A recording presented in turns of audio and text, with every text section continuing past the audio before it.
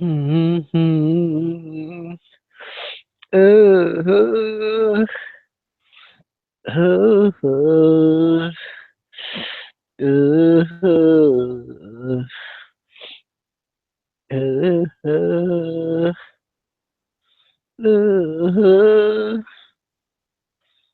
uh, mhm. Everybody, everybody, where are the people? The people's Pakistani. Oh, Pakistani, what's up, oh, brother? The scientific pizza guy has arrived.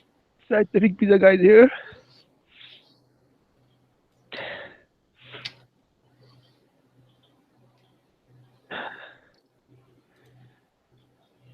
People's How are corner. you? How are you, Hank? Excellent, sir. Where's my Where's my Lord Arbado? You're, Arbado? s- you're so blasphemous. Arbado? Yeah, what up, Pac? Hey, hey, hey, Arbado. So nice to hear your voice.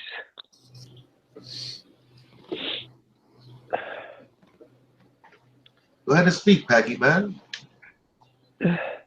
I cannot speak about it. There are people around me, lots of people. Lots of Shiny, people. happy people. They're not happy people. If they came to know that I'm not a Muslim anymore, they will probably kill me, and I don't want to die. Packy, I know you're exaggerating, but saying the truth slightly. Yeah, brother, you know everything. You're just becoming like Ronan Kanushi, knowing everything. But there's a difference. Ronan has facts, and you have the grace of our Lord, Armando Vargas. And what's stronger, Packy? Sorry, what? And who is stronger? Uh, my Lord Armando, stronger. But if you want to say that who is more truthful, that would be Ronan Kanushi. That's a lie, Packy. Ronan has lied before. As a matter of fact, Ronan No, said homosexuality was a no, good thing. no, no, Ask him. no. Ask him. You're just Ask him. jealous. You're just jealous. Ask him. You're just jealous. Ronan, Ronan, the man who gave me voice. I'm so grateful to you, Ronan. I always pray to my Lord Armado to give Ronan good health because he gave me voice. But Armando Vargas gave me life. I Well, was so lost. well, that's for you to decide, and I thank you. I thank you for acknowledging me. Thank you. Thank you, sir. I'm gonna cry just for a while. I'll be back.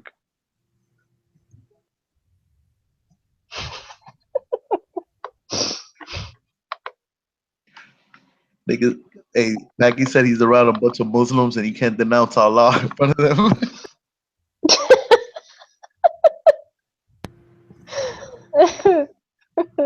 That Yeah, was that yeah, that's true. I mean, when I was invited to weddings and funerals, I didn't go out there and say, "I'm an atheist." You know, you all are wrong. You know, hey, I respected the surroundings. Yes, unless you mean it differently, Armando I think it Vargas. shows that I think it shows that God is stronger than you, considering the fact that He could hold your mouth while you're thinking about certain things in those No, situations. I'm thinking about being Yeah, you're telling me that respectful. you were thinking about the fact that God doesn't exist in a room full of people that believe God exists, and you held your peace, sir. Well, Is wait a what you minute. told me. They are there. I was invited there out of What I'm saying is that it's not respect. the best Don't. time to bring it up. Am I right? So you held your peace. You held Well, your peace. that's two, wait a minute. You're mixing two different things again. You're Go confusing ahead. things to justify your narrative, and that's where you're missing it all along. That's why Packy calls you out like that. Otherwise, Packy would Packy agree never with calls you me out. 100% about Nobody here everything. takes Packy serious. So let's not fucking play games. Well, Packy, time out. This is what you miss or ignore, should I say. The fact that Packy is making a clear statement, but he adds the emotions in yeah, there. and in the same sentence says I'm his See, God, yeah, you knew it. You Ronan. knew it all along. You knew And it in the all same along. sentence, There he you says go. I'm his God. You You just see how outed stupid yourself. it is? You should You just throw away outed everything yourself. Packy says. You You just should throw away outed, everything Packy says about that. you just outed yourself. Okay. Outed myself. Explain, sir. Explain. Explain. How did I out myself? When earlier when you asked Packy, you were basically saying I'm the only one, right? And Packy said no. Right, trolling, right? Am I trolling or I'm being super serious? You fucking old man. Am I being serious? Now you're being Now I'm being serious. serious.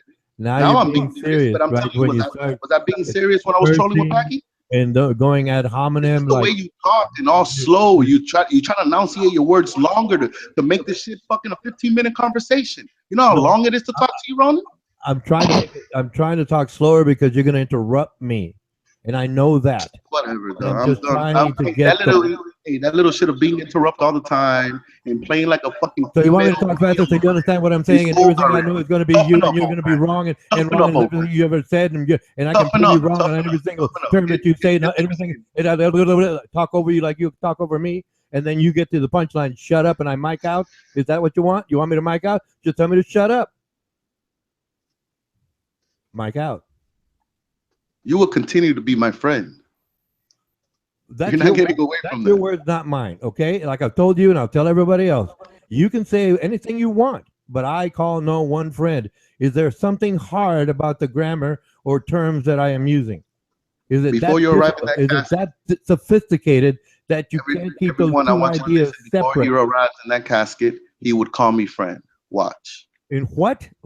A casket? What are you talking about? A casket? I'm getting cremated.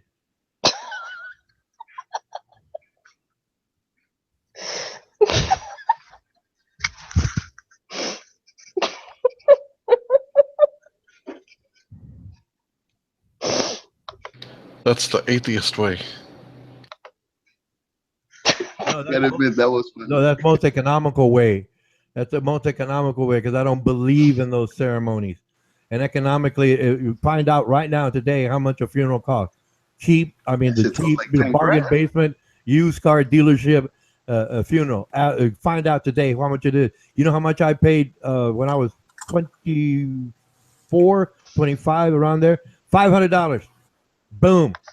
Boom, and the policy matures, which means it matured 20 years ago, and my beneficiary is going to get the $500 plus interest on that, while you all are going to save up tens of thousands of dollars to haul Armando Vargas when he's 150 years of age in his Yugo limo to his funeral. I don't know, man. I haven't even made that choice yet. Just like I haven't made the choice that God doesn't Well, I know exist. it's going to be a Yugo limo, but You didn't hear what I said. when you're 150 and you You finally didn't hear what I said. and You your, didn't hear what I said. your tombstone's going to say demons, you demons. That's what I was going to say. Hey, I don't make like that at an early age, man.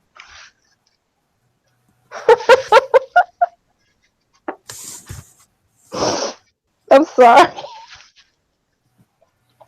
Facts are funny. Yes, facts are funny. I agree. Man, can y'all see this shit? It's like the Matrix over here. Like episode 3 when all the machines was coming in, dude. What on your play on this? I call it the play screen. Your play screen. Yeah. Yeah, Hank, man. It's too blurry. That's pretty badass shit right there. What are you playing? It's too blurry. The What you Cossacks playing, 3? Hank? What? The Cossacks 3? Uh-oh, gonna need some more reinforcements. Ronan, will you The buy me a Redcoats are uniform? coming. What's that, please? Will you buy me a uniform? No, you have to earn it. That's bullshit.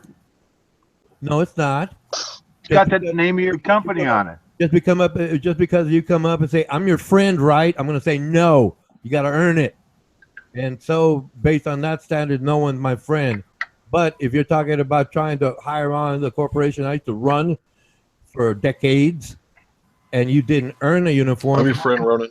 why should you be kissing up for a uniform when everyone else has earned their uniform? And I had a bunch of ladies who earned their uniforms, and you're going to say you're better than the ladies and the gentlemen that earned their keep in our corporation just because you're so-called cute? Did No. you give Armando a uniform? Wait a minute. We're talking about it being employed in a corporation, so y'all want to spread this out over everything else. So if you're trying to align the idea of being a friend with a uniform, no one gets a uniform. Hey, sweetie. How's that? What's this uniform? Oh, I'll get my uniform. it's a story that It's an inside joke. It's a story that I shared about my business career. We had this one young gentleman come in, and he was working for a while, and then he comes up to me and says, "I want uniforms." Well, with the uniforms, it's like full-time status. You get all the benefits plus $1.20 raise, right? Fuck yeah. And before he had earned it. Hold on.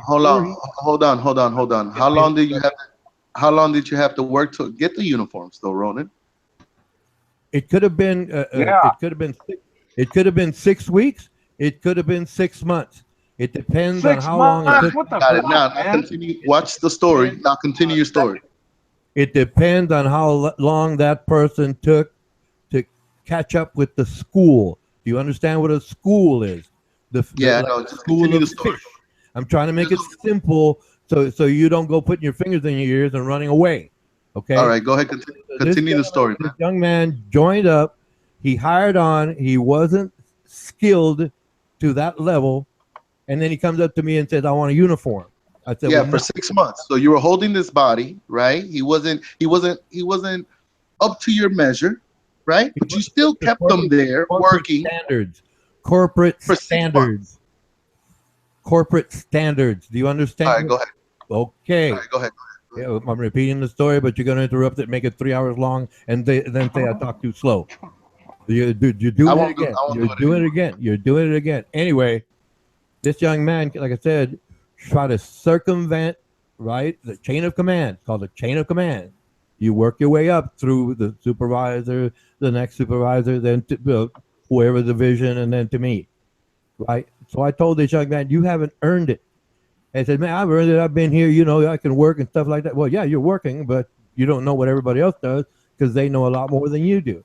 He said, well, I can get it. I can get it. I'll tell you what, I told him, if you can go convince, your division head and his second, and they tell me to give you a uniform, I'll do it. So he goes off and he plays politics, cute that he was. Then they came up to me, the division head and the second, and says, hey, this guy wants the uniform. I said, are you giving it to him? He says, no, he wants it. Oh, okay, I'm telling you right now what's going to happen. Yeah, the whole story changed. You're a fucking liar. I'm trying to make the story simpler so you don't interrupt me like you're doing all the time. Do you understand? Last time the supervisors came back, told you give this nigga uniform. Then you are. It would take 10 of you, but I take it back, 20 of you to match up to one of them. Like I said, they get the story. The point being is that I told that supervisor, the division head, and his second, I know what's going to happen. And I'm going to set this up. So they go back. He gets the uniforms. Then about 2 weeks later, every Friday afternoon, we would clean up, and everybody would have a staff meeting. We'd discuss a bunch of things and have a staff meeting, right? So what this guy was doing before that, he was getting to 4 o'clock where everybody started to clean up for the day because it was manufacturing. Everybody cleaned up, including me. We all cleaned up, spick and span, as they say. And he would go into the restroom and change into civilian clothes. So when he left the shop, right, he'd go out there and play with his friends, right? And then one day, it was just before he quit, obviously, he changed, and I told him, who told you to change into your civilian clothes? And he said, nobody. And I said, really? Get him over here because I'm going to work for him. He says, what do you mean, nobody? Well, I said, who is a person, the pronoun, nobody, or that's his noun, name, name of a person, place, or thing. and get him over here because I'm going to work for him because he's going to pay me Man, more. fuck that boring ass conversation, nigga. Your old ass. See, now you know I'm getting back to the point, and you don't like it, and you don't like it. And it's very entertaining for the ladies. Very That would have entertaining. took that uniform from Don't worry, don't worry. The guys are going to side with saying you. give me a uniform after 6 months of working while other people get it in 6 weeks. We're friends, Armando. They'll side with you. Don't worry. Don't worry. They don't man up. He gave Like that, you he don't gave man that up. kid obstacles. Okay, that's the Go get whole your point of the supervisor and conversation. tell him to come over here and ask me for a uniform. The kid did, and Ronan still like, no. Up and you He gave won't that kid do an it. obstacle. Anyway, I told him who, and he said nobody. I said, bring him over here because I'm going to work for him. By that time, my senior officer, there was only one man over me in that corporation. My senior officer just happened to hear it, and he came up, and a couple of division heads came up, and we had this young buck cornered, and he said, nobody told me to change clothes. And I kept pressing. Look, All right, now give us the church story. Give us the church story he about the dress. Finally admitted it. Well, I decided, thank you. And then about a week later, he quit. He did not earn his uniform. Oh, so he got his uniform. You see how the story changed? He did get the uniform from the devil. He got the uniform. Yeah. Yes, he did. Yeah. But he basically ruined any chances that he had to go further because he Hey, got, now tell us about the church. Tell us about the church. You know, he got Tell us about the mildly molestation. What's that? Tell us about when you were mildly molested. Indirectly molested. Indirectly. Pedophile priests actually penetrate the anuses of little, church boys. Indirectly was what what's it? Richard Dawkins, a preacher grabbed his penis, and I was indirectly molested in a Sunday school class because these so-called leaders said, "Hey, let's play a game. Let's all wear dresses." And well, we had to wear dresses. That's indirectly molested. I basically explained it before, Armando Vargas. If you want me to clear it up again, I'll repeat thing about Jews, huh? is rabbis don't touch little boys. This nice thing about Jews, you don't touch little boys. Just thought you put it out there. I'm sorry, you're breaking up a little bit. Is he? I said the good thing about Jews is our rabbis don't touch little boys.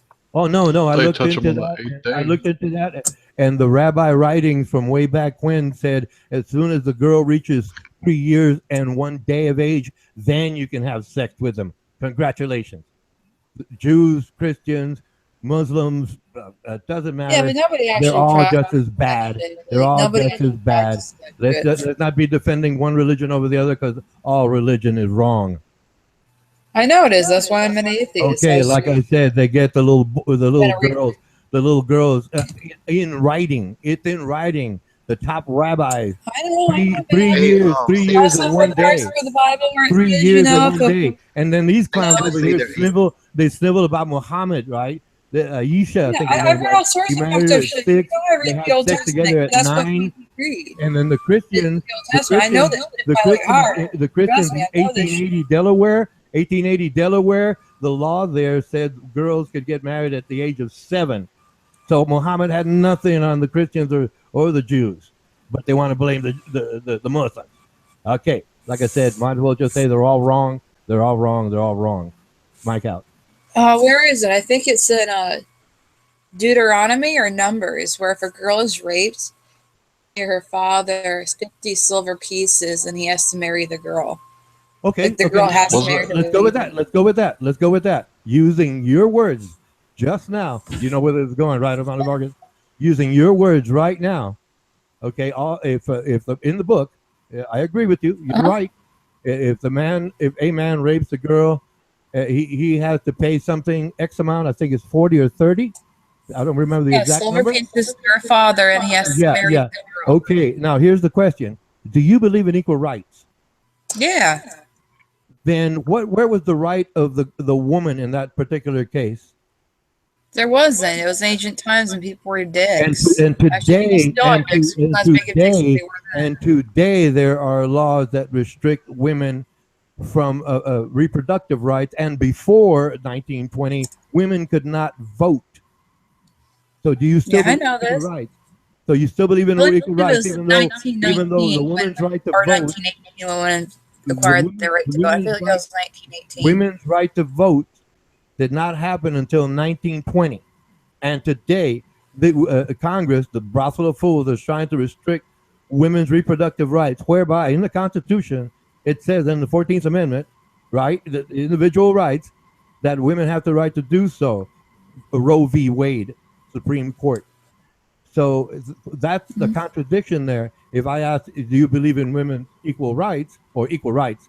That was to set up my apology. Equal rights, that means it That applies was to a both certain men, part of men, that was a and certain it group of applies to Europeans. both. They didn't give the Men, women the right to fucking vote. it You see, you don't applies, want to talk it about that, but applies, I want to it blame it on applies, every race it on the applies, planet. Every it race on the applies, planet is it not. applies, it applies to Are you both, serious? You act like I can't both- hide you or mute to you. both, You fucking old. to both men and women. Hold up. It Hold up. applies to both. That whole women not being able to vote shit, that was only a certain race. I mean, that And was you a want to bunch of mute me? Why don't you Europeans. just That tell me to happened here. shut up? It sounds In better. ancient, It ancient sounds times, better on me when you tell me to women shut would up. vote shit. It just tells me, it sounds better, for me when you tell me to shut And up. I'm telling you, hey, those are the Khazars. Khazars. Here we go with K. What's a Khazar? White European men from Person the who Caucasus. originates from Kazakhstan. What's a Khazar? I don't know what a Quasar is. From Kazakhstan. Nigga, go look at an A atlas, nigga. quasar is one of the most powerful objects in the universe, according to mainstream science. If one was faced in the Earth's direction, no matter how far away it would obliterate everything we know. But a Khazar is someone that their DNA comes from Kazakhstan. No, he doesn't. In other words, Armando Vargas didn't know what he was talking about, and he just made up a word, and basically hoped that it would apply, and he wasn't going to be questioned because he's the king. Yeah, I understand what Khazar. All right, when I show you this, all right, hold on, Ronan. When I show you this, I want you to apologize, just like you did before, okay? Okay, if I'm wrong, I take responsibility. And Armando, when are you going to start calling us all demons? I'm waiting for it. This is a new year. It's a new year. We're no longer demons this year. Damn it. I really want to be fucking demon this year, man. I really want to do those goat sacrifice shit, but I guess I can't now, Armando. Hey, it's awkward that even a Satanist would call themselves an atheist. So I would be careful with Well, that. I'm going to be a Satan atheist. That sounds like a great thing for me to be. Then boom. They're Satanists. I don't believe in Satan. I don't believe in anything. I just like to sacrifice animals and have blood everywhere. Do you like it? Hey, you like sacrificing animals? Hey, Ronan, are you there? yes, sir. I put something up on the screen. What does that say? Okay, the Khazars, Turkish. All right, first out. Now I want to hear I'm sorry. I didn't make nothing. Okay, look, you're doing it. All right. It doesn't matter. It doesn't matter. We have all eternity, but I do want my apology, though. You do that, but you did before. Do you see this, and then you move to another screen? Why don't you give me the opportunity to read it and not assume I owe you an apology? Okay, are you going to give me a chance to read it? Go ahead. Are you? Yes. Okay. Thank you. Hold on. Khazar.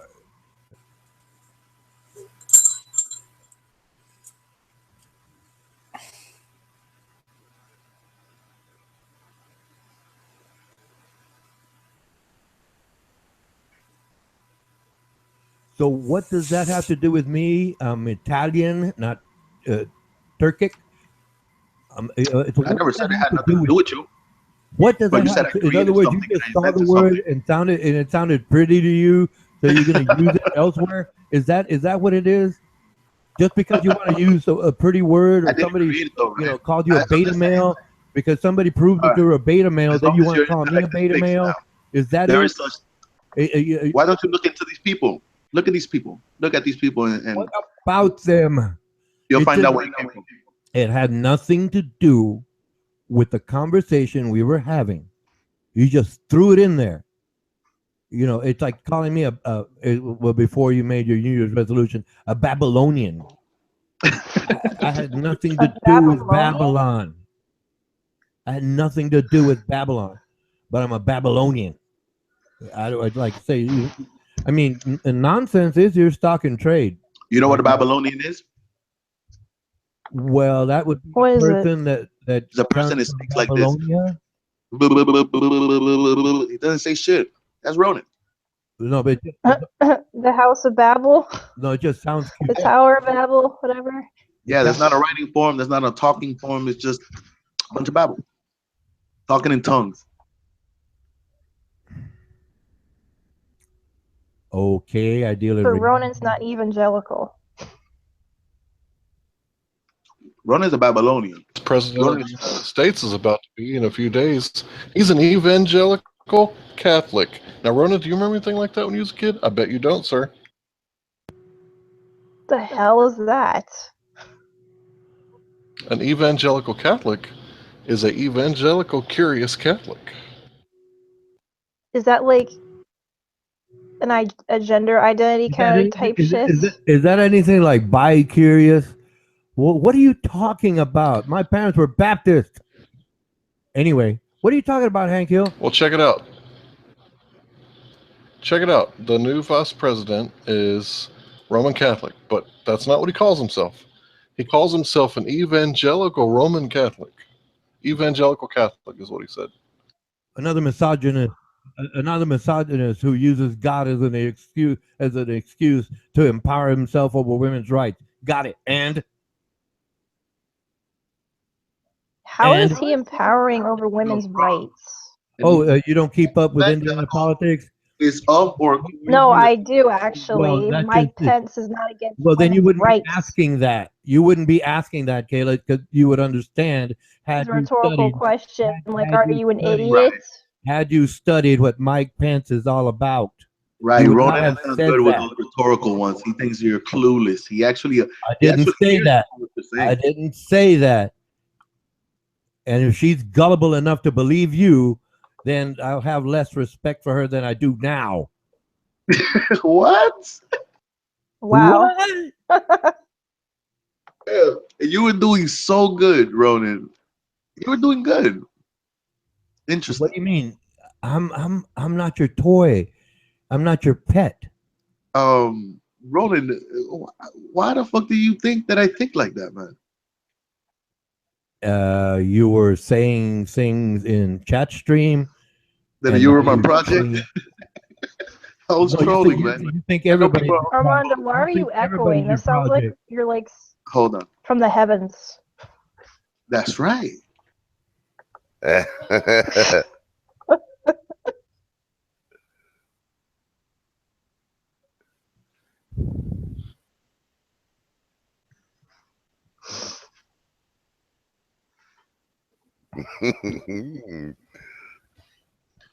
Been so patient listening. Man, I got done with my popcorn. I had time to put extra butter on it and everything on this one, man. I'm good.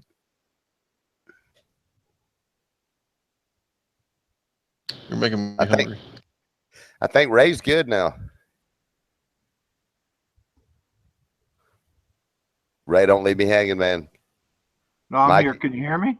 Yeah, man. Always mic in quickly, okay? Can you hear me? Yeah, man. Hey. Yeah, we hear you. Oh, just sitting here sipping on the beer. I just got through burning one. Okay, mic out. Yep. Mic in. Mic in. Mic out. Mic out. Mic in. Mic out. No, I'm getting good connection now. I can hear you pretty clear. Yeah, you sound pretty good now. Yeah. It's good. It's always good. So, Ray. Now, back to what I was saying. Go Mike ahead. Pence is not against women's rights. Abortion is not a woman's right, okay? I disagree. Abortion is murder. It's disgusting. And it's being abused. Do you know how many times a female it has the potential of getting pregnant in her fertility window. Like it's approximately 13 years of age to 45 years of age. Do you know that number? No. Okay, it's over 400 times. Let's call it 400. Now, have you ever heard of an ectopic pregnancy? No. Okay, an ectopic pregnancy is when the woman has sexual intercourse, but the egg has not traveled from the ovaries down to the fallopian tubes and onto the uterine wall. In other words, it gets fertilized in the fallopian tube.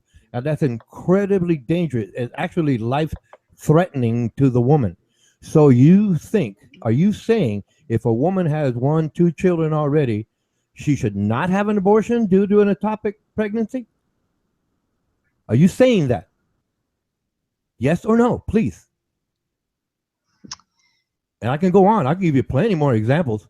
I just don't understand what you don't understand from the whole thing. I think her answer would be just like everyone's else answer. If it's life threatening, we hope we catch it in time and able to fix it.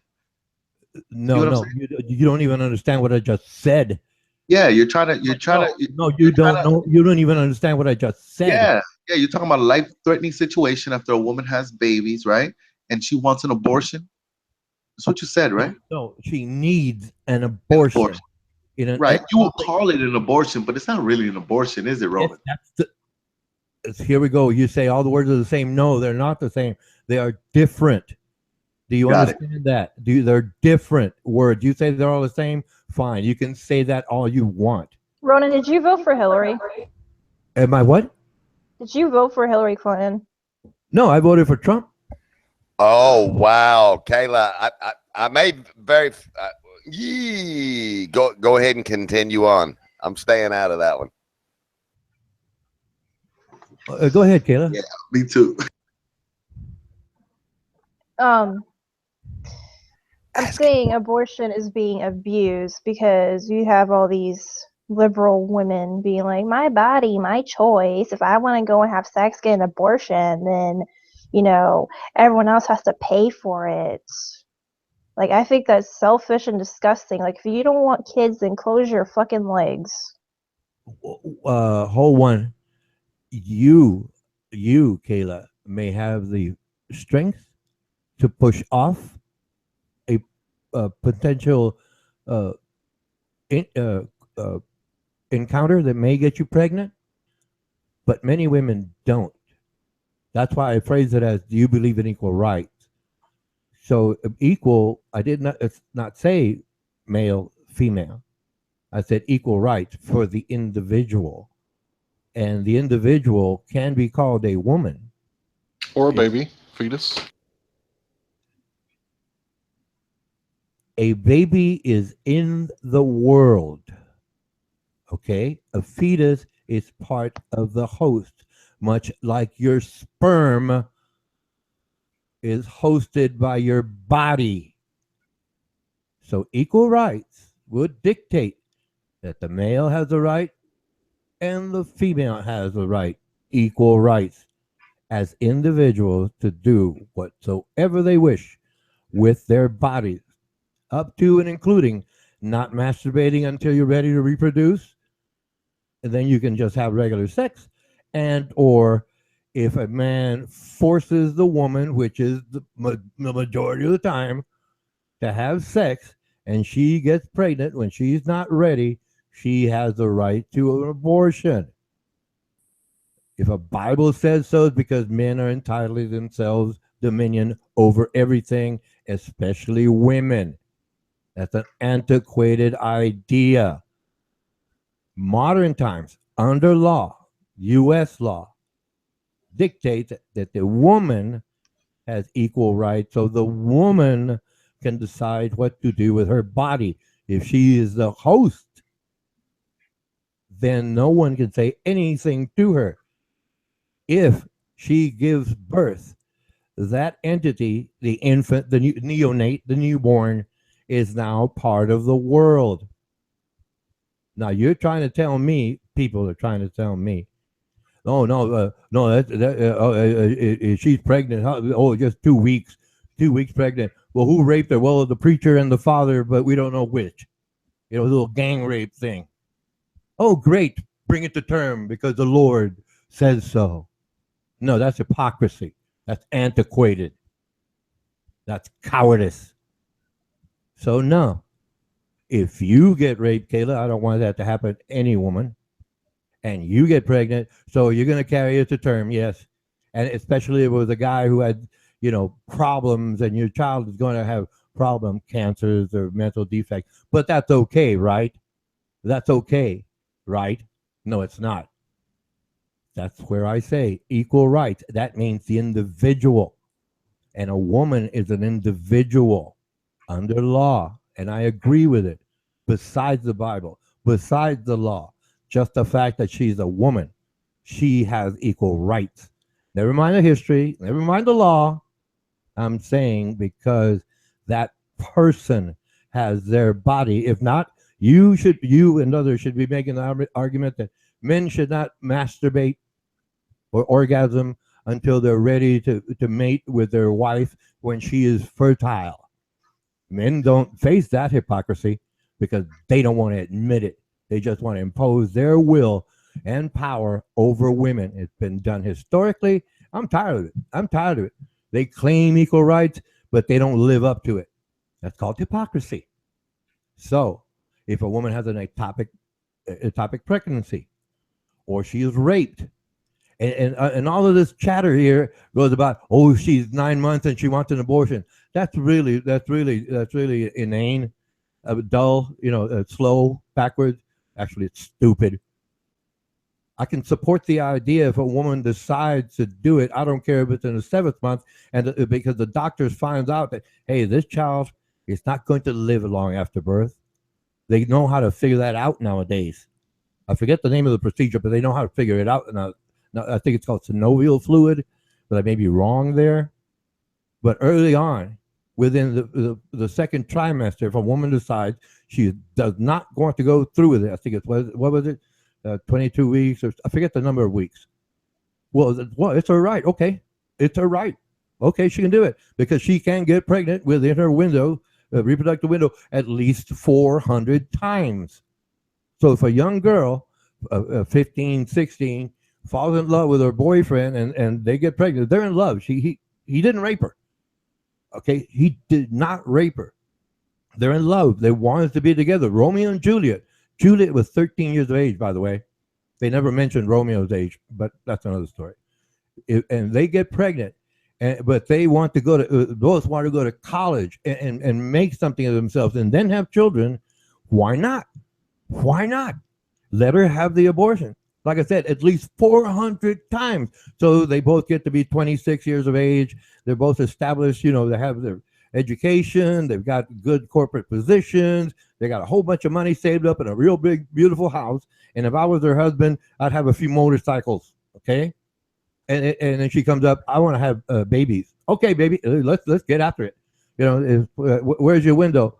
When's your window? Well, I'm not ready yet, but let's have fun. Okay, let's have fun. See, that's choice. That's right, individual rights.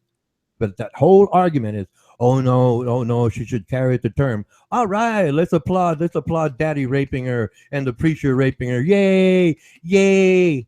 And all the women that support it have to basically play along, because if they speak up for themselves and say, no, daddy, you shouldn't have raped my little sister, and the whole congregation says, no, pastor or minister, whatever, pope, yay, pope, yay, pope, you raped the underage girl, yay.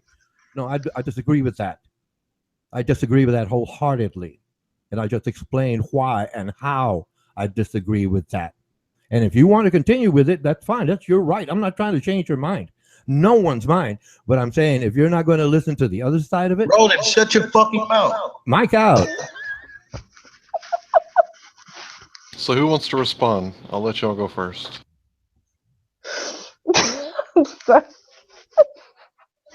Okay.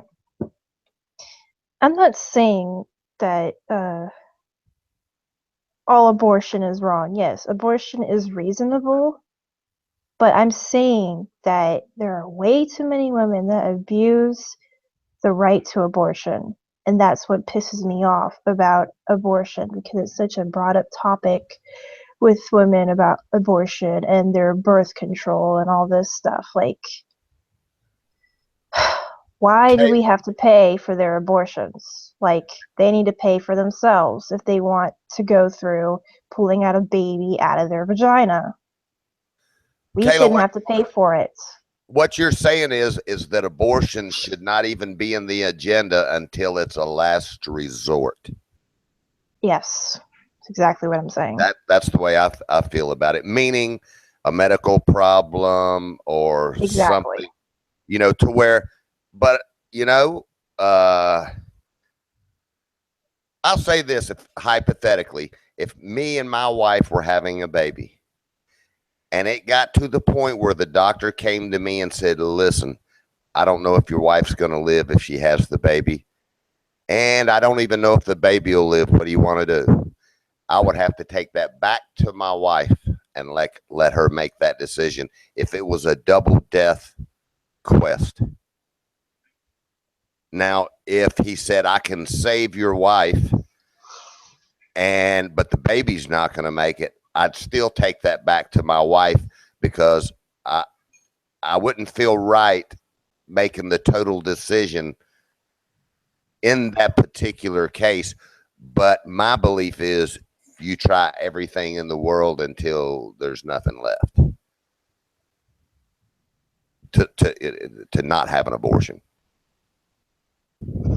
Yeah, exactly. Like, I'm seeing it's being abused by girls that go out and, you know, they know what the consequences are of having sex. You can end up getting pregnant, birth control or non-birth control, 99% chance. Exactly, Kayla, and I have seen it get worse through the last, in other words, if I look back before my generation and then right after my generation, and, you know, in other words, working up to my generation, it's getting worse. I don't know. I just don't want that to be an option for people all the time. Right, and that is their first option, because they're selfish, disgusting people. Like, they don't think about the baby's life. Like, okay, you may not want it, but maybe the baby wants to live. Maybe the baby wants to have a life. What about that? You know, like, why can't you just think about the baby? I mean, it is a human life growing inside of you, no matter how small it is. But everyone wants to fucking justify about that. Oh, well, if it's the size of a pea, you know, a fetus is not really that smart, so it doesn't matter. Like, I fucking hate people like that. Like, it is a human life growing inside of you. How fucking stupid can you be?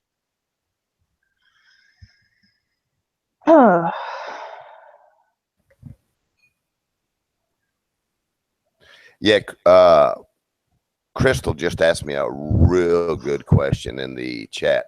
But before I get to that, wow, I don't know.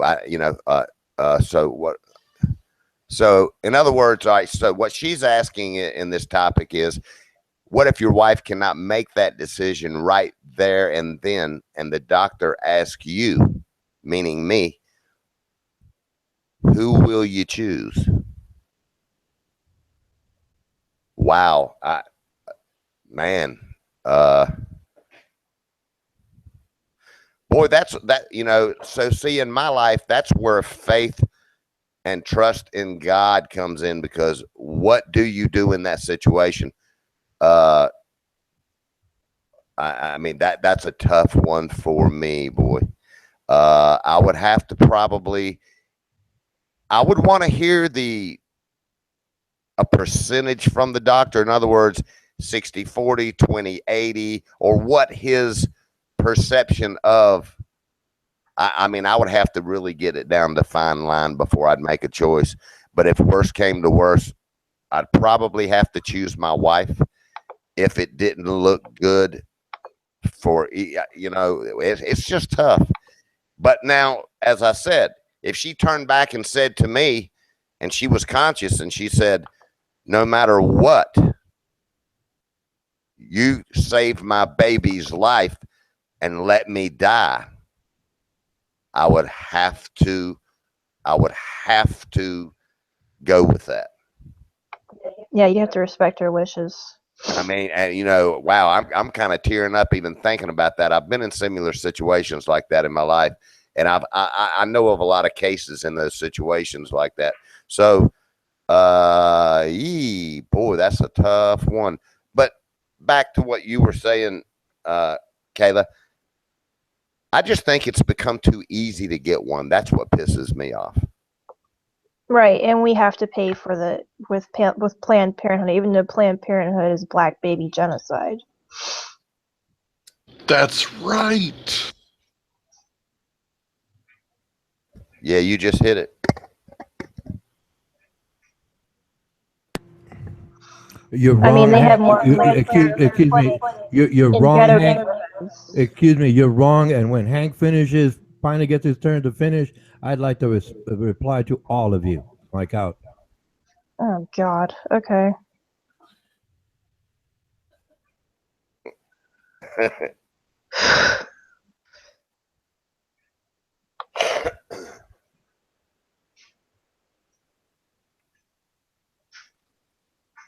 What were you gonna say, Hank? Oh, okay. Um, I guess I want to say that it's in the news a lot. Black Lives Matter. I'm sure you've all heard it, but the Mm-hmm. number of black people being killed by cops, it's actually very low compared to the number of black people being killed by their own mothers. Planned Parenthood, I would imagine way more babies die at the hands of so-called doctors, um, at the sacrificial altar of the doctor's office. And I see it as unnecessary blood spilling. And I know that that's bad for the land. If there's a lot of blood on the land, it says in the Bible that the blood cries out to Him, the Almighty. So this blood, it brings punishment. Look what happened to the Canaanites. They were sacrificing their babies and boiling them in their mother's milk. Like literally, they would put them on glowing statues and beat drums loudly. That's what these Canaanites were doing. And it's the same thing, just a different way. Instead of doing it after the birth, now we're doing it before the birth.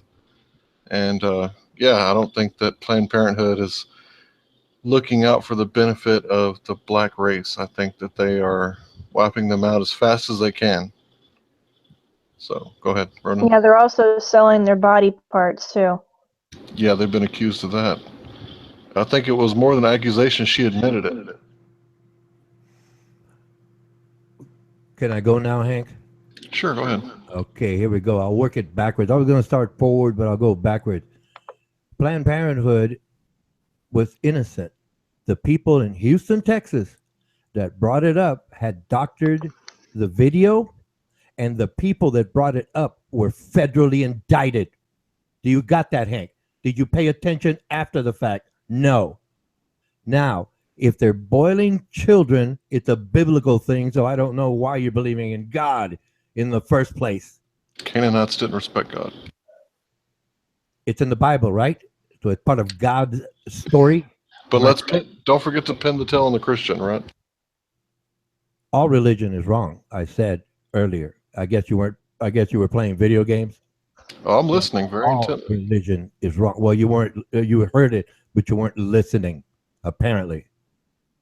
Now, it goes back to the woman's right. Now, a woman, buddy, is capable of getting pregnant 400 times within a reproductive window. So one abortion to save the woman's life is not 400 eggs. She can get pregnant later. Later. Okay? If that child, it's not a child, it's a fetus, right, is diagnosed as having some kind of illness postpartum and that child is going to die anyway, there is no use in making that woman suffer through childbirth and the agony of losing that child. Yeah, I understand that. I wasn't finished. Mike out. Fuck. Okay. Is he like this every time? Yeah, he does. He's like a dictator, man. You can't kick in there and give him a response until he gives you permission. I think That's kind of I like think really you got that crybaby-ish. backwards, buddy. Yeah, I'm sorry. I created that monster. Armando's a dictator. He tells me to shut up. That's a dictator. I guess you don't. I, I guess Armando must be rubbing off on you since you're Hey, no, I got see, I practicing got Bible Armando. scriptures. I got Bible yeah. scriptures that I'm allows glad me to I'm on tell the you other shut up. end.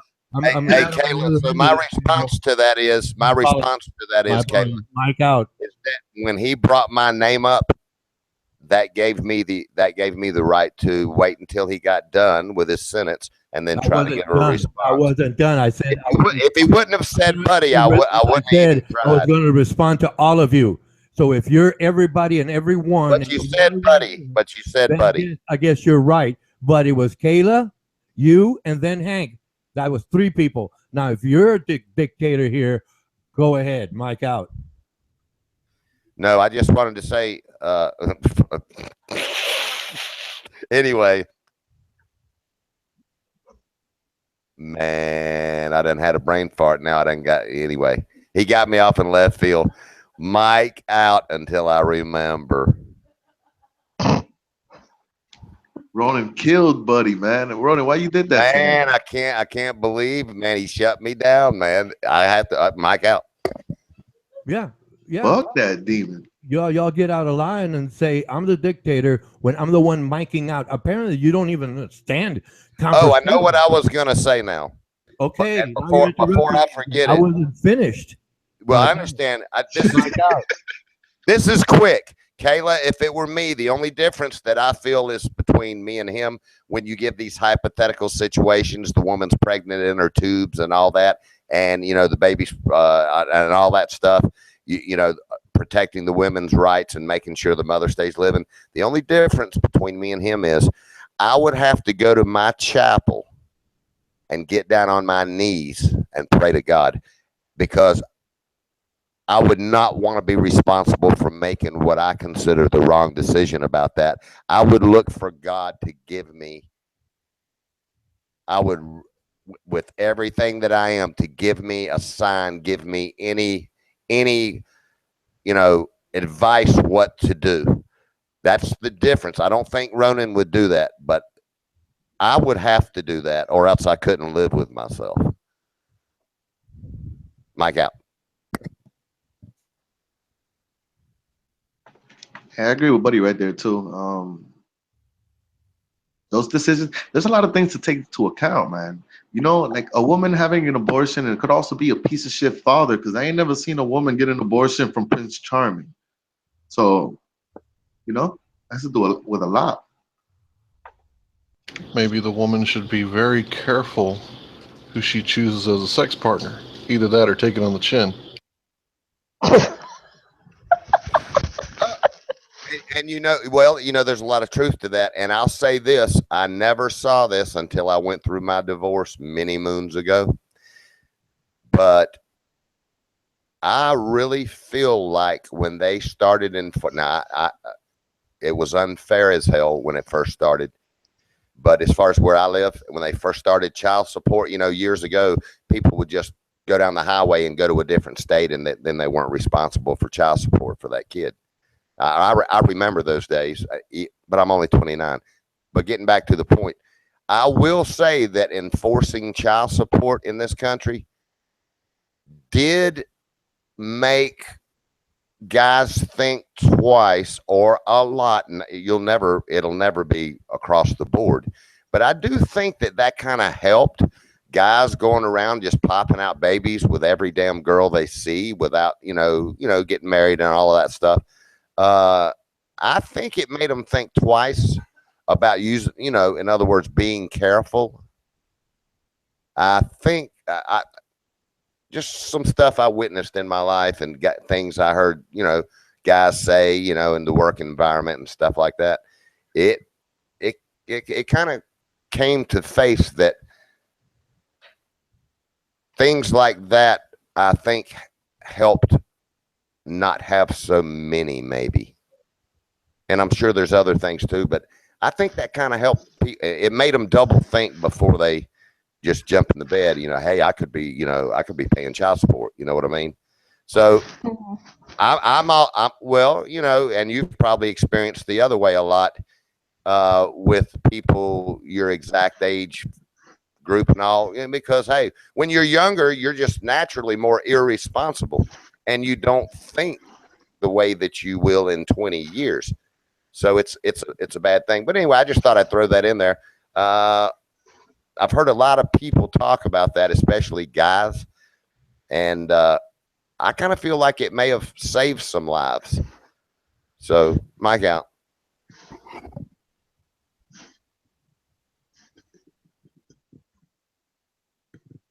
Is Ronan gonna talk at all? Oh yeah, I was pausing because they usually think, oh, and I thought about something else. Anyway, and then Hank rambled on about Planned Parenthood and stuff, all that.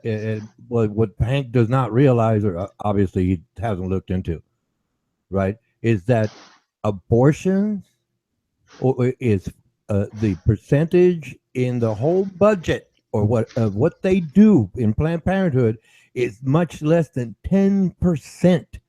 And it's only because of the woman's health or age or situation that they do it. It's not a fun thing. They interview the woman. They figure out, hey, okay, this is an underage girl, and she's not ready. She has a whole life ahead of her. And like I said, she has the potential of having 400 children in a reproductive window. And it's less than 10%. The majority of it goes to cancer screening, breast examinations, and a whole list of other things that are beneficial to the health of women. So they want to use this one little thing and say it's all of it. It's all of it. It's very narrow-minded, bigoted, condescending, oppressive. It's typical, but that's what I hear all the time. All the time. It's nothing new. It's nothing new. But for the fact that I'm saying it here and people are going to disagree with me and try to talk around it, constantly talk around. I make the point. I was talking to Kayla earlier, and then everybody else comes in and tries to basically redefine what I said in my own words. And you're doing it again, gentlemen. You're doing it again. And it doesn't surprise me. It doesn't surprise me, because I figure as much. It's predictable, obviously. So the point with Planned Parenthood is, yes, Hank, you're wrong. Look it up.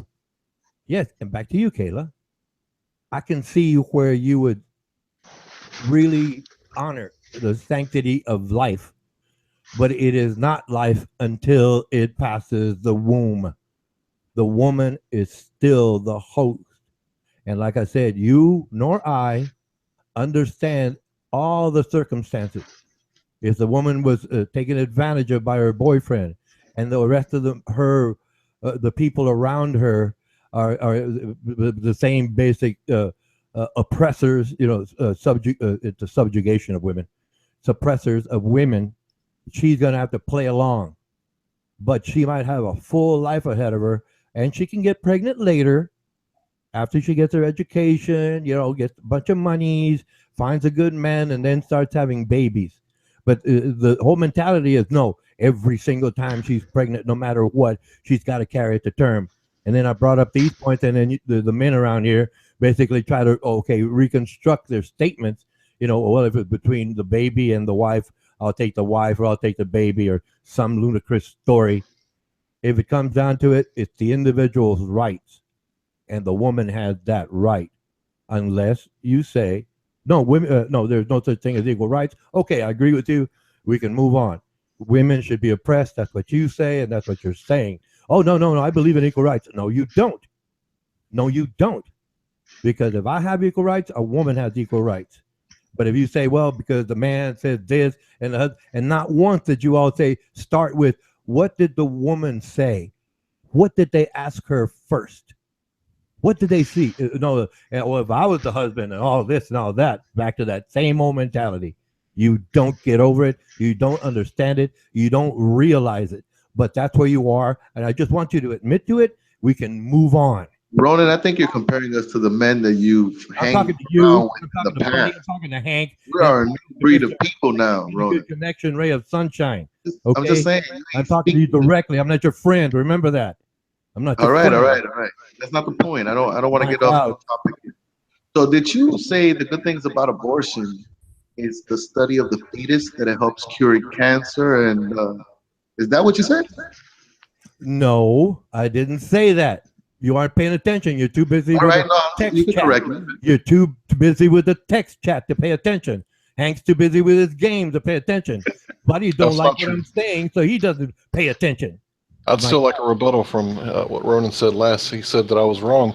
My statement was that it's all over the media that Black Lives Matters and white cops are killing black men, but in reality, the black men should not be mad at the white cops because the number is far lower than the number of black women killing black men. Right, right. So if white boys kill white boys, nobody makes a big stink out of it. If black boys kill black boys, nobody makes a big stink out of it. And when law enforcement is responsible for the peace and orderly process of our civilization, and they're the ones gunning down Tamir Rice on film, they get away with it. Yay, Trump Reich. That's what it Okay. is. That's the mentality. Okay. And that's what you have to admit to. I Okay. wasn't finished. But anyway, Mike out. I'm trying to wait for you to finish, man. But anyway, now that you finished for a second. So two things. One I wanted to ask, and the other thing I just want to make a statement. So I tell you what, I'll forget the second thing, but I want to ask this question. I watched an interview, and I think it was with evangelicals during the election year, and they were talking about the topic of abortion because that's a big issue during an election year also, along with the immigration and all the other things, the economy. And, you know, I don't have time to investigate all the laws, but I've heard Ronan say over and over again that he goes by the law.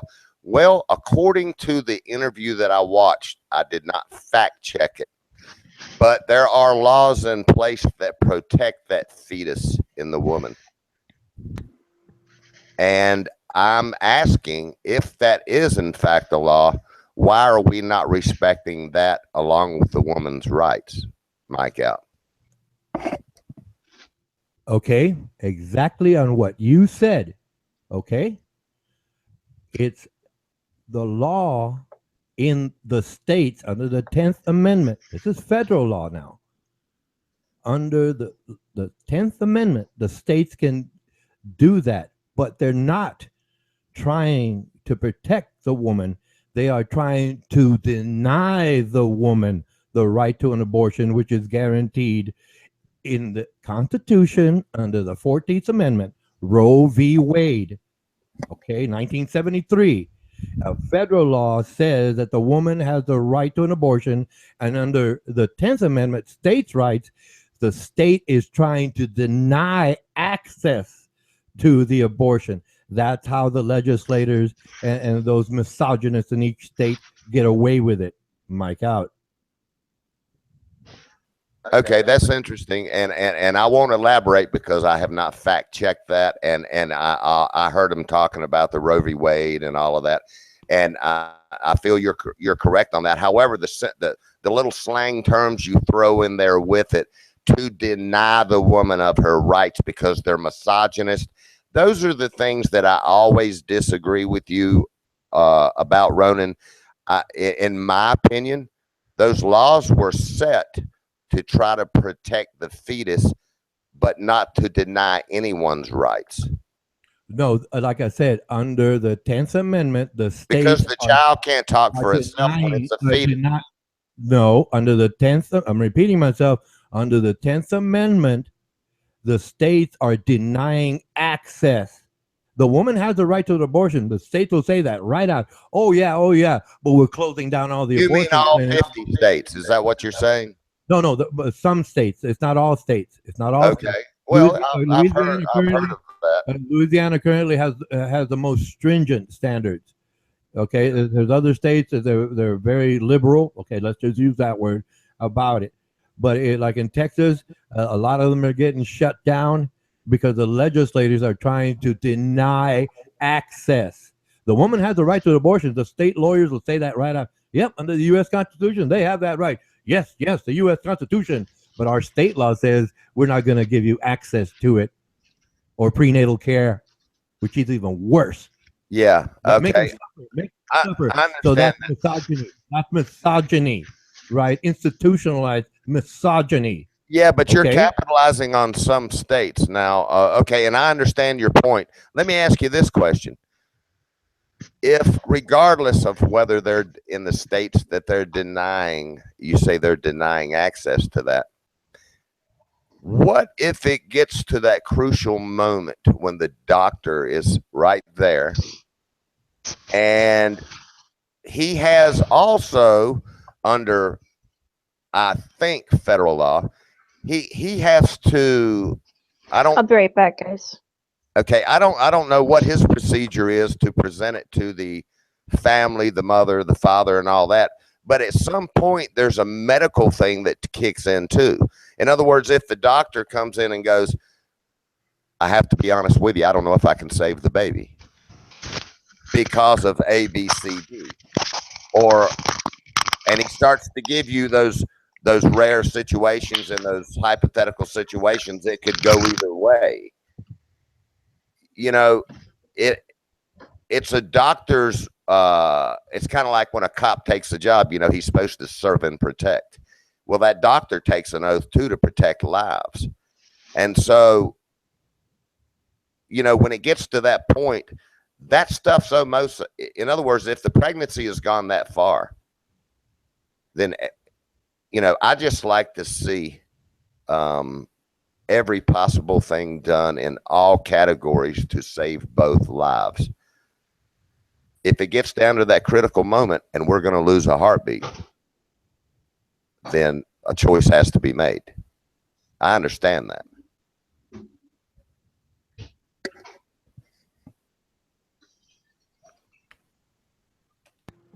You're on, Kayla.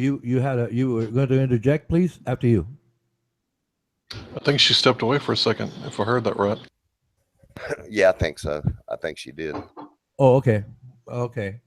Well, like I said, I did study the law. I know what I am explaining. I have done the research. And it still comes down to individual rights, equal rights. So if the woman decides she needs an abortion for whatever reason, and they don't take it lightly. See, I'm being interrupted. Mike, out. I know. I'm sorry. Every time that you throw in those slang, twisty statements, that's the problem. You know, you always add something in. Number one, if the woman for any reason thinks that she should, I disagree with that 100%. Fuck that bitch if she's coming up and saying, I don't like the guy that got me pregnant. I don't want the fucking kid. I totally disagree with that in every way. So I don't give a damn what that woman is sitting there saying. I know you're taking it out of context. But no, you did, and I'm just calling you down on it. No, you don't know what you're talking about in the first place. You didn't do the research. You said for whatever reason, correct me if I'm wrong. You said for whatever reason that woman did not want to bear that child, she should have the right to do it, and I totally disagree with that. You're basically implying that is that women can't think for themselves. That's why I kept it down to such simple terms. If you want me to make it a long, drawn-out statement that covers every legal angle, I can easily do that. No, but I'll correct you on what you just said there, You're Ronan. wrong in the first place. How can you correct implied anything? something? You're wrong Don't know again. what you're talking about. You implied, and I responded. You don't know what you're talking about. You implied, not me. I responded to your implication. No, I was making a simple statement. Whatever reason, it didn't mean because she just, oh, I feel like it. No, it has nothing to do with that. You don't even understand the women's psyche, for that matter. Because hey, Ronan, let me ask you a question. Now, when you start hold on. When you start downgrading my manhood and what I've lived, I haven't. Let me ask you the question: have you ever been in that situation in your life? Your manhood? What does this have to do with? You just said I didn't know shit about it. You don't know what I've lived. Manhood? What did? Well, okay, if you want to say twisty words, that's a twisty word. Why can't you stay on the subject? Well, okay, let's do that. You implied something, I responded, but you said I implicated something. I responded to your implication. Okay. Let's stay on that subject and nothing A else. woman can have an abortion for any valid reason. How is that? No, hell no, I disagree. 100%. You just disagreed with equal rights for women. A valid reason. Hey, if that's equal rights, the you woman has damn a right I valid disagree. reason.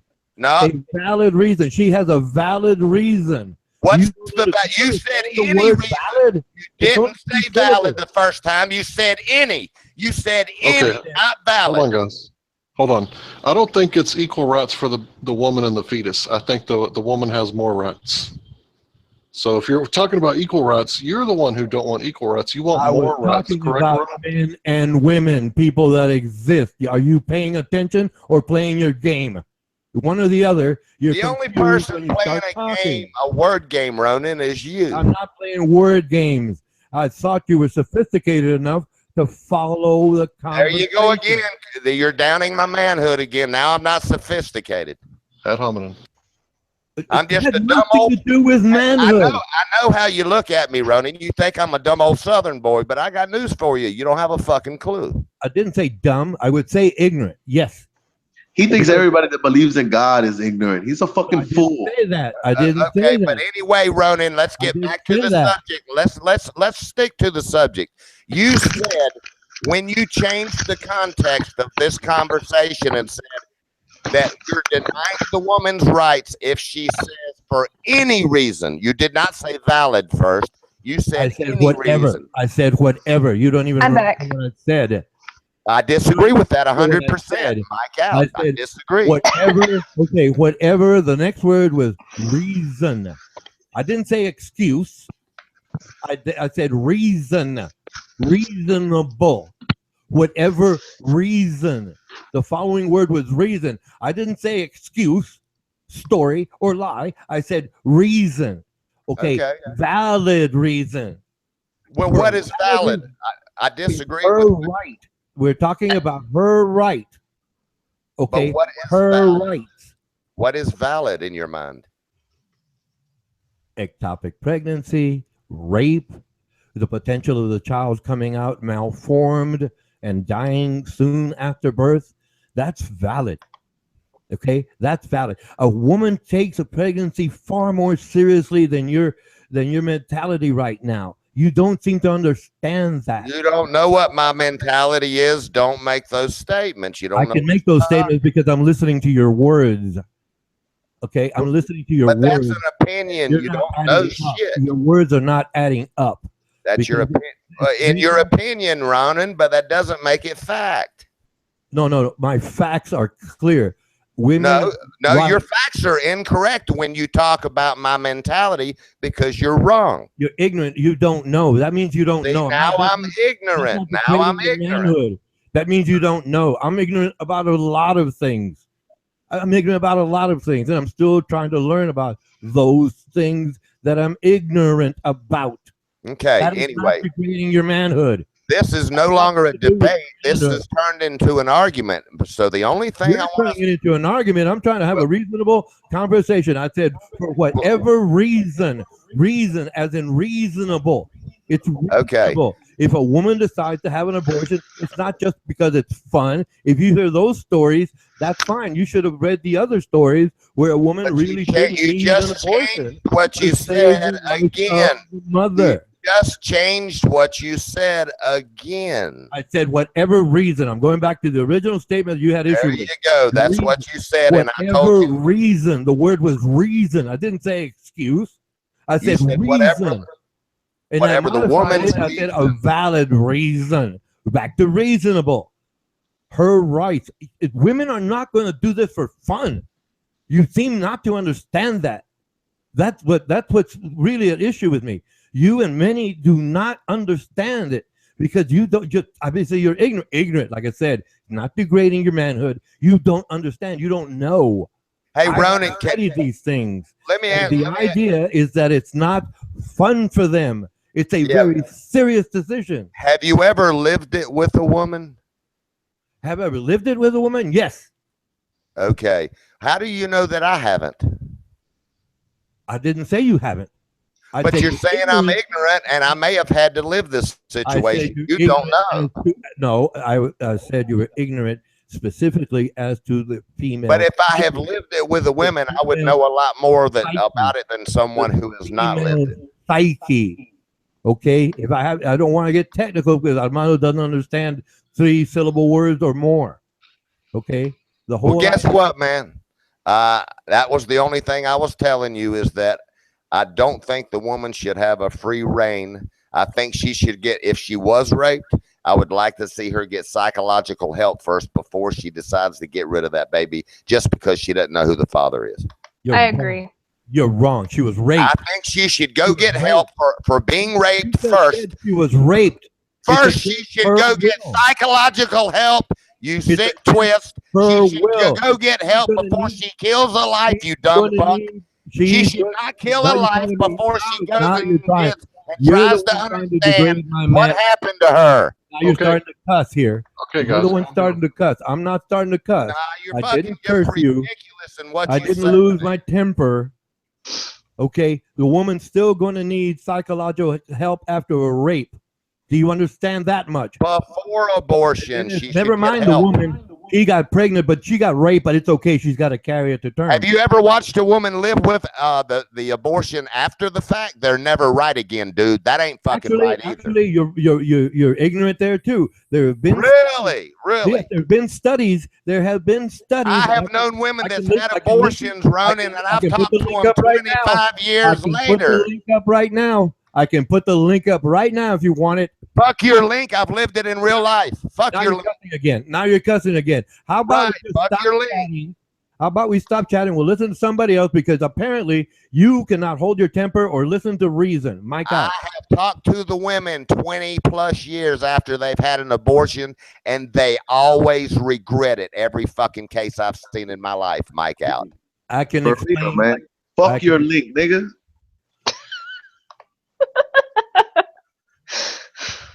Yes, Armando Vargas. I had to add that. That shit was awesome, though, Ronan. You gotta agree. I think it said, "Fuck your link, nigga." Anyway, I'm cool now, but it is an emotional subject. Yeah, everybody's not emotional. You're the one that's losing control, and the fact is, you come up to women and they sense it. In case you don't understand it, they sense it, and when you start, are you happy with your abortion? And they're going to say no. Well, I tell you what, Ronan, we got a woman on this panel right now. We have a woman on this panel right now. You understood exactly what I was talking about. We have a woman here right now. And you just realized it. Real life. We have a woman here right now. Realized it. Why don't you ask her? Just realize exactly the point. You're the problem. Well, I didn't because say you we have a woman here right now. Why don't you ask her?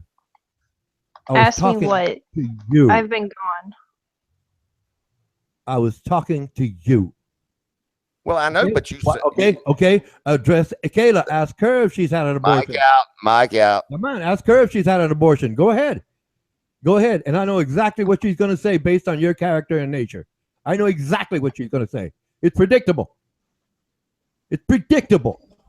You sick twist. You said Mike out. You said Mike out. You said Mike out. Let's live up to it, mister. Mike out. Go ahead. When I mic out, I shut up, and then you start talking. Then ask me a question. That's when I start talking. See, that's where I'm proving you can't show any control in conversation.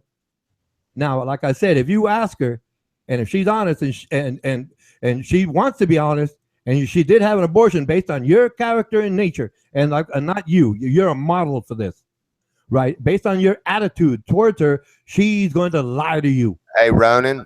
I'm not finished. Actually, no, I'm Did not I ask you gonna a question? Did I ask you a question? No. I'm sorry. Kayla, mic out.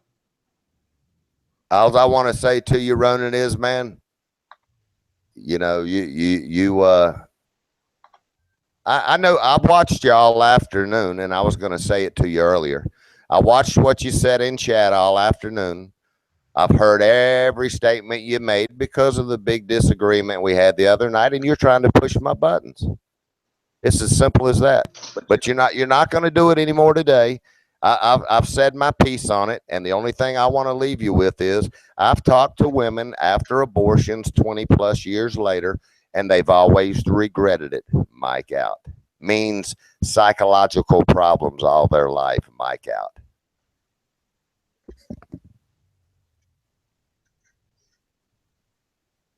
What about the father forcing the daughter to get an abortion? Now there's where the rub is. You know, You know, this. there's a lot of questions. Oh, sorry, Hank, man, I did it again, right? Go That's all ahead. right. Go ahead. No, go ahead, dude. No, I'm just saying, there's a lot of things that Buddy is talking about there. I know exactly what he's saying. You see, because it seems like they're very scared before they're having the child. They're thinking about financials and they're thinking about a bunch of shit. Then when they go through life, it could have been. I don't know. I don't know. There's a lot of things to take to account there. That's why I think that subject is super touchy. Yes, it is a very touchy subject, and these women have always told me, and I've asked them directly, 20 plus years after the fact. Yeah, I wish I would have never done it. And I've heard it before too. Yeah, they look back and they wish to God they've never done it. Yeah, and it's a stupid decision. It's a stupid decision. Costs you $200, takes 30 minutes, and a lifelong full of regrets. I mean, it's just a small decision. Yeah, and they say that they feel like there's a big void in their life that they can't fulfill any longer. I mean, almost every woman that I've known that had an abortion, there was one situation that was, just about the rape thing that I don't think I think it was, different for her, but all of the other women, and there are exceptions to the rule, but I'm saying in general, I have talked to these women, in my generation, and lived long enough now to talk to them 20 plus years after the fact. And they always, every single one of them says they wish they would not have done it and that they feel like there's a void in their life. Mike out.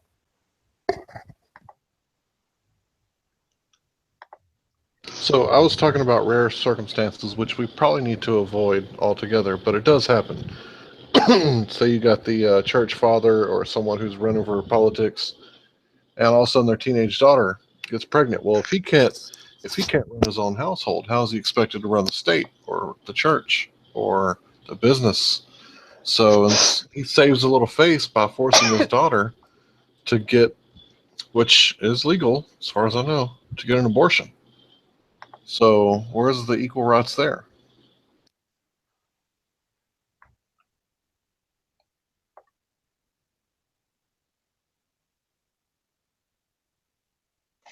I missed right there, Hank. Say it again, man. I don't want to leave you. Say it again. Yeah, if abortion is legal and it's women's rights to get an abortion, the father can force the daughter to get an abortion. So that's not equal rights as far as I'm concerned. Because everything is in the tongue, man. We're talking about speech here. That's why it's not only the woman's decision. The man could persuade her to get an abortion or not to get one. Like I said, I've never seen a woman get an abortion from a man that she loves.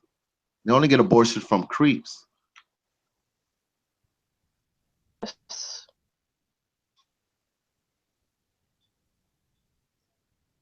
And I also think, I don't know how high the abortions is, but when I was looking it up, I think it was 12 per 1,000.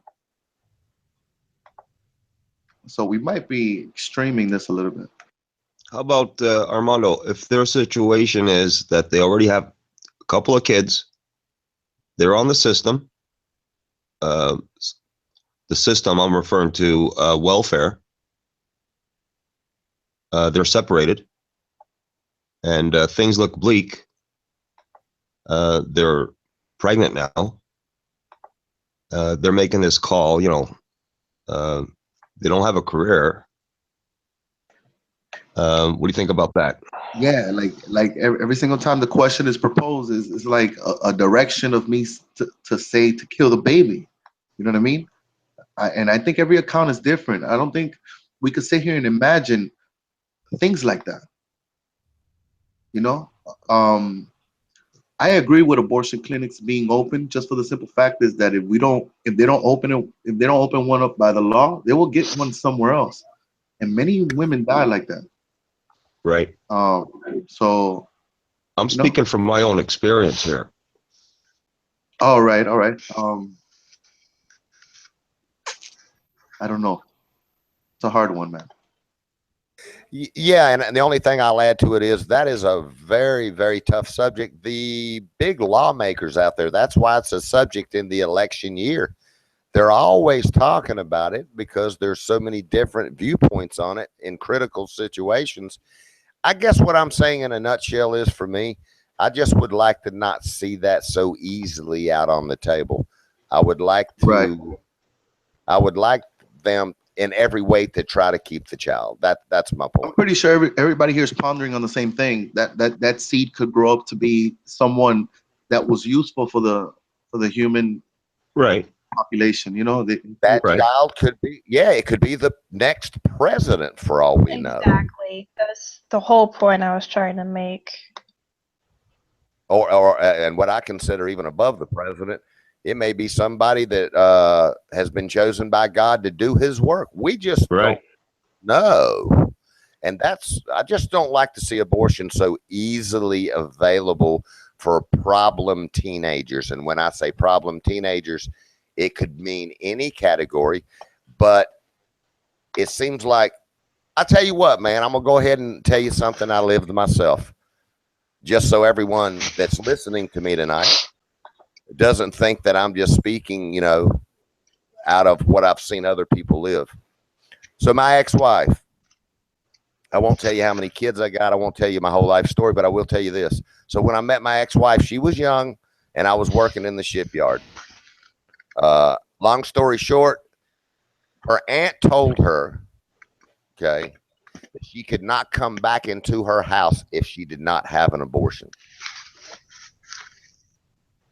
And I raised fucking hell and I argued with the aunt. I I I told my now ex-wife that she couldn't, as far as I was concerned, that's bullshit. Don't even consider it. I'll take care of you and the child. Don't worry about it. For someone to tell you that means they don't love you, they love themselves. And come to find out, the aunt had been trying and trying with her husband to have a child and could not have one. She was jealous. Wow. Wow. I lived this. So Ronan don't know what the fuck he's talking about when he says, all this shit. Okay. So that's something I lived. And now, just to let you know, I won't tell you how old she is, but she just had twins. That girl's life that I saved just had twins. And that's my daughter. So he don't know what he's talking about when he makes these statements about people. That was another Right. thing. Like men, you guys talk about this abortion thing like it's up to the woman. I could convey Right. a woman to do whatever Right. the fuck I tell her to do. Wow, Armando. All right, I'm sorry. I'm sorry. I'm sorry.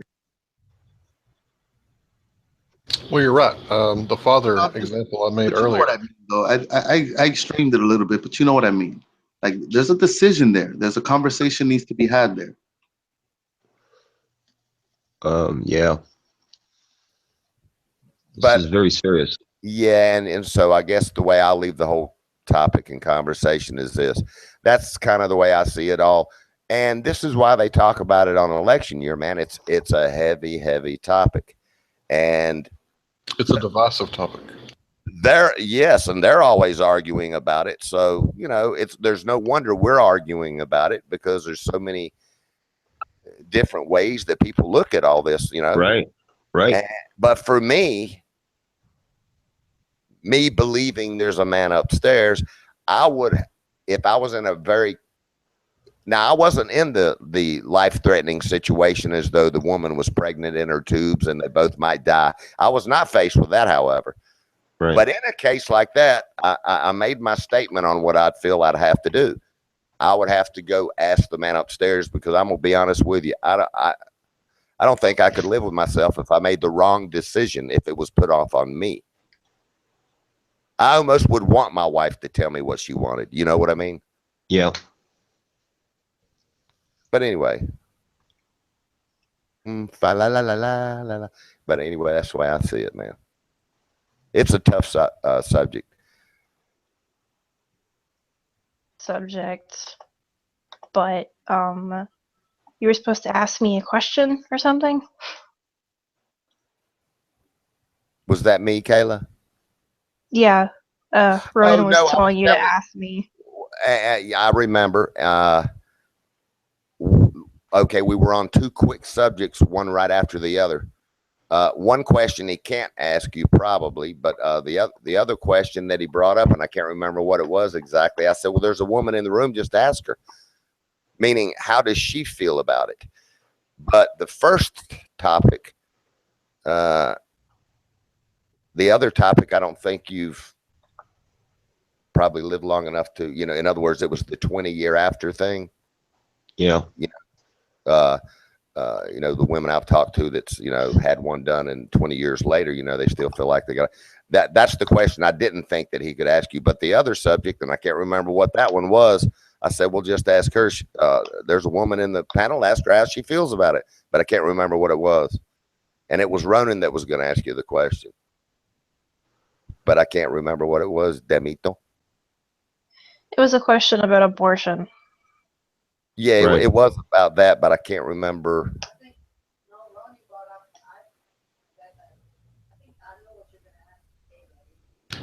Okay, I got a personal story about abortion. If anybody like to hear it. Yeah, Hank.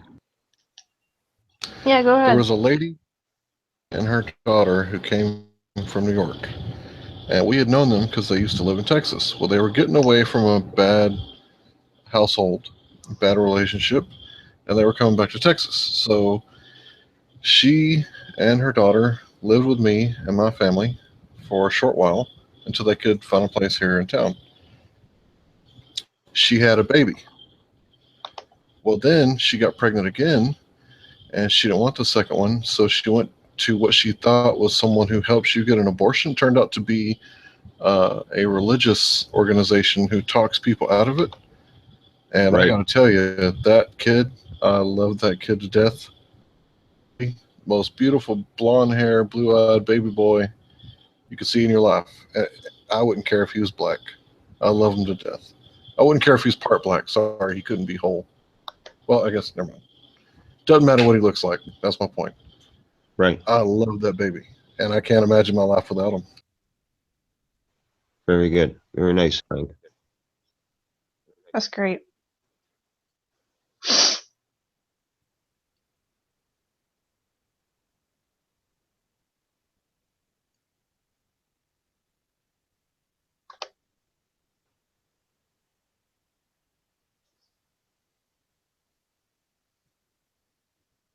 So if she would have went to the wrong building that day, he wouldn't be around. Right.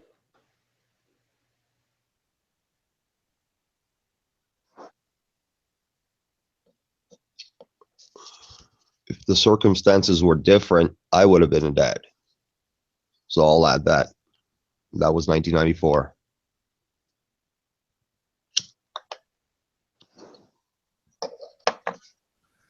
So the bottom line is, I guess, man, please God, oh God, please wear that condom. Put on a double raincoat if you have to, man.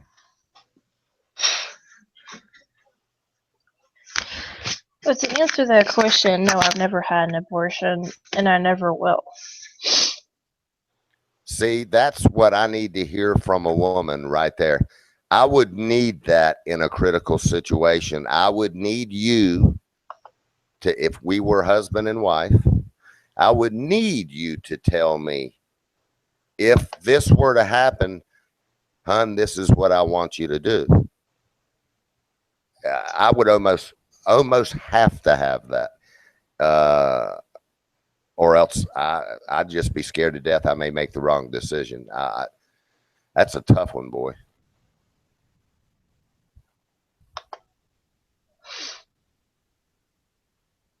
Like, I mean, it was my decision to have sex. I shouldn't take it out on the baby for my selfish choices. Thank you very much. That's basically what I'm saying in a nutshell.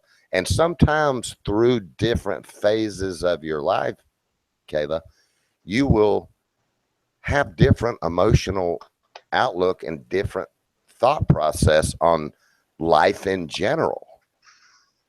And so, you know, when I say, nah, they need to go get psychological help first, I'm just saying, let's just say, okay, you know, you have sex and then you don't see the guy anymore.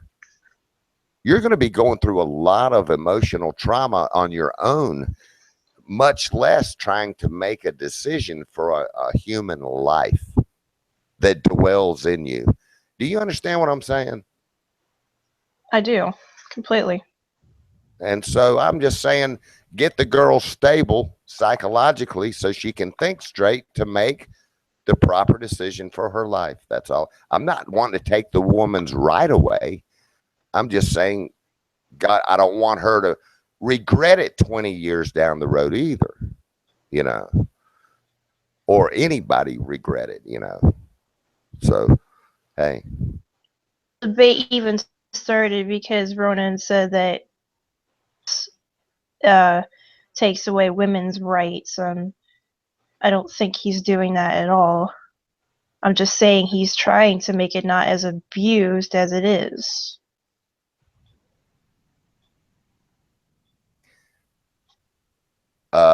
Yeah, I guess Ronan needs to respond to that. I don't know where he was going with it, and he'll have to tell you. Oh, I get a chance to reply to someone's question? I hope I'm not interrupted. Please repeat the question, Kayla. I said this whole debate started because you are against Mike Pence because you think that he's against women's rights to have abortion. I think he's just limiting. A lot of women are abusing it, and you can't tell me that there are teenagers and women abusing the right to abortion because they're selfish. Oh no, someone did say he was a Catholic something evangelical, and so he's going by the Bible, and that the bases, that foundation, is what makes him basically against women's rights. And like the way you're implying is that women are doing it just for fun. It's not true at all. For example, in the state of Texas, right? Texas has the highest rate of repeat teen pregnancies. Okay, repeat teen pregnancies, and it could all be minimized to an incredibly small percentage, except for your Romeo and Juliet complex, as Shakespeare would put it. If children, right, in grade school, right, were taught human sexuality and reproduction, and these other guys have already taken it all out of context. Oh, you're telling them teachers to show porn and how to wear condoms. No, the people take it all out of context because I guess they want to stay ignorant. But like I said, Texas has the highest rate of repeat teen pregnancies in the United States. I'm repeating myself. And that all could be eliminated to a very small degree, except for your Romeo and Juliet situations. You all understand Romeo and Juliet, Shakespeare? No? Okay. Kids that fell in love, truly in love, and stay together forever. Okay, I hope that's. Oh, I know what Shakespeare. I know what Romeo and Juliet is. I'm not talking to you. I'm talking about these guys coming back later and playing all dumb, repeating what I said in different words, and then trying to make something else out of it. Please, thank you. Anyway, and it could be all eliminated if grade schools were to implement psychology professionals, right, to basically present the idea of human sexuality, reproduction, and birth control first separately to the boys and girls, then put them all together and say the same thing. So there would be that likelihood or high rate would drop instantaneously, right? Instantaneously, but for the fact that evangelicals crowd the Board of Education in Texas. Okay, that's the answer to it. Versus everybody complaining about the woman should do this, the woman should do that, and me arguing, well, how about the woman's rights? How about the woman being asked about it in the first place? That all could be put aside, but no. Oh no, we have to have God in the way. And that's why Mike Pence and the Texas Board of Education are a bunch of clowns, in suits and trying to keep rights away from women. But like I said, I already presented the answer to other people, and they're going to reword it here. Don't worry about that. They've done it with the last two topics. And that's the answer to it all. You teach these children how to basically take care of themselves sexually. I explained it to people. I know what this is, and they take it out of context because they're scared, apparently. They're scared, but you cannot, I'll repeat this again, you cannot stop human sexuality. You can guide it. You can show these children how to avoid getting pregnant. You're not going to stop them from having the chemistry, if you will. That's nature. You cannot stop it. You cannot control it. We can only guide it. That's been my whole argument all along. And like I said, they're going to reword it. And that's the answer. I gave you the answer, but nobody wants to listen to it because they'd rather believe in God or their own pride or just, I'm a man. Anyway, Mike out. When I was 19, I was pretty well versed in sexual education at the time. And I was having sex with my best friend's oldest sister at the time. And I tried to wake him up, but apparently he was passed out, probably took something. I'll try to wake him up over and over again, like, dude, where's your condoms? And at the time, I'd been sexually inactive for quite a while, so I wasn't even looking for a woman. And she was like, do you want to have sex? And I was like, yeah. And so basically what ended up happening was she got pregnant off of pre-cum. So I didn't even, fully come with this girl and she got pregnant. So I don't even know if the sexual education is going to help. Huh? I was thinking with my penis that night, but I guess I'm glad that I did.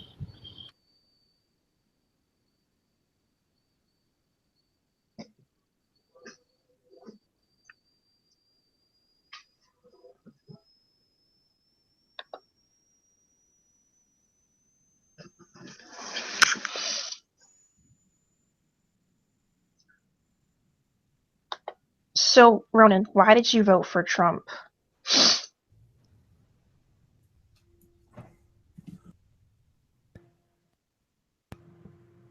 I got my apologies. I have a mic here and two mutes, and my little button doesn't work too well. I voted for Trump, and I do know the number to Congress, area code 202-224-3121, and then a recorded message will ask type in your 5-digit zip code, and it'll contact you with your state senator and state representative. That's how you do it. 202-224-3121. I have it memorized. I call them every week. I used to call them every day when I first found the number, but I voted for Trump, and I do call my elected representatives Blake Farenthold and Ted Cruz as my senator. And I tell them, hey, look, Trump's going to win. Well, I call them before the election and after the election, and I know the racism, misogyny, right, and all the bigotry is institutionalized, and Trump is going to bring it out in the open. And I want you to deport all the illegals so I can pay 5 times more for produce and meat. Oh, yes. And Trump is going to fill the cabinet with a bunch of racists and bigots that gut the system. And they're doing it already. It's predictable. And I voted for Trump because at least America will be open, just, clear and open to the world.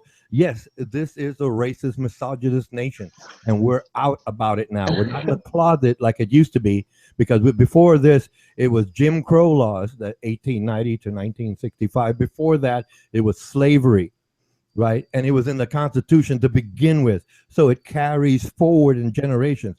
Now, because they're all denying it, we wouldn't have had the Civil Rights Amendment, for example, 1965. But for the fact that it's here, it's institutionalized. I just want America to be honest about it.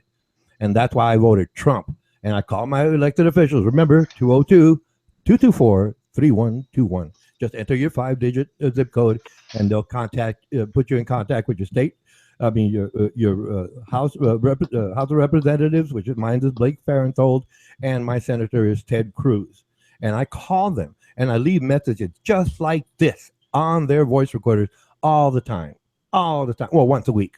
I don't want to overdo it. I have to watch my figure, but the name of the game is, yes, I'm honest about it. Let's be honest about the racist, misogynist attitude that America has held and hidden, obviously, But the legislation is there. We have it there. I can show the original founding document that's there. The 3/5 man clause. It's called the compromise, famous compromise. Anyway, but You it's haven't all, told me once why you voted for him. I just told you why you voted for him. Why I voted for him, because I called them and I say yes, thank you, because now America is open and honest about its racist, misogynist standards. That's the answer. And I wanted Okay. to, I'll explain why, because that was the question. Why did I vote for Trump? Like, well, So it's not like you actually really wanted him as president. You just kind of oh no, I did do it as a want. No, joke. no. I already called him. I want pay-per-view lynchings. That'll balance the budget. But it's already been shown today, right now. The Congressional Budget Office has released the report based on Trump's plan. Trump's plan. Our debt is going to go up $10 trillion, $1 trillion a year for the next 10 years. It's not going to work. It's not going to work. I already know it was predictable. Now these reports are coming out. And Trump is going to have to basically send another 140 character tweet about, oh, let's go on, forget it. And I'm saying, no, Trump, just be honest about it. Yeah, you're gutting the ethics office, but they changed their mind. They changed today. Yesterday. They decided to gut the ethics, the Congressional ethics office. Ronan, Yes, please. how is Trump racist? In 1970, he was taken to court twice in federal court for not allowing minorities to rent his apartments. Look it up. Trump, federal court, 1970, the year. Now, does that make you racist, Ronan? And he settled out of court, but he didn't admit guilt. Obviously, he was guilty. He just paid the money and got away with it, right? Because Ronan, so your view of Trump had he not been the want white, to know, you voting for Trump, does it you're make interrupting me. Go ahead, Mike out. Does that make you racist that you voted for a racist according to your standards? I'm a human racist, yes, but I'm trying to have the world the United States be honest about it, open about it, man up, be honorable about it. That's one thing that does not happen in both religion and politics, honor. That does not happen. But I want it to happen. That's why I voted for Trump. I wanted to get in there. I didn't like Hillary, but Hillary's not going to prison like Trump had promised. And already I'm disappointed. She's not. What do you think about that? You thought Trump was going to take her to prison? By the way, well, Buddy might be listening or not listening, but they already said the Congressional Budget Office came out with its list, and nowhere in there is there any money allocated for the wall. Right? If Buddy's listening, he might come in later, but so he said he expected that, but he's wrong already. But we'll wait. I think in about 55 days after he's in, that report comes out. Right, the official report comes out, but the preliminary report is out because they already have to write it up, obviously, and that's going to come out. And the wall's not getting built. But okay, fine, it's not going to happen. I'm disappointed. I voted for Trump, but I'm disappointed. And obviously, it's not going to happen. Pay-per-view lynching is not going to happen. The illegals aren't going to get deported. They're not going to get deported. There's going to be less rights for women. Okay, I'm disappointed. Anyway, Mike out.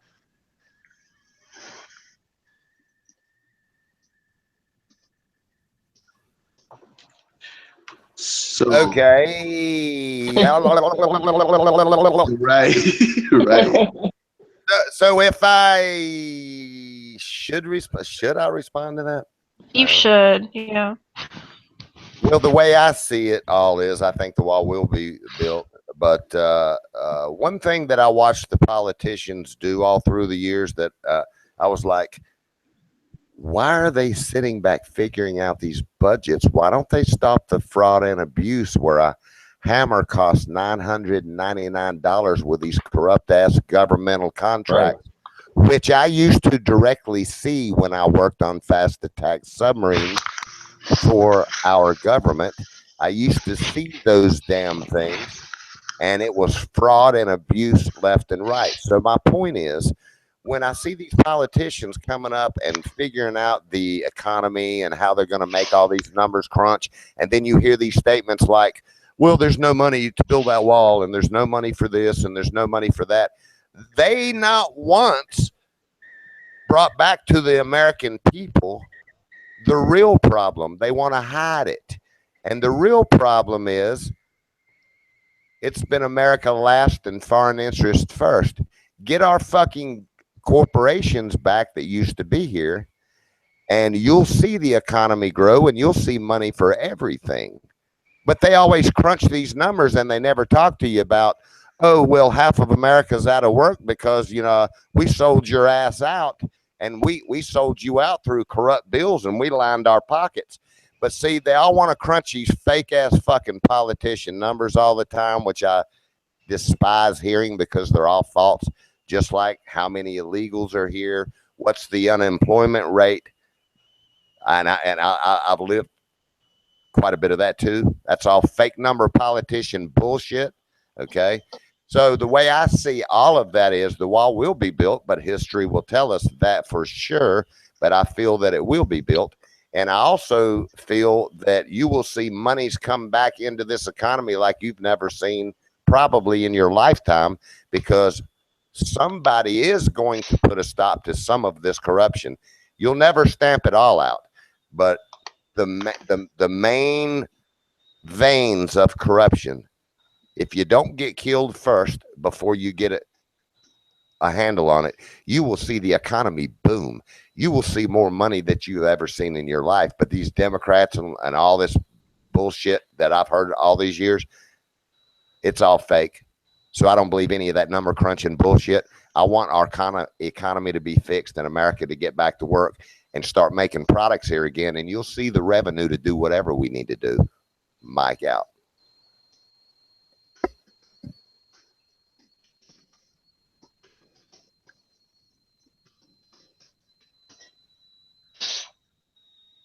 Ray, if you're in here, you need to talk to me right now.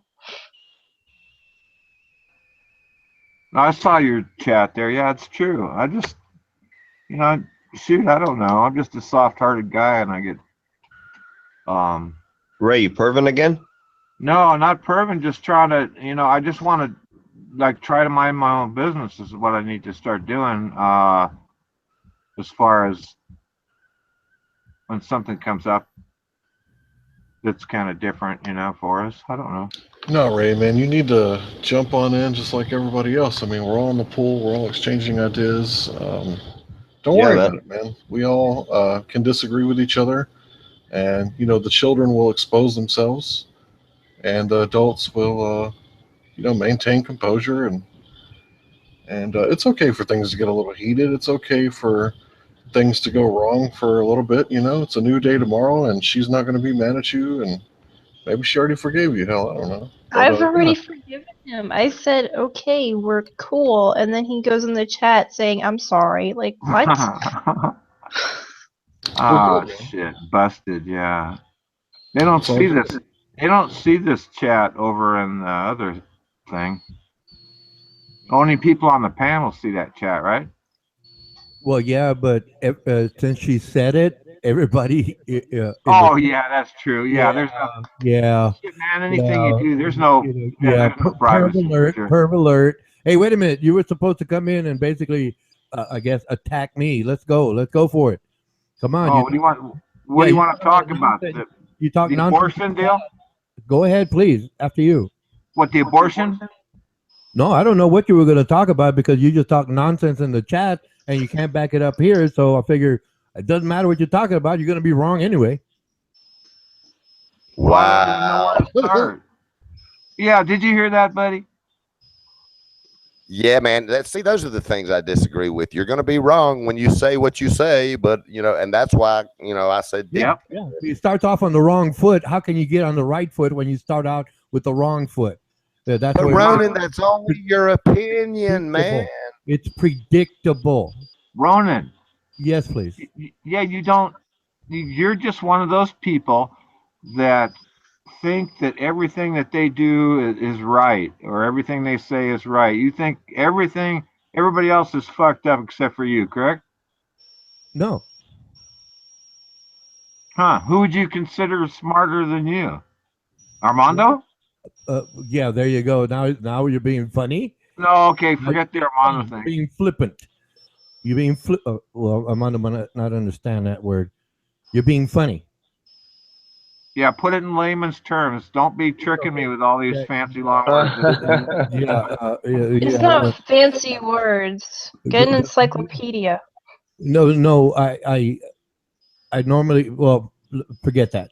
The point being, right, is there are a lot of smart people, right, that I study. Okay, that's why I know what I know. But after that, anyone has to have the ability to put it all together and build above and over that. And approach, your approach is juvenile in that you keep trying to apologize to Kayla, for example. She has said, "Okay, fine, drop it, move on," and you keep coming back to it. That's juvenile. Do And you I love to understand that? smoke weed. You're young at heart. I appreciate that very, very much. I really Yeah. do. Everybody should be young at heart like you, but doggone it, you just got to drop it and move on here. Now back to you and me, right? How about you bring up a topic, make your presentation, and I can ask you questions about your model. Go ahead. Well, I'm wondering if I should make my presentation later this evening or in the morning and, jot it down, or, I want to have a good presentation. Or should I just come up? Okay, let's. What topic do you want to talk about? Oh, I know one. Are you paying attention? I said, go ahead, whatever you like, please. If you're sure about something, right, and you know something about that specific topic, I may not know it. So once you make your presentation, I want to ask about it. That's what I'm trying to tell you. Or we can talk about things I know, but you won't understand a single word I said. But that's not for me, to be here and just talk over people. If you've noticed, I use quotes, I state facts, and I have questions. That has been my whole modus operandi. I'm sorry, way of doing things. Okay, all along, and the same thing for you. So bring up a topic that you're basically very strong about, and we can discuss that. Whatever topic that is, your choice, please. Mike out. Jesus is the Do you Messiah. like? Do you like? Thank. Hey, it's my topic, right? Yeah, man. Do you like? What kind of alcohol do you like, Ron? Do you think alcohol is good for the human body? Well, actually, yes. I have heard reports that when a man like gets older, like around 45 or something, it's good for them to have a couple of beers in a day. It kind of helps their kidney functions and things of that nature.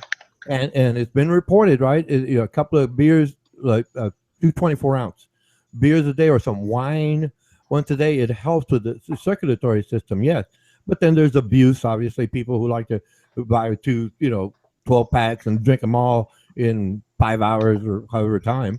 There's moderation, which is acceptable, most acceptable. But then there's other people who just can't help it, and they have that addictive tendencies, I think they call it. Yep. I forget Addictive exactly what. personality. Yeah, I forget exactly what they called it. And then, well, that's the problem because they don't function in society.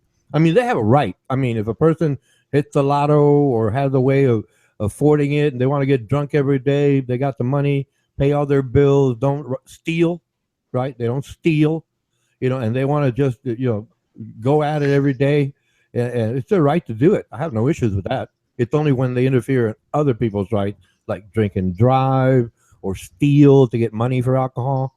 That's where it becomes a problem. Yes, Okay, my turn. yes, bike out. Yeah, I noticed that when I drink 2 cans or 3 cans, I've got to urinate more. I think it makes the body want to urinate when you drink a lot of beer, and sometimes uh, more than others. Well, okay, time out. Are you saying if you drink 2 beers, you feel like urinating more often? But what if you drank 8 beers? Do you stop urinating? Is that what you're saying? But Wow, that'd be hard to do. Have you ever had 8 beers before? Well, yes, I've had 8 beers and I didn't stop urinating. I had to keep going, you know. Well, So I don't understand your point. I don't understand your point if you said 2 Well, the beers. point was we're talking about drinking, and I'm just wondering if so you've slammed 8 beers before, just slammed them, you know? No. Never? I mean, I have. it took me a Me too. long time to drink 8 beers. You know, okay? Okay, fine. I don't like disclosing my personal life. I used to jam with people. Music, I can play music, guitars, piano, saxophone, blah blah blah. I can't sing, blah blah blah. But they'd have beer there, and then I'd drink a beer or two. And then we start playing for a while. Then drink a beer and play a while. They drink about 3 beers, but anyway, but that was them. And then, well, over the course of one evening, I'd get to about 8 beers and stuff. At one point, I did realize that 8 beers was my limit. But then I said, okay, but I don't usually go there. I'm not, Well, okay. All right. Next question was just curious if so. Have you ever been somewhere and taken a 12-pack? You go into a picnic or something, and you go, yippee, I'll take a 12-pack.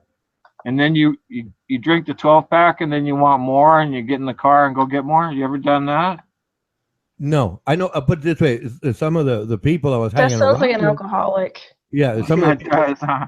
some of the people I was hanging around with did that. Shit, Yeah, when I was younger, I did so much stupid shit drinking. I got plenty of stories, but no, I'm just fucking with you, Ronan. I talk about anything, yeah. Oh, But you're gonna if you disagree. want to talk about You're gonna disagree with me no matter what subject I pick. I mean, wait a minute, I didn't say you were wrong about drinking. I mean, if we want to talk about doing something in excess, ask me about riding motorcycles. Ask me how many speeding tickets I've gotten.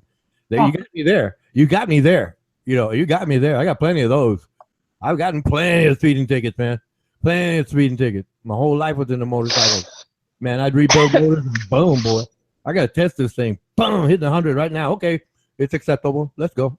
But sometimes I get caught. Yeah, fine. In other words, that was my guilty pleasure, I guess you call it, or my high, if you want to call it that. That was it for me. I'm older man now. I don't do that anymore. But like I said, drinking. I mean, no, it's rare that I drink. Very rare. Very rare. Go ahead, please. I thought you were going to slam me or pwn me. I think that's the new term. Pwn me. Did you lose your connection, Ray?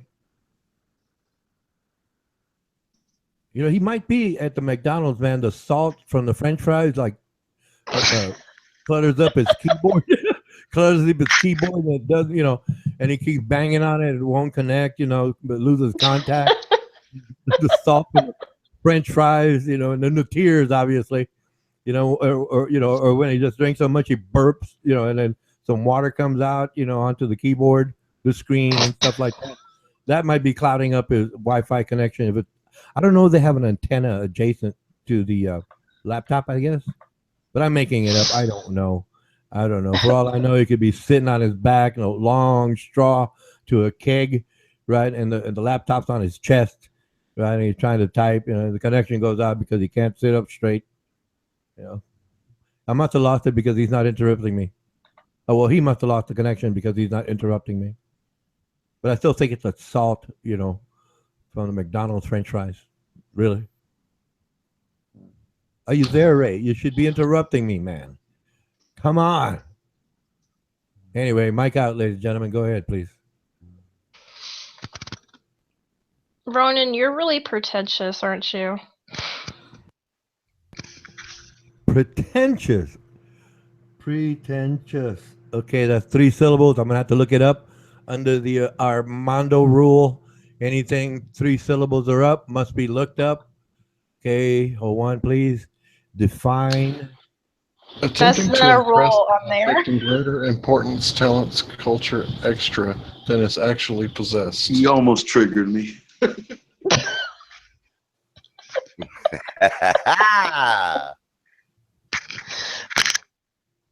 That's not a rule, Ronan. I'm looking at the rules right now. Well, he's king. But see, I know he can't get past 3 syllables. Okay, pretentious adjective. Okay, attempted to impress by affecting greater importance, talent, culture, etc., that it actually possessed. No, I'm not pretentious. No, I can prove everything I say, and I have to basically edit out a lot of terms that I would like to use normally. But since we're talking internationally, I've learned early on. Well, I learned it from I used to run a corporation, and I did learn that I turned one way and I talked to all the engineers, all the whiz kids, that I used a certain set of words for them, and I turned around and talked to the secretarial pool or the accounting people, or like especially the new people into the corporation, because they don't understand the terms, obvious terms, the jargon within our field, right? I'd have to simplify, my terms and how I framed everything, and then I explain it to them.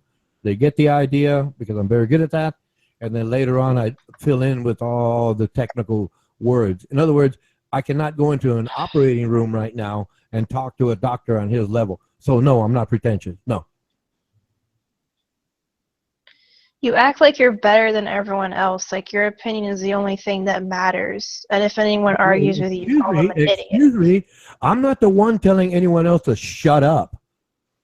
I'm not the one calling everybody, quote, I don't cuss usually, a cocksucker.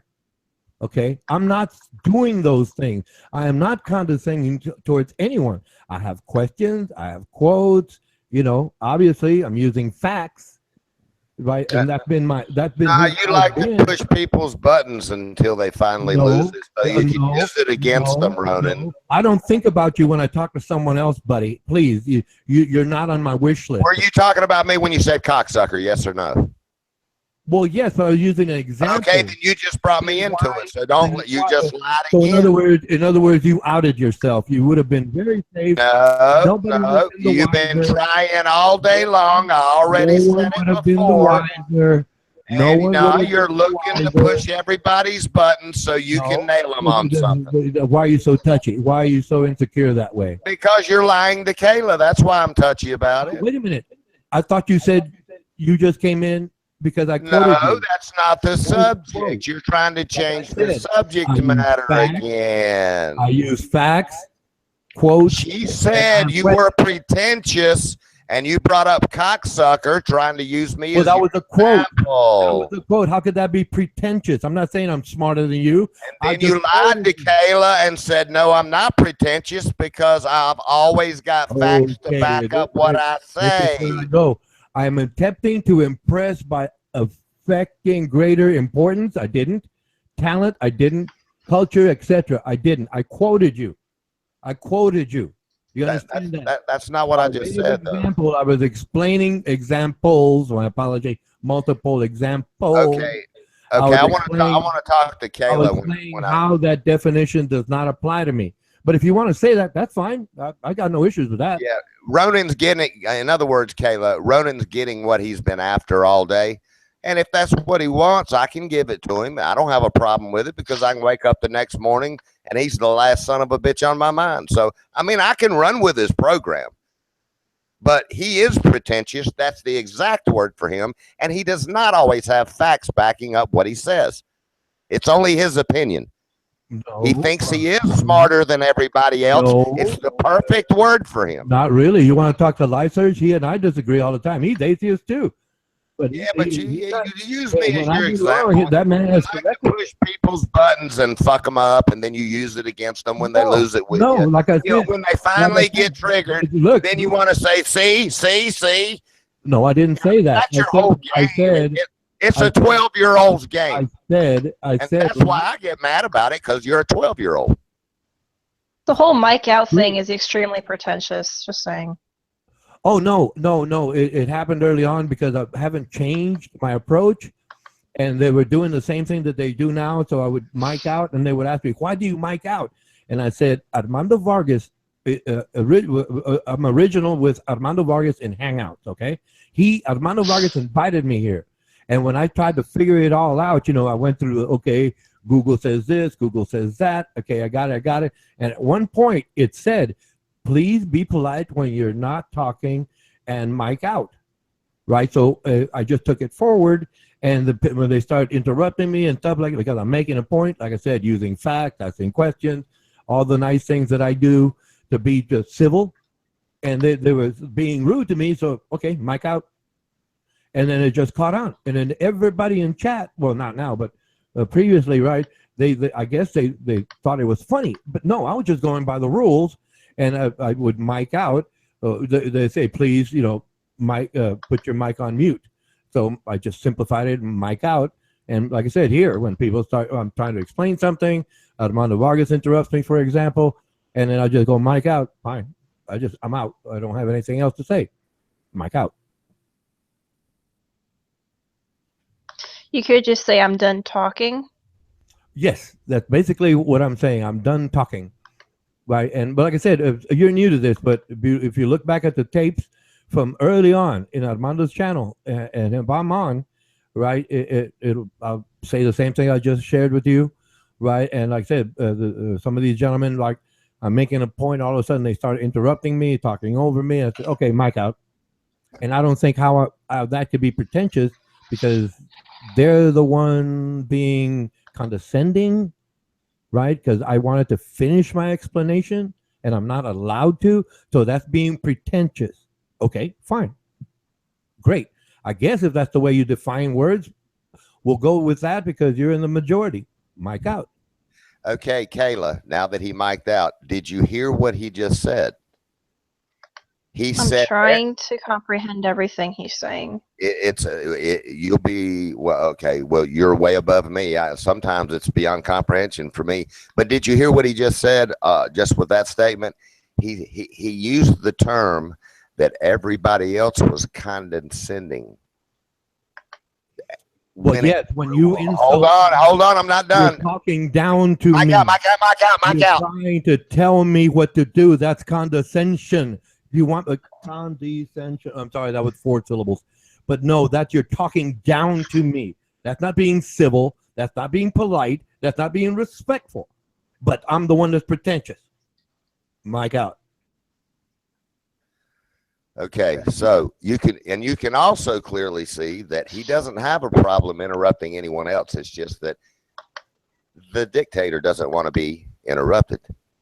But everyone else that tries to get a word in, when they think he's done with his sentence, they're condescending and they're talking down to him. He just added to it again. And they're talking down to him why can't it just be they accidentally came in at the wrong time thinking you were done with that sentence to give a reply? It has to be something else with Ronan. It can't just be, oop. But see, any common decent person that you meet on the street every day, if they accidentally interrupt you, they just simply quit talking so you can finish. But you can't do that with Ronan because you're condescending and you're talking down to him. You see how he changes the context of every single thing he talks about? That's my problem. That's my input on it. Yeah, that's your problem, and you should work on that, please. You should. Mic out. Okay, go ahead. Like I said, that's your problem, and you should work on that, because I have established the idea that I'm going to say something, and when I finish, I'll say mic out so I can allow someone else to speak, because I want to make a full, complete statement. Because I noticed that there are many times that I'm trying to say something, and if I stop early, right, everybody takes it out of, not everybody, some take it out of context, not fully realizing the point being made in the first place. Mic out. Anyway, that was my viewpoint on it. Just some of the things he says when I go, well, wait a minute, it's not like that, or that's not the way I see it. I don't, if I accidentally come, if you and I were talking and I thought you were done, I would try to respond to what you just said. But Ronan does not want anybody talking on the entire panel until he says, and he will pre-tell you before he speaks, to give you the criteria of what's okay and how you should talk with him. You see, that there's something wrong with that, because number one, you can't make everybody do exactly what you want them to do anytime you want them to do it. That's called a control issue.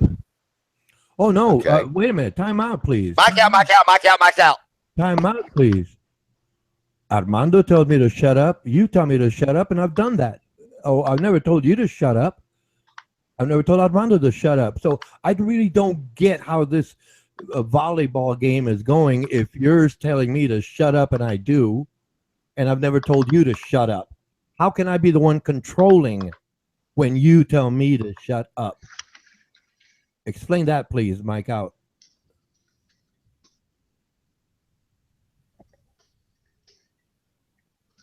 I don't want to elaborate on it anymore, Ronan. We've already covered all this stuff before, man.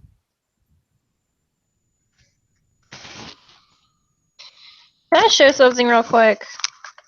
Because it will not let me unmute him. You can unmute people. Unmute who? Oh, okay. No, so it works though. No, I'm on the. You can mute people. You just can't unmute them. No, Ronan. Getting back to Ronan now. Ronan, I think that you're extremely mean to people, and I think you need to learn a nicer way of telling people things, because you get people all pissed off, man, just from saying shit in the manner that you do. Mike out. Wait a minute. If I use facts and I ask questions, wait a minute. Wait a minute. I'm using facts. Okay. I ask questions. How is that rude to people? Mike out. Okay.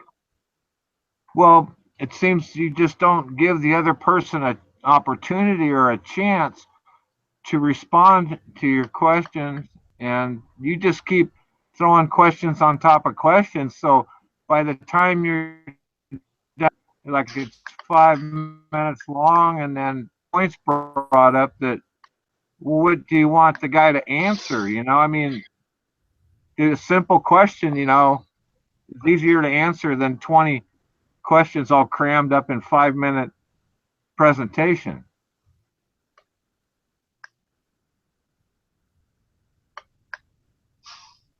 I kind of see what you're saying, but it's not going that way, because I asked the question because at that one point, you know the answer, and I'm leading to something else. So I establish all the parameters and ask the final question, you or whomever, having had known all the parameters or understood all the parameters already. What is wrong with that? I'm not trying to trick anyone. Mike out.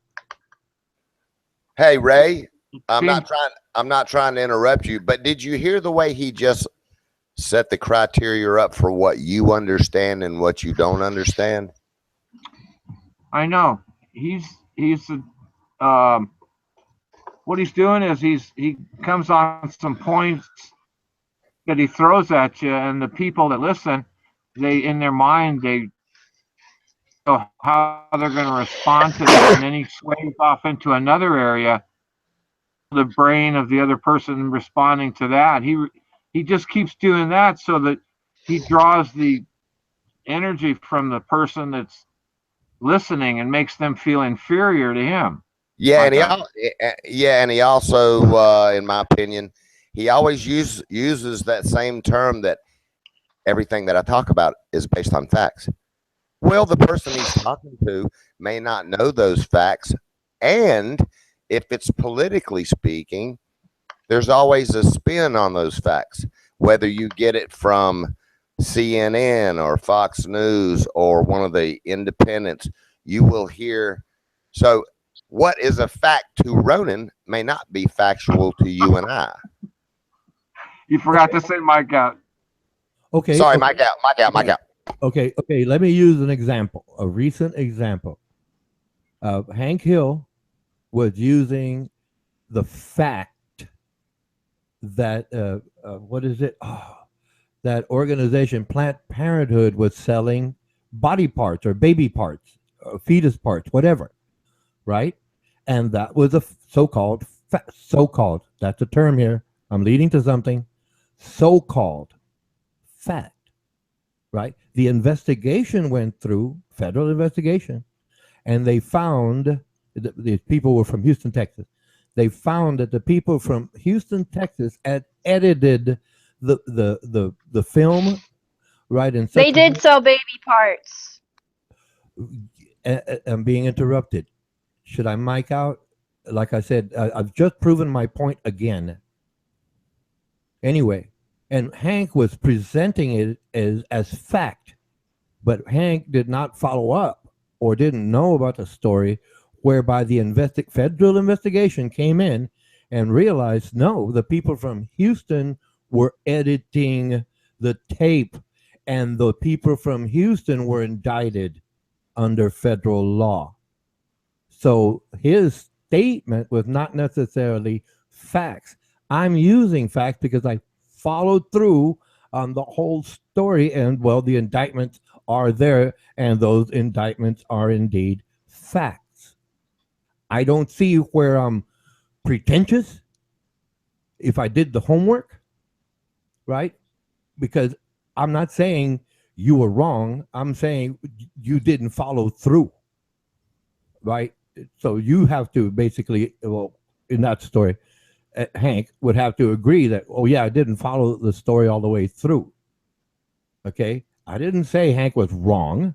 I said he didn't follow through on the story, and everybody is believing it. And some people still will not change their position because they assume the facts that Planned Parenthood was selling baby parts. But the federal indictment is there after the fact, ex post facto. Now I'm using fancy terms now. Ex post. Okay, Mike out now, right?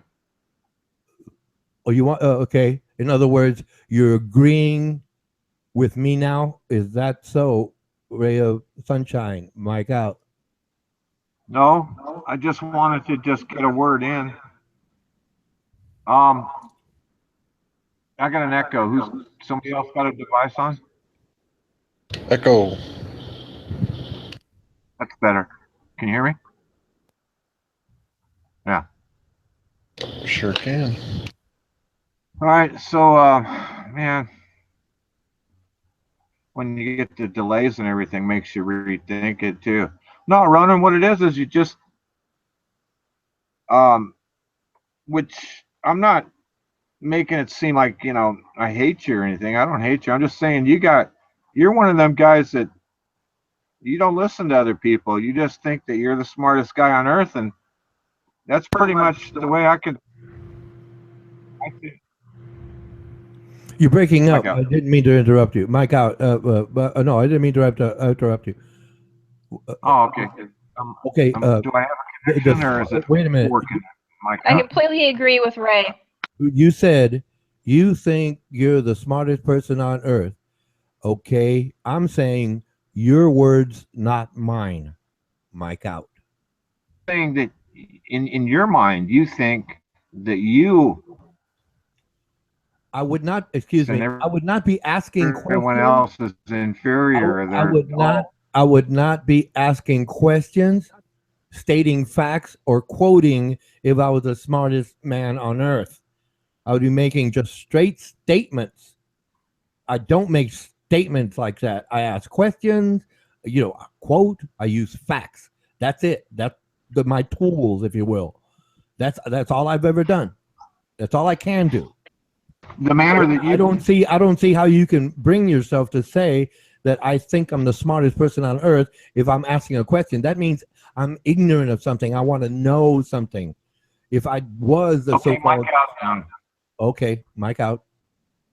No, so what you do though, the way you present it to people, I got an echo. The way you present it to people is you present it to them in a way that makes them mad and makes them pissed off and angry and stuff, because you can tell right off by talking to you. I could meet you for the first time and talk to you for a couple of minutes and I'd already figure you out. You just like to you fuck with people like that. You make them mad. They get pissed off. You said you were a boss or in charge of some people. Well, man, I bet you them guys have stories to tell. I bet you fucked with them big time, man. You didn't even buy them a uniform either, because I remember you telling Armando you don't buy uniforms.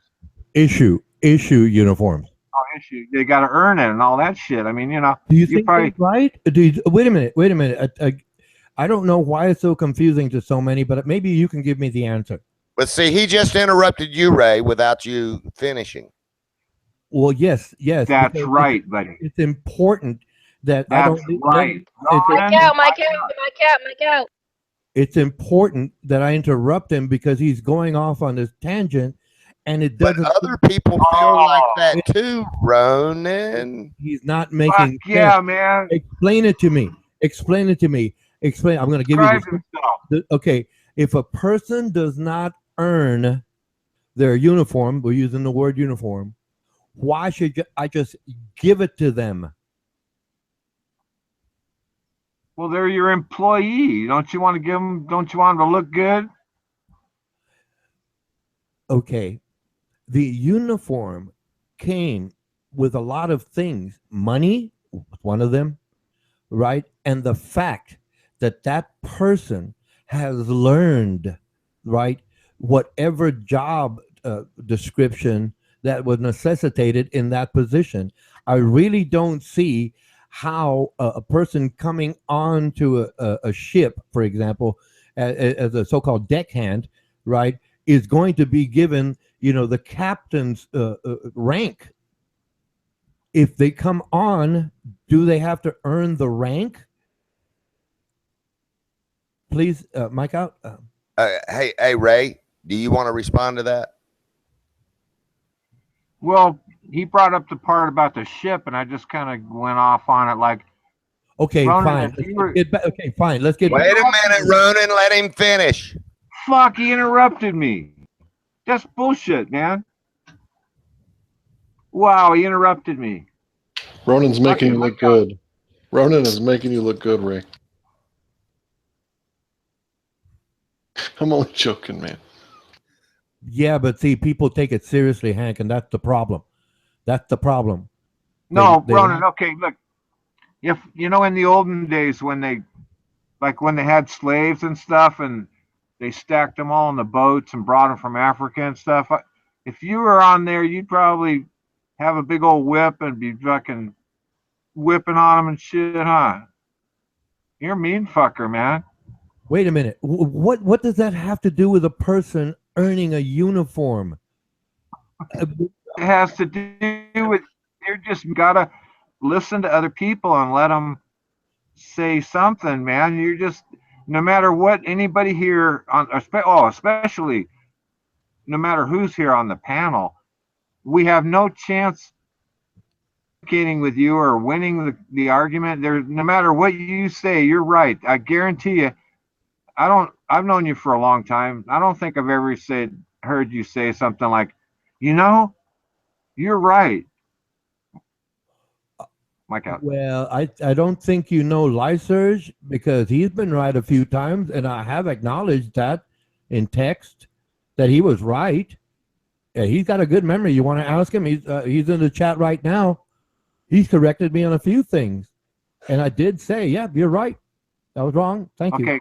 And we moved on. And so go ahead and ask him. Wait a minute. Now here's where you man up, dude. Go ahead and ask him in chat. Has he ever corrected me? And have I ever admitted I was wrong? Ask him. Now you're saying the way you're basically framing this is that I'm saying I don't make mistakes. I never said that. Yeah. But you're saying, go Mike out. Go ahead, Mike out. Yeah, I just wanted to say that, glad you're here because you fit in perfect, on this chat. You're pro at it, man. You bring life to everything and get people pissed off and shit, man. That's cool.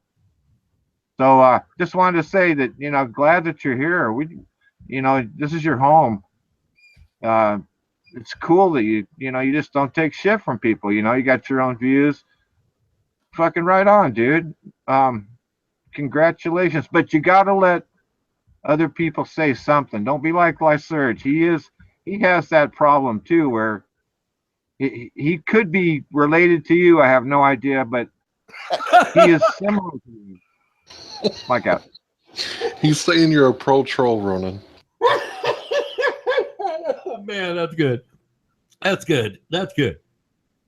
Oh man, that was good. Could be related to me. Yeah. Okay, I'd like to elaborate on one thing because y'all were on the uniform thing, and then you kind of went to, you're always right kind of thing. On the uniform thing, all the environments I've ever been in, which has been basically all my life, ever since I was old enough to work a job, okay, and the way I see this uniform story is this. When I was in college, they taught one industrial psychology course. And back then they taught it as two theories in management of every company. And they called it the X and the Y theory management. Well, X theory management believes that in general, people are lazy. You got to put your foot up their ass in order to make them do right. And, you got to just be hardcore with them. Where Y theory believes that you support them, ask them how their family's doing, make them feel like they're part of the team.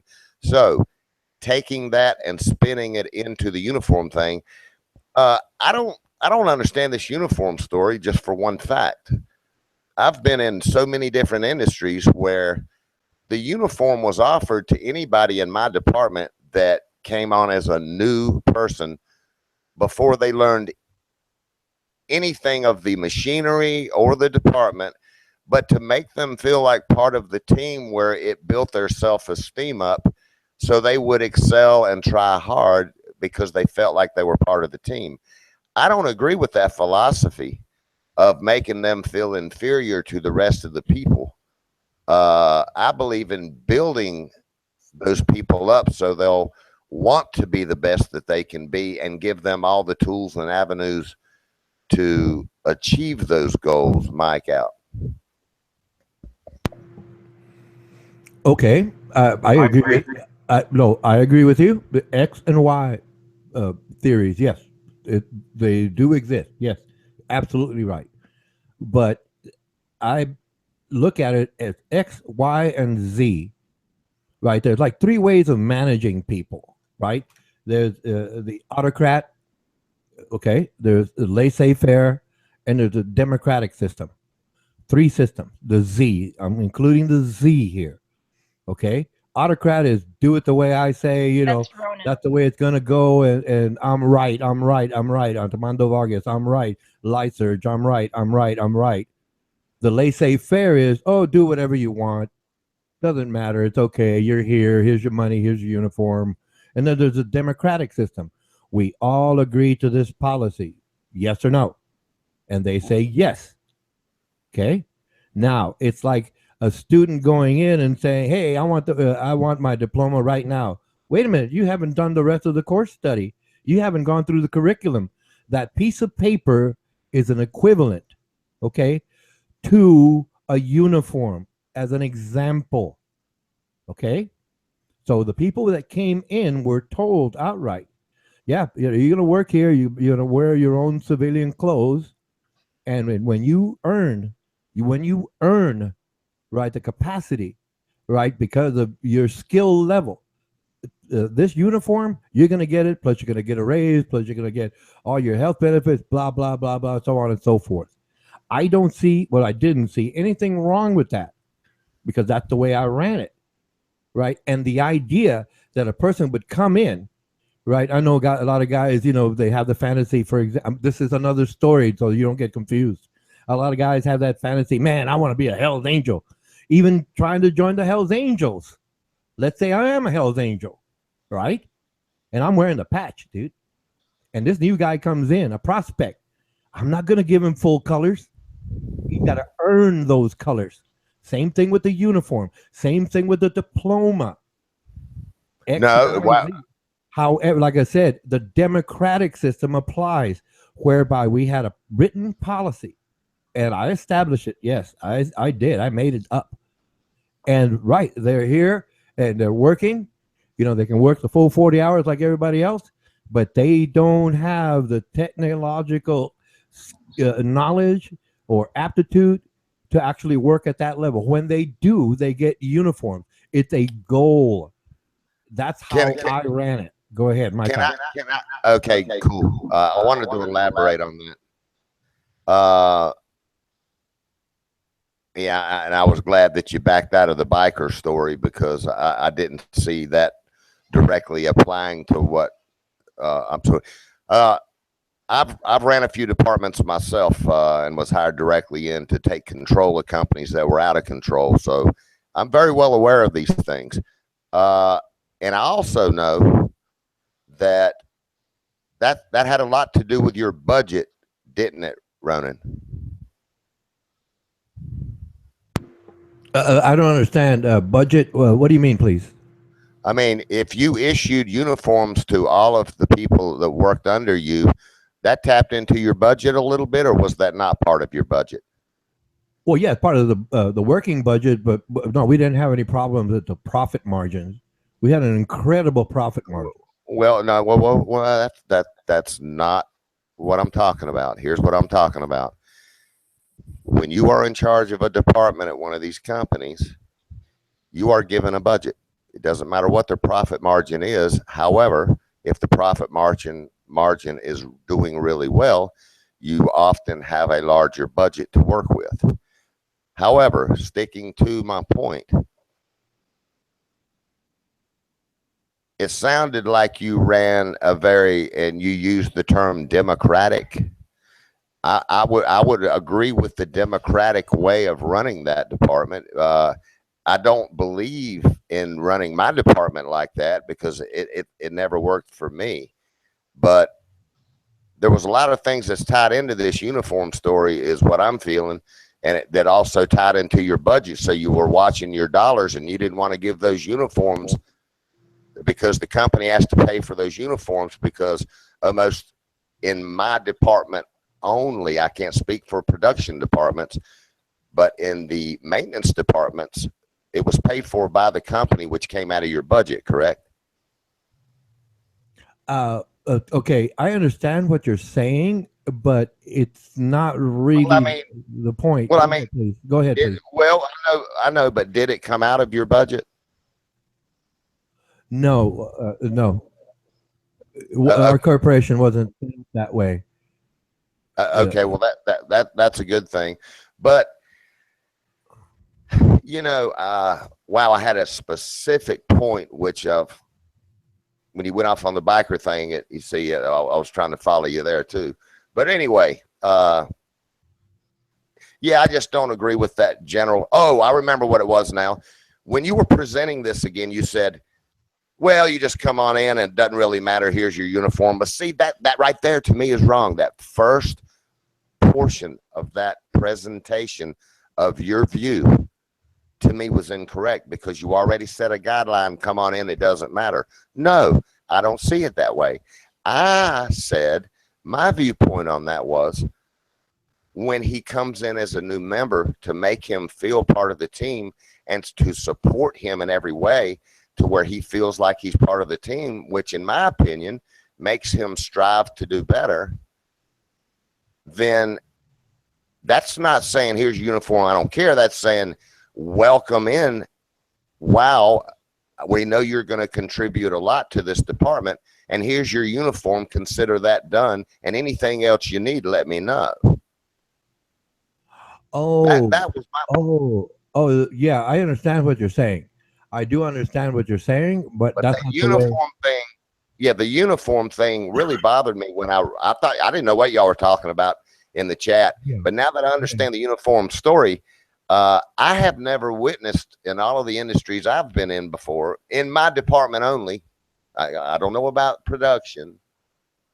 That uniform was imperative. In other words, it wasn't an option. It was bought for you by the company. If I'll put it to you that, let me put it another way too, and this might help my viewpoint on all of it. The guys I know that have 20 plus years experience in what I do for a living in those industries would laugh in your face and go to another company if you began to tell them that they had to earn the uniform and that they were supposed to come in there and wear out their civilian clothes. They would laugh at that job. Mike out.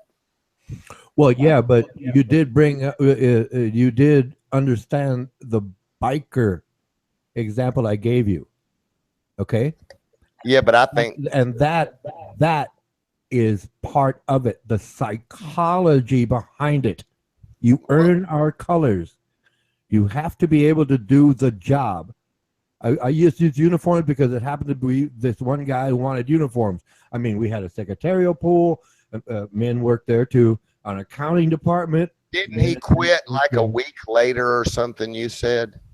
Well, it really depended on the person being able to pick up, right, on the whatever they had to do. Do you think he felt like he was not part of the team and that affected him? We'll put it this way: he was playing the politics.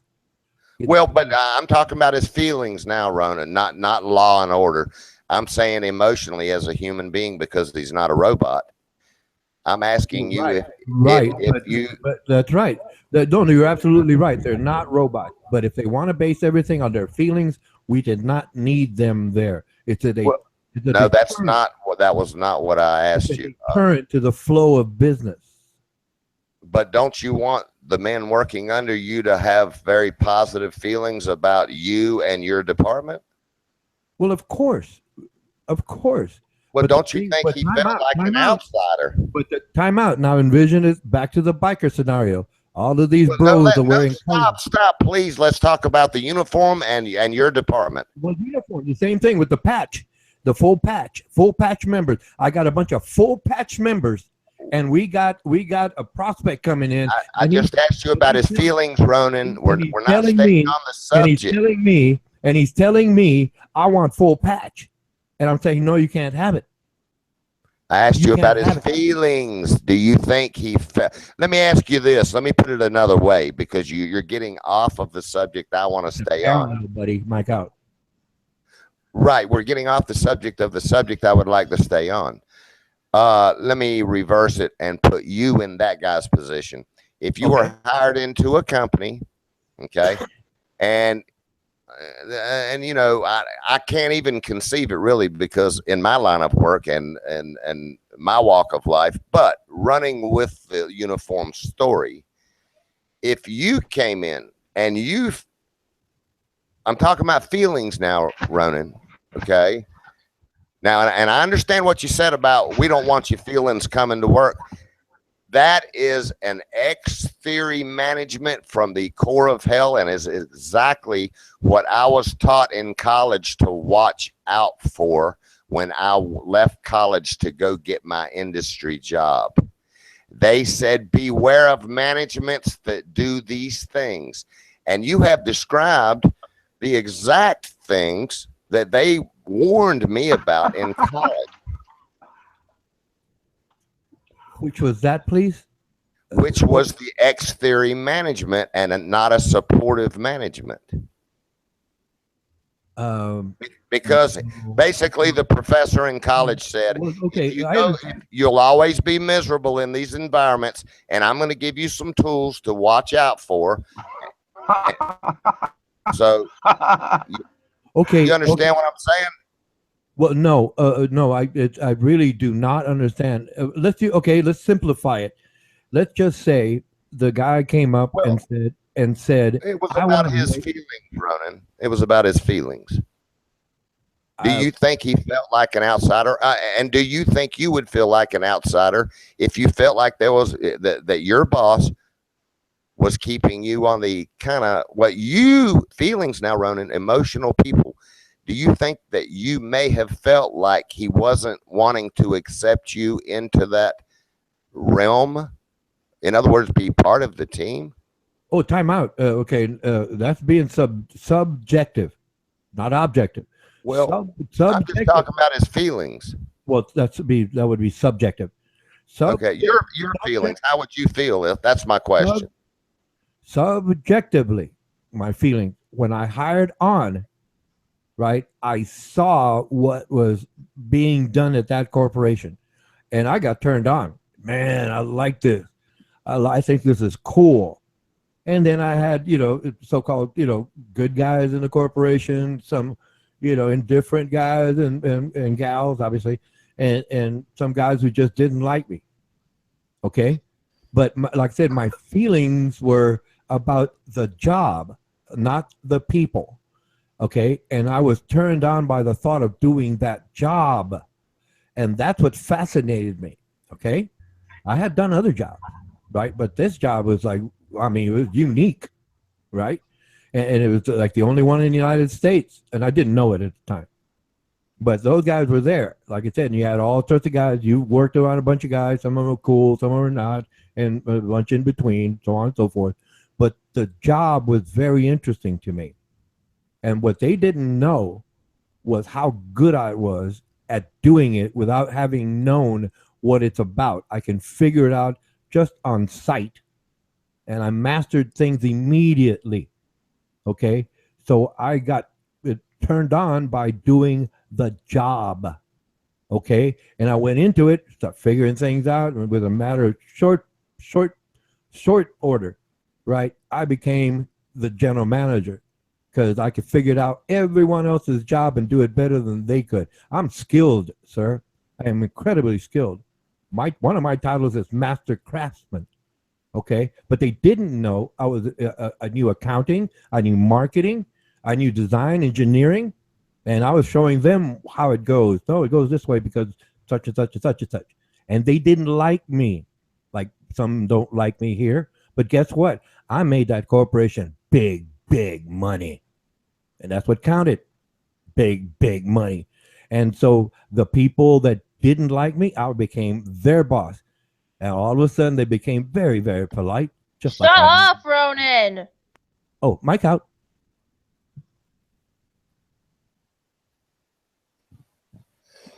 I got a question for Kayla. I hope it doesn't rain tomorrow. Yes.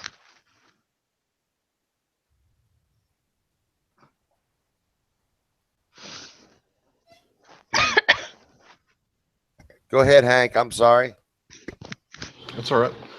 Kayla, you said that there was an incident that happened and you felt like you were being attacked. Now you're the new person, the new guy, as it were, and you weren't fully welcomed with open arms. And I'm just going to briefly describe what I saw. I saw that you started getting exposure for your YouTube channel. Feelings about it. The people that liked it spread it further, and the people that didn't like it got it brought to them. And the people that didn't like it attacked you and the ones who were spreading it. And all you were looking for was just a little acceptance, like, hey, Kayla, nice to meet you. Like, welcome to our little hangout here. It's Kayla. Welcome. And also, these people are going to throw darts at you while you're coming in. How did that make you feel? It's cool. I mean, I kind of see, Ronan gets attacked because he's pretentious.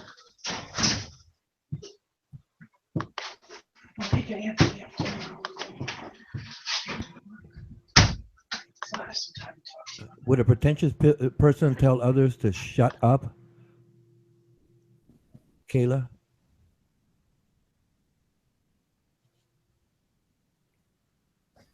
We're all a bunch of I think kind of. I had a question. Would a pretentious person tell someone else to shut up? No, I had started and I was being interrupted. Would a pretentious person tell someone else to shut up? Mic out. I lost like 2 minutes there, so I don't know what you guys are talking about.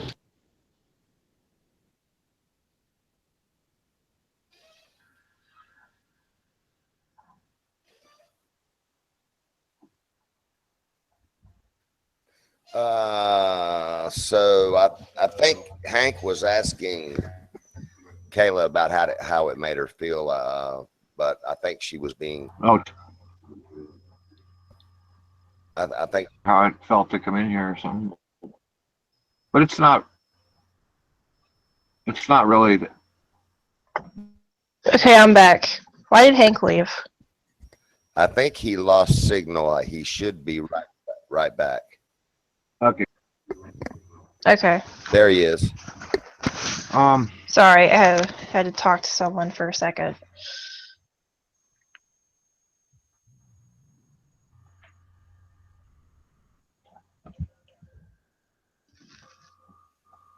Now, what were you saying, Hank, before, Ronan interrupted you? I don't know that he did. I missed a lot there. I lost signal. I was asking, how did it feel when you were first coming to hang out here and you were getting exposure for your YouTube channel? At the same time, you were getting positive and negative feedback for your videos, which I never saw. But I was just curious, how did it make you feel to get such, as you perceived it, attacks from people that you just met? It's common on the internet. I mean, there's going to be people that don't like you and that do like you. However, she was making it about a woman issue. Like, not every woman was offended by my videos, so that's why I called her out. I don't care if no one likes me. The fact that she said that it makes all the women look bad, that's where I had to put a stop to it.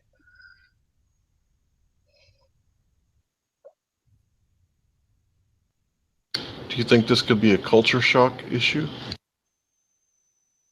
For who? Her?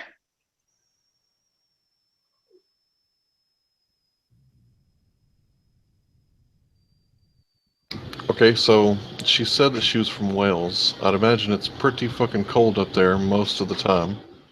And women probably don't wear the same clothes that you wear because you're in Tennessee, and I imagine it gets pretty hot in Tennessee during summer, doesn't it?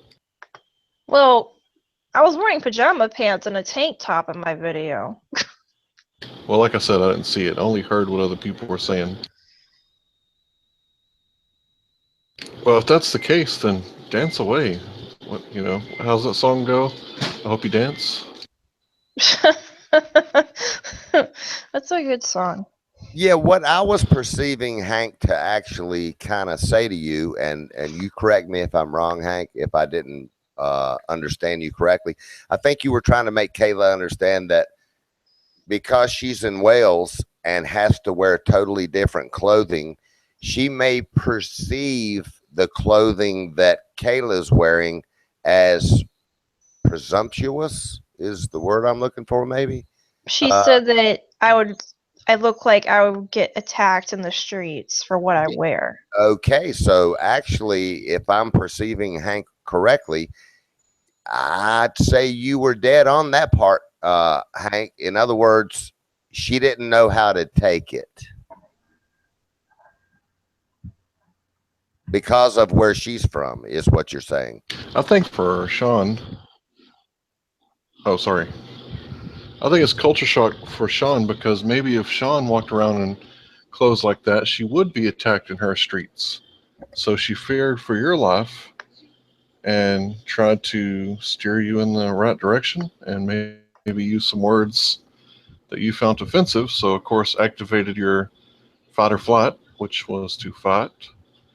And y'all exchanged some words that maybe you regret, maybe you don't, maybe you will in the future, maybe you won't. But maybe it was just a big understanding, and we should all try to ask for forgiveness.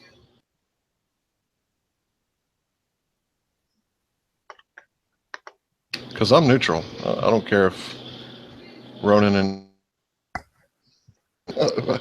fight, if they want to get into it, I'll just kind of phase out. Yeah, I mean, I tried to be neutral with everyone until that incident. You've got great responses, Kayla. I mean, they're very adult responses, is what I'm hearing you say. And I'm going to agree it was just a total misunderstanding from kind of knowing both of you now. I think it was a totally misread thing, probably on her part too. And whether it was, intentional or unintentional. And but your responses to the whole situation is dead on. I mean, So unfortunate situation. Sorry it happened. I kind of feel like Hank does.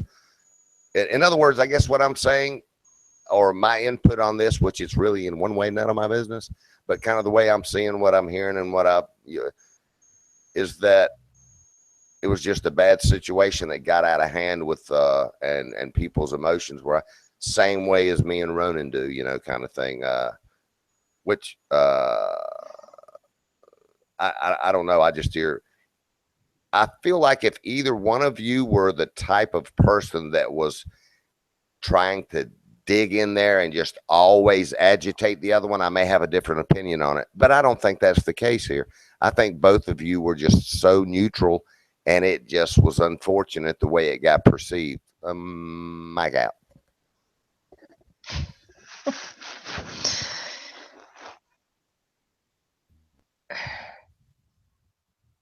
I mean, I was polite with her in the voice chat. No she was polite comment. with me.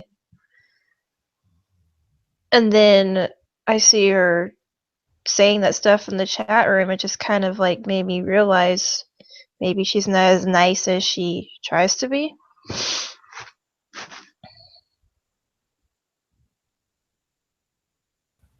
Hank, elaborate on that. Well, yeah, every person wears a mask. There's like a certain degree that people are willing to go to keep the mask on, and then some people will just tear the mask off and throw it down and show you their real self.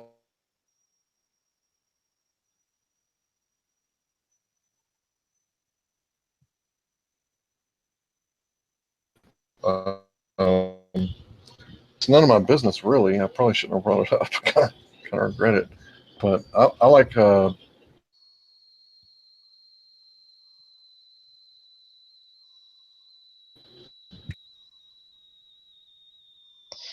You like what? Because I didn't hear the rest that you said. It cut out. Yeah, your signal's dropping out a lot, Hank, for some reason.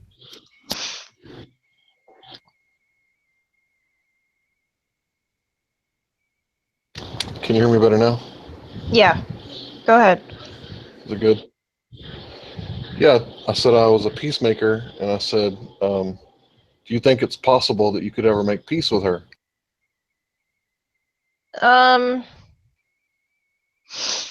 Yeah, I don't hold grudges, but that was really uncalled for.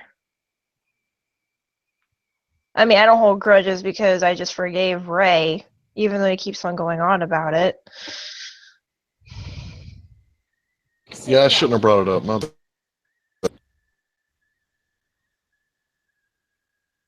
No, you wanted to I'm hear my just trying to make opinion about peace. it. You wanted to hear my opinion about it, and I appreciate that. And I'll just tell you how I feel about it. I mean, quite honestly, it's not really that big of a deal to me. But it was to her.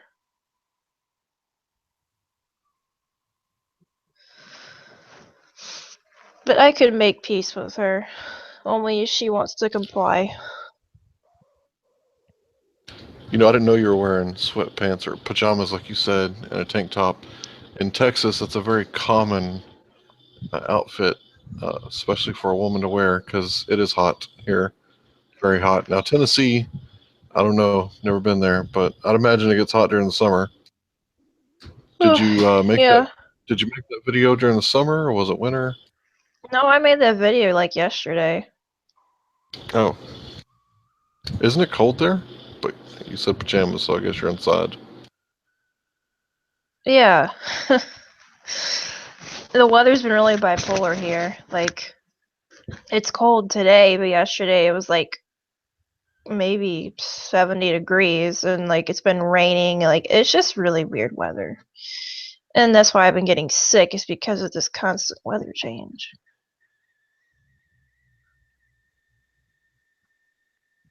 But yeah, I do have other videos of myself, like in a tank top and shorts.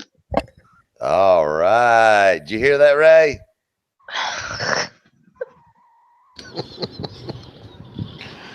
Oh, Ray, take the target off your back and pass it to Ronan. Anyway, Mike out. No, shoot, I didn't hear that. Gosh darn it. I was getting a beer.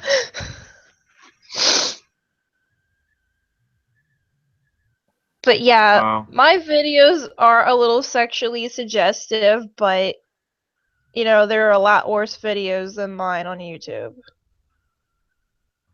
Like, I just had this girl message me on Hangout saying that I'm a hoe and a pervert because of my videos, that there's kids on YouTube. I'm like, well, then maybe kids shouldn't be on YouTube. How about that?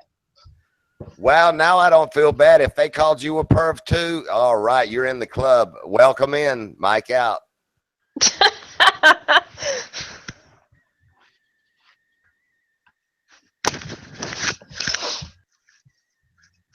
From here, nobody's the same. That's what makes it good. The same. Everybody, it would be really boring here. So everyone's welcome, and you know, anybody that finds this site that likes it, and the more the merrier, and all that, you know. Right, but that's not what I was talking about. Well, I just had a few beers, and maybe that's my problem, you know, really. Or I think you have ADHD. He's all right by me, man. I don't care what anybody says. Hey, Ray. Ray. What? Just stick to the videos, man. Look, I want to watch them. If she's got other ones, I want to see them. By God. Yeah, everybody's different, you know, and that's just the way it is. We tolerate everyone here. Some of us are smart, stupid people, you know, but that's just somebody's opinion.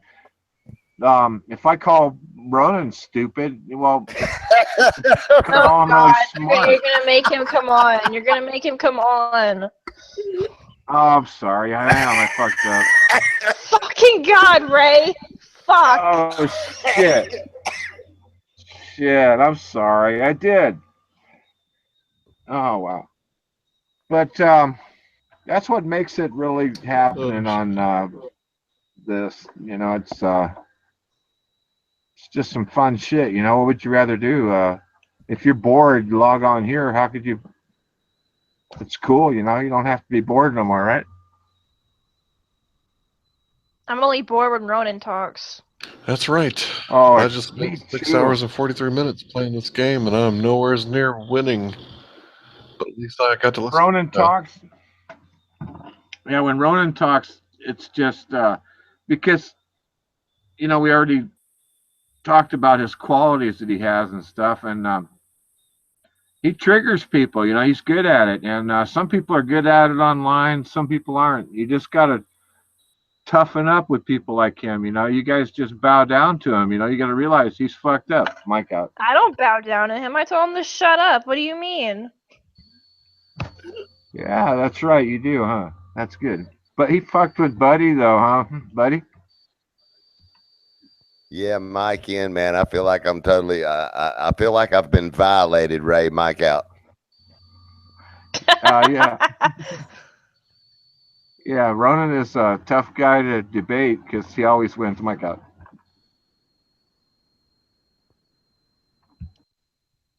Ronan has to explain to me how to vote. Well, I'm sure he knows.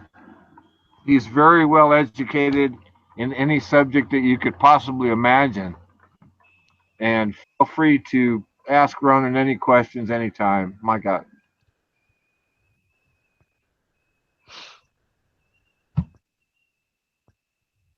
It's good. He left. He left? I hope so. Beer's on me if he did. I'm fine. Excuse me, Kayla told me to shut up, and no one's asked me a question, so I was enjoying listening to you all. Mike out.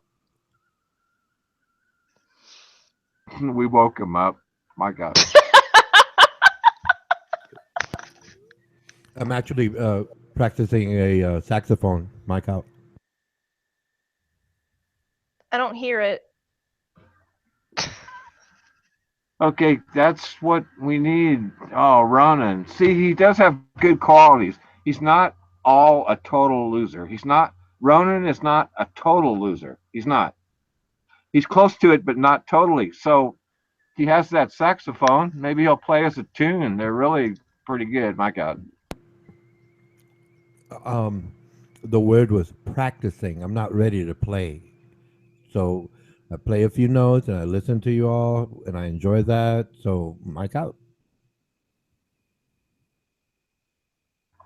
So you're not going to play a couple notes for us that you've been practicing. My God. No, no. I played all that Odd Lang Syne. You can ask a few people. They heard me play on New Year's. I played it on the hour every hour. But I'm currently working on something else, and it's difficult for me because it's like something new. So I don't mind listening to y'all. Please go ahead, mic out. Ronan, can you play Careless Whisper on your saxophone? Fuck yeah. If I could find the sheet music, yes, I could probably do that, but it'll take me a couple of weeks of trying to get it right before I play. Like I said, I'm practicing. I'm not ready to play per se. Like I said, please go ahead and chat. Go ahead, mic out. Ronan, could you upload a picture of your lips on your saxophone and send it to us? My God. Are you a Photoshop expert?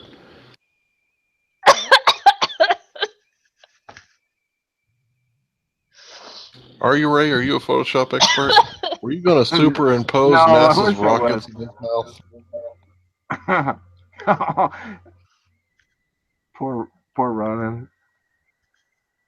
He's not playing. I can't hear no. Oh, he's got it on mute. He's not muted. He's not playing. He's not fucking playing the lying. saxophone. He's a liar. I have an external mic here that has its own mute button, and if I like mute the page, my YouTube chat drops out, and so to skip all of those steps, I just mute the mic that I'm speaking to. Mic out. I think Ronan, that I you're bet you're pulling a our leg. blast at parties. Who, me or Ronan? Or no, Ronan. I didn't understand what you were saying. The both of you were speaking, so I can't figure it out. I said, I bet you're a blast at parties. At partying? Parties! At parties? Oh yeah, well, I have the greatest time. I have the greatest time. Yeah, I chat with a lot of people. Yes. Yeah, and I bet you put them to sleep too. Oh, okay, sure. They sleep well, by the way. Do you have like a sense of humor at all? I don't understand what you mean, but if you're insulting You're me, just stuff so like that, serious all the time. Like, live a little, dude. Shit. I don't understand what you're saying. If we're gonna trade insults, I could do that, but I don't like to do that. I find that very boring. Because I can trade insults if you like, but I don't get into it because I know that the person I usually trade insults with gets very mad and bent out of shape, as they say. And no, my nature is just to be polite, courteous, like you hear me say now. So if I'm boring you, sleep well, mic out. Sweet dreams. Don't let the bed bugs bite. Now the way I perceived that is that Kayla was basically saying to Ronan to let his walls down and chill with us on a level. Exactly, buddy. Exactly. This is why you're named Buddy, because you're everyone's buddy. Well, check this out. So, in other words, what Kayla's saying is, "Hey, girl, what's up? What you been doing? Hey, was that you downtown? You know what I'm saying?" Yeah. In other words, just kind of let your guard down and just let the walls drop for a while. Buddy, I just realized something about you. You fucking read that Dick Garnish, you read that dude like a book, and I've just noticed how good you are at reading people. Wow, man, that was a compliment. And see, that was a subject earlier. Now, see, just by him saying that, that makes me, that kind of makes me feel a little good, So that's anyway. Uh, yeah, I appreciate that. I don't know that I'm always right at any of that, but sometimes I pick up on a pretty good intuition of what I believe that person may be thinking or whatever feeling or whatever. Man, that's a sexy sneeze. Man, that is killer right there. I want to record that sneeze and copyright it. I want that sneeze in one of my songs. But Oh my God. who did you say that you thought I read good again, Hank? Who was it? Dick Garnish, Richard Garnish was the guy from Thailand. King Richard. Oh, King Richard, man! I'm glad you said King Richard. I was still trying to figure out, and I was like, that must have been somebody else because I don't even know who that is. But yeah, okay, King Richard, yeah. Okay, well, I don't know which situation you're talking about, but I remember when I gave my analogy of what I thought. He was insulting everybody, if I'm remembering correctly, and I just, kind of gave him my 2 cents of what I felt his real deal was, and I don't know if I was right or wrong. I think you hit a soft nerve on that guy because not too long after that, he was on a hangout I was on with Cathexis and Jeremy, the flat earthers, and the flat earth debaters, sorry. And he came on and showed everybody that he was at like a 5-star hotel resort type thing with a posh garden, and he was showing off, where he was staying and all this stuff. And Timothy Osmond, a guy who is well known for ridiculing flat earthers, was like, "Hey, dude, you're pretty pathetic. You're at this place with your wife. Why are you on Hangouts?" And we haven't seen him since. Interesting. See, I didn't know that part. You just told me something I didn't know, so I guess I got lucky, and I maybe I did. Wow, I didn't even know that until you just told me. Yep, Dick Garnish, everybody.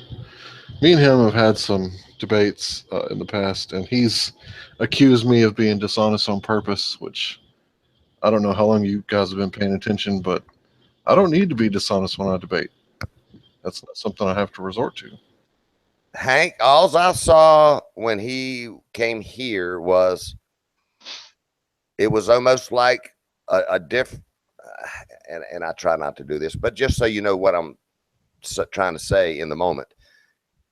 He reminded me of another LeSurge just insulting everybody for everything they would say. And it went on and on until finally I went, "Hey, man, I need to say something to that guy, man." And then the insults came my way. So once he insulted me, and I had already watched him do all that to everybody else, I was like, well, let's just find out who the fuck you are and what you're all about. If you're so fucking smart and everybody else is so stupid, let's see who you are. And that's where that went to that time, as best that I can remember anyway. But wow, I appreciate you telling me that, man. I never did understand where that guy was coming from exactly. But anyway. Yeah, he's something else. I appreciate the compliment. Hey, no problem. That day he was definitely on a high horse. He was talking about his new car, $50,000 car that he just bought, and on about it. And I don't mean talk about the guy when he's on here, but yeah, I did pay attention to that. And that dude, me and him got into it before, and he called me dishonest, which honor is important to me. So okay, I'm gonna go ahead and say it.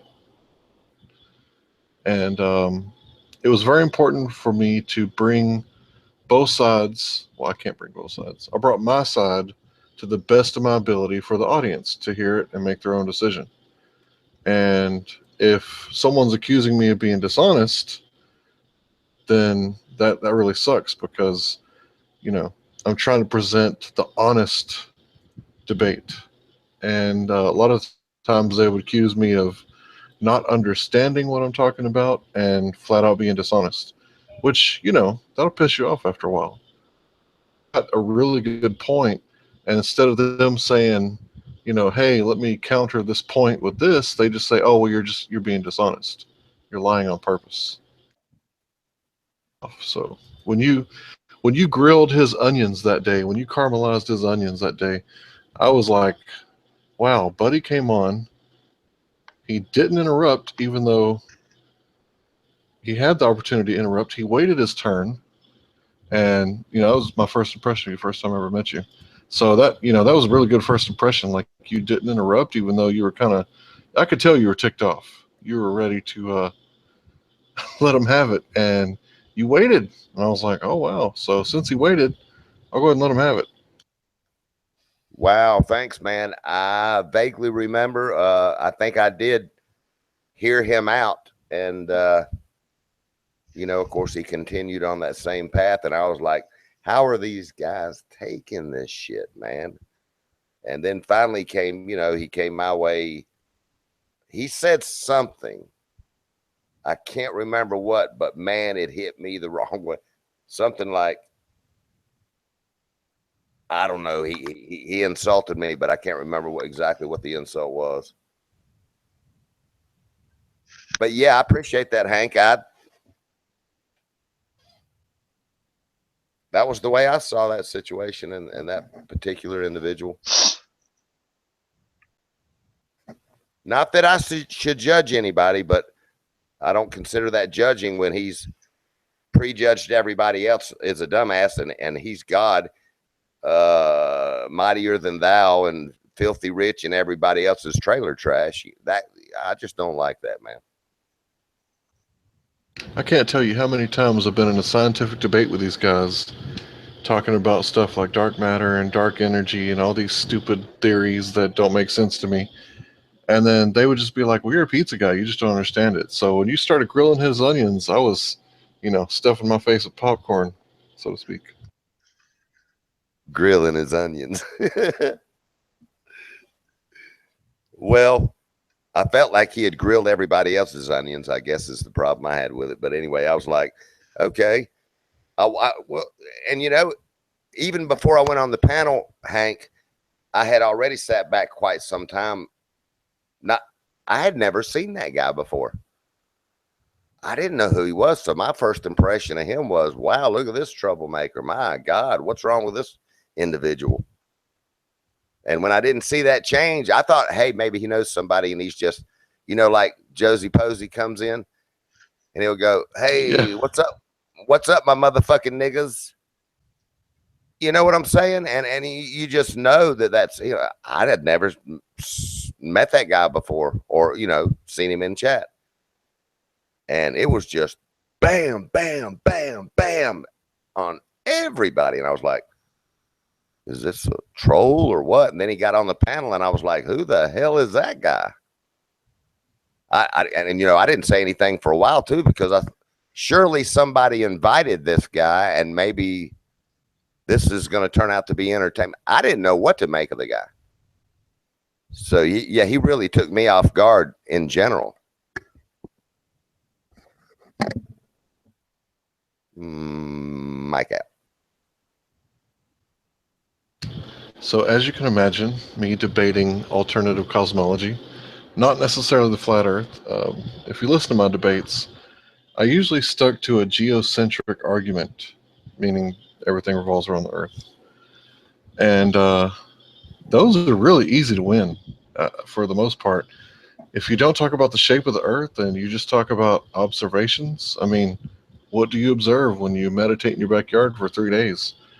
The sun, moon, and stars, you know, making a circuit over your head. And you can't detect any motion on Earth, and the sun, moon, and stars are moving, and you're not. So Yeah, when you're talking about observation, yeah, geocentric debate is very easy to win. And you're saying basically this guy was nailing you all the time? Yeah, he In other was words, always there Chris, to throw rotten tomatoes at me. Yeah, and he mostly stuck to ad hom, which is a fallacy, ad hominem. And yeah, I some got good you. shit sometimes though. Sometimes he would go against mainstream and throw me a curveball, and we had some good times.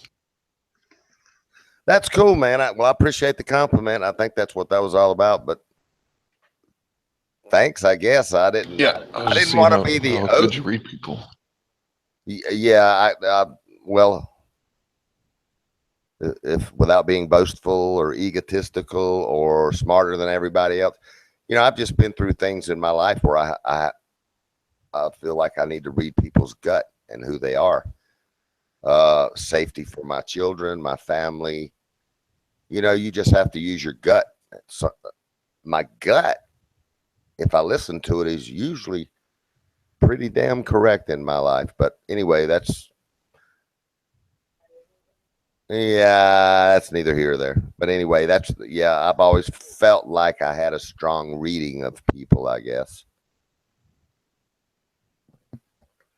And that's why I know Kayla's a great person, because I can read her gut.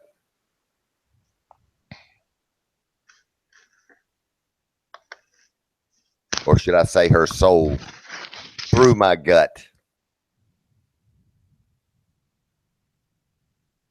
You can It's amazing. Go ahead. I'm sorry, Kayla. you can read my soul. What?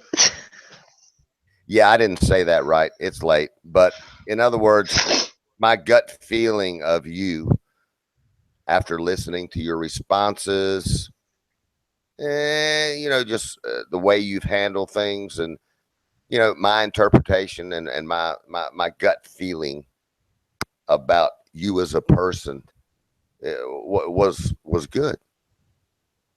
So that's my reading of Kayla. I think she's a good person. Mike out before I get in trouble. How would you get in trouble? I might say something that's not right, and then it would blow my cover that I can really read people. Like what? No, I actually might make a mistake. I'm a human, and I just don't want to do it tonight. I want to be right all night tonight. I think what he meant is that he doesn't want to get caught up in a fight that he doesn't have a dog in. I think I said that wrong too.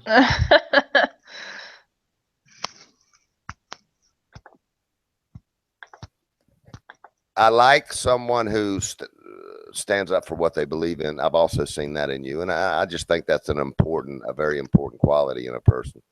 If I see people go where the wind blows all the time, that's always kind of been a red flag for me. You know what I'm saying? Yeah, I do. Like if I'm here talking to you and you see me on TY, here's an example. If you see me on TYT chat and I said nice things to you in here, but then I went into TYT chat and I went, yeah, that Kyla, man, what a hoe. What, man, you should have seen that video, man. How could she, you understand what I'm saying? In other words, to me, that's being two-faced. I like people that are real and down to earth. And that's the types of people I'm attracted to, is someone who kind of is stable in who they are. Does that make sense?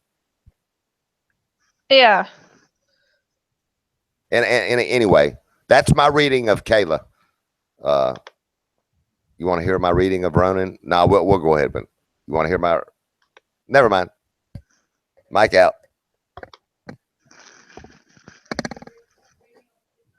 You want to hear my reading of LaSurge? Yeah. Jeez, it's getting sticky now, Hank. I'm not going to take that compliment and ruin it. Thanks a lot, man. I appreciate it. Mike out.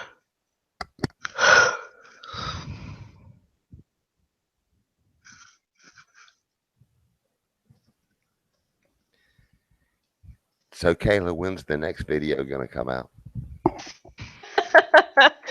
Maybe in a few days. Cool, man. Just hey, all you got to I'll dial right in on it. And as always, I shall abstain. I shall abstain.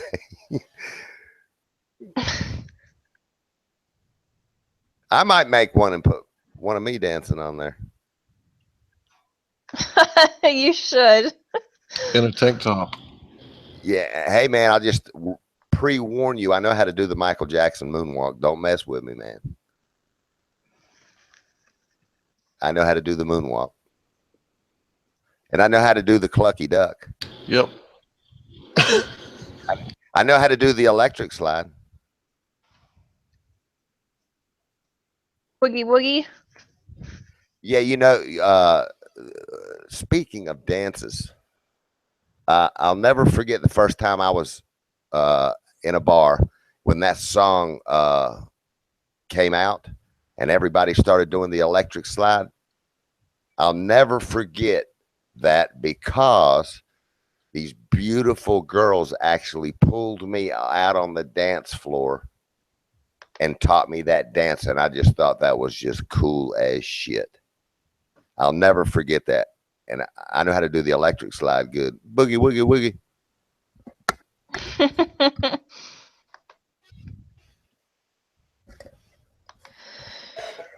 Do you remember that when that, in other words, it's been a long time ago now, but anyway, that was just a cool dance floor song for everybody to get together as a group and everybody be doing the same dance moves. It was cool.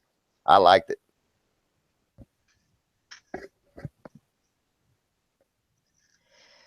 Yeah, like I could never do the electric slide. Just like I can't do the Cupid shuffle. Yeah, I don't know any like names of the latest dances. Probably they're always forever changing. But what is that dance? Cupid what? It's called the Cupid shuffle. And okay,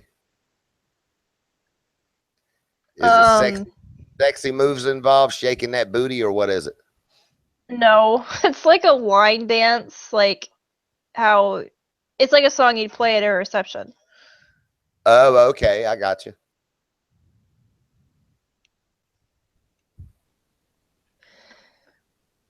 Well, hey, there's the other neat thing is just sitting there thinking about it. There's a lot of dance move videos on YouTube, probably, isn't it? Anything you want to learn to do, just about, you can learn to do it on YouTube. I can't tell you how many times I've fixed my car and saved myself hundreds of dollars just by watching YouTube.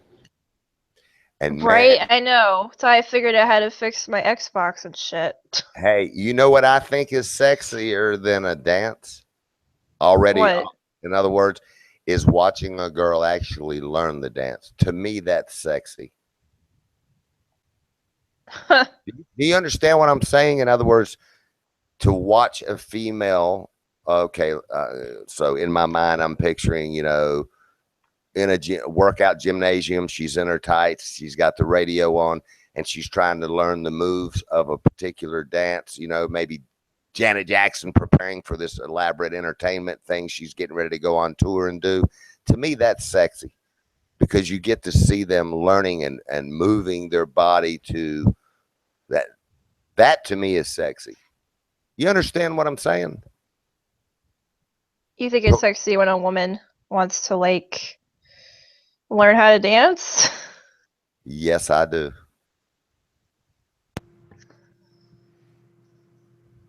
I think a little bit of mystery is sexy.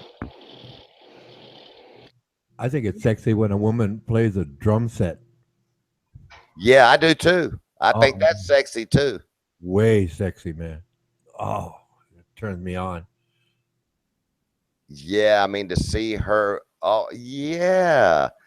I have to agree with that too. It's the choreography behind the moves. So I guess what I'm saying in a nutshell is when I see them learning the moves and then they're getting it down and they've learned the choreography of the dance or of that drum beat, and you see them getting into it.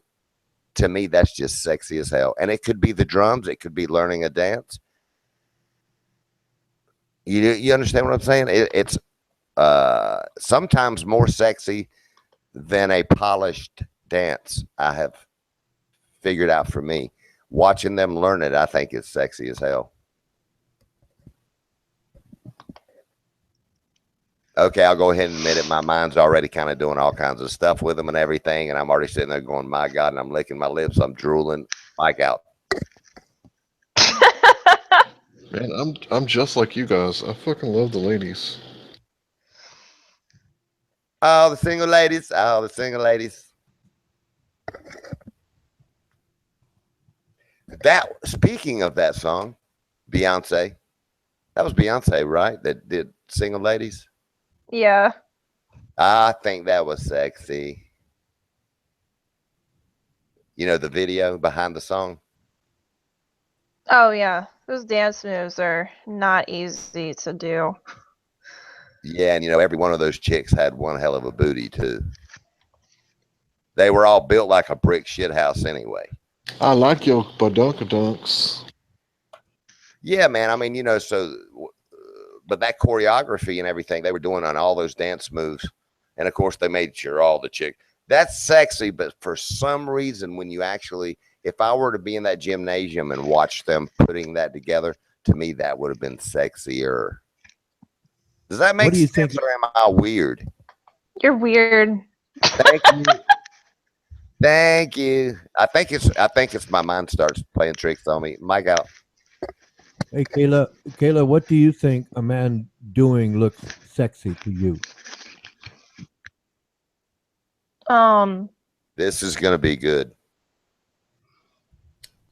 Being a father, playing with their kids outside. That's what I was gonna say. That's what I was gonna say. Wow, you see where I'm saying, man? Wow, unbelievable. Mike out. That's exactly what I was thinking, Kayla. I didn't know. I didn't know. I just wanted to ask her. Since we were talking about what women do that seems very sexy, so I thought, well, why don't we ask her? And that's very nice, actually. Mike out. Isn't that crazy? Because see, to me, that's sexy. That's sexy. What she just said was sexy. At my phase in my life. Sexyception? Well, I mean, you know, I just have to speak for now. To me, that was sexy. To hear you say. Yeah. Yeah. Let me say that a different way. If I was 16 years old, as opposed to the way I see that now, it may have not been quite as sexy to me when I was 16 because maybe my mind was in other places. But to hear a woman say that now, that is what matters. You know, the old saying, pretty is as pretty does. And wow, you nailed it. There's another thing is when men mow the lawn or plant flowers in the garden. Naked too, right? No. So you like it when they handle their business? Yeah, exactly. Like, I'll admit I am guilty of watching one of my ex-boyfriends, well, when I was in a relationship with them, like, when they were mowing the grass, I'd, like, open the window and watch them. And I'd be fascinated by it. That is amazing. That is, wow, man. I love to hear these inner woman stories. Man, which brings up a whole nother thing. Doesn't that make you as a guy, Hank, Ronan, whoever's listening, does that not make you feel like, hey, man, I always wondered that, and now I know? Well, I understand why a woman would find that appealing, because men are basically what's termed as builders, right? And women are basically what's termed nesters. In other words, the men build a house, the women decorate it. And the idea of a man contributing to the relationship by doing things like that, playing with the children, mowing the lawn. It's the psychology behind it. I think that's where it comes from. The woman is looking at this man, if she cares for, obviously, and he's doing things around the house. He's building. He's constantly building. By taking care of the children, playing with the children, and things like that. So I can see why that would be so appealing to women. And it's not like, obviously the neighbor out there who doesn't really know, who's kind of young or something. He sees, look at that woman, watching that man mow the lawn. She probably bossed him around and told him to do that. Had nothing to do with that in the first place. The man was taking care of everything. The framing. Framing. It was building. He's building. He's building. And the woman, in the back of the mind, right? Just the whole concept of evolution, basically, is the fact that she's watching this, and so he's building up things. So the nesting part is the decoration on her part, right? To decorate, and I can see where her views are applicable. My count. Was that a mic out? Man, if I would have had a girlfriend that thought that was sexy and everything, man, I'd have her on that riding lawnmower doing all kinds of nasty stuff. She thinks my tractor's sexy. Isn't that hey, isn't that wild though? I mean, to hear her say that, and then I think about maybe a girl. I don't like the stereotype, but let me just, for hypothetical reasons. What about a girl from a totally different background from Kayla? Let's say from California with ultra rich parents, what I consider a valley doll type of girl, or whatever the terms are, where she's always had everything at her fingertips, mom and daddy's credit card and everything. And they may look at a guy riding a lawnmower or taking care of business or working out in the yard a totally different way. Oh yeah, they're gonna look at him as working class citizen, but Mr. Badass on the motorcycle, with slick hair and a leather jacket, he's the bad boy. That's what she wants. She wants the guy that's gonna beat her and treat her like shit. That's the difference between girls and women. Girls don't know what they want. Women know what they want. And if you guys paid attention yesterday when I was talking to Packy, he said, "I'm a virgin." I don't know if I should have said, well, he said it online, so everybody knows. I think he was joking. And I told him how to get a woman. And this is what I said. I said, you need to work out and resource. So I told him to work. Physically work out and build up his body, level up his body, and resource. House, car, present yourself as a suitable bachelor and, basically handle your business. And I guess my point from saying what I'm saying is compatibility. I mean, for me, and the way that I would see a woman that I could connect with is the values of Kayla at this, especially at this phase in my life. The fact that she's dressed up in, hot pink dress and hot pink shoes and goes to the bar every night, that may not be quite as appealing to me. You understand what I'm saying?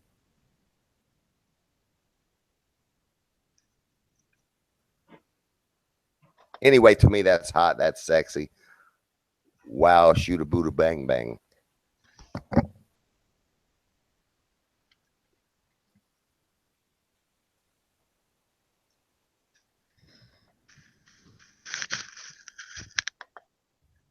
Well, I appreciate that.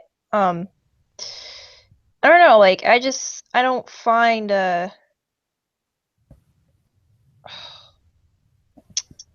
physical things as sexy as like people doing things, I guess. Like physical attributes. Like I just don't find that as sexy as like a man being emotional, I guess. Like cuz there's a lot of men who are emotionally unavailable, and like if a man can like tell me how he really feels about himself or his family or what's going on with him, I find that very becoming.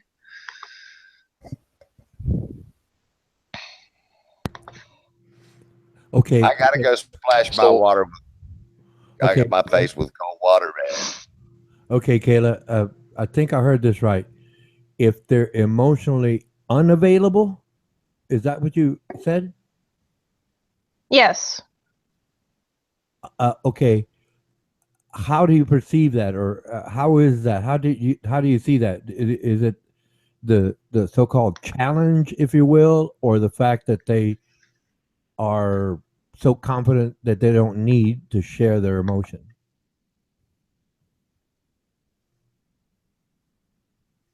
I'm sorry, what was the question? I'm like multitasking right now. I'm sorry. Okay, okay.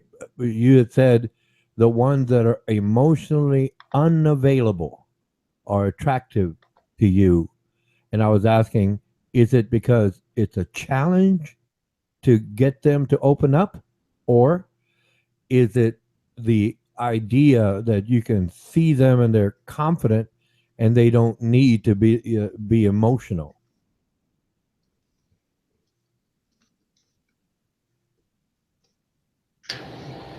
I think you got your lines crossed. I think she was not attracted to that. Oh, you're no. That's why I was repeating it, and I wanted her to correct me if I Oh, heard it wrong. no, no, no, no, no, no. No, I'm not attracted to that. Sorry. Okay, so you're not attracted to men who are uh, aloof, emotionally unavailable. They don't open up. Okay, got it. Avoid Jay Tudor.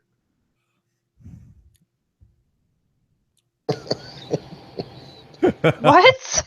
There's this guy named Jay Tudor, right? That was here, and we got into the emotion things and stuff. And this guy, no matter what you try to get him to open up on emotionally, he wouldn't do it. Right? He basically very guarded about it. He was unavailable emotionally.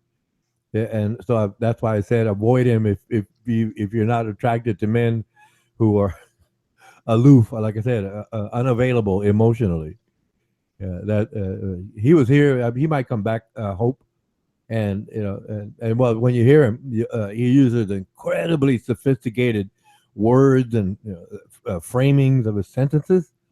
Where you could just make it simple statement. So he's really emotionally unavailable, and he has issues with women. Why don't they get it? Why don't they get it? They don't understand. And but it's like he's the one with the problem, not the woman. Because he just won't open up, as they say.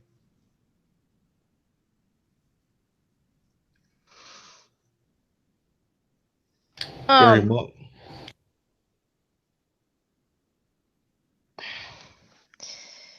but yeah, like I understand like guys are not emotional, but like if I'm really trying to get to know you, why do you have to put up so many walls? Like it makes it difficult for me to get to know someone if they put up so much walls. I can Like answer I that. generally give trust to everybody until they do something to fuck me over. It's only fair. Like why hold back all these emotions and all these feelings that someone else fucked me over? This person could be different, but I'm taking it out on them because I'm hurt by everyone else.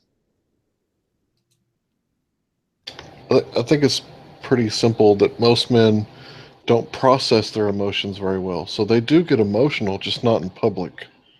Men get very butthurt over simple things, and they don't process the emotion in front of you. They see it as a signal of weakness, and they don't want to throw off any weak odors that you might catch scent of. They want to always appear to be very confident and in charge. And for them to have an emotional reaction shows weakness and often stupidity.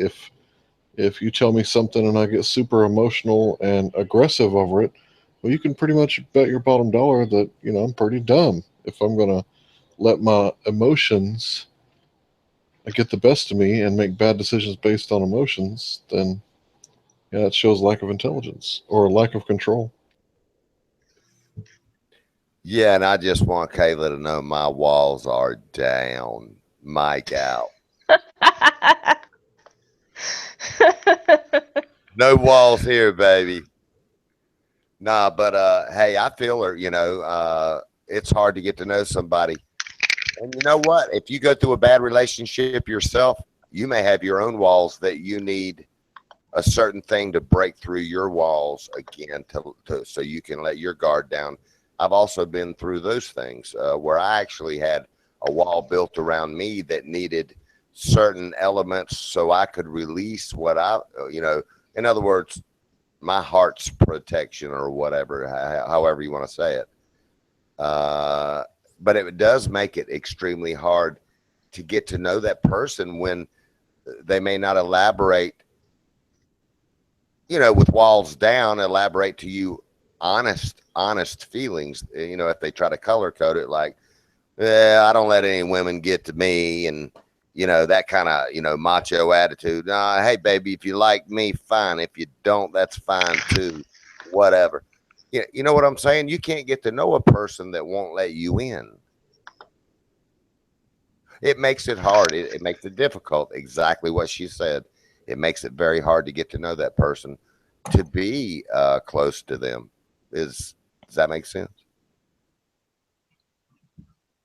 Yep, makes perfect sense.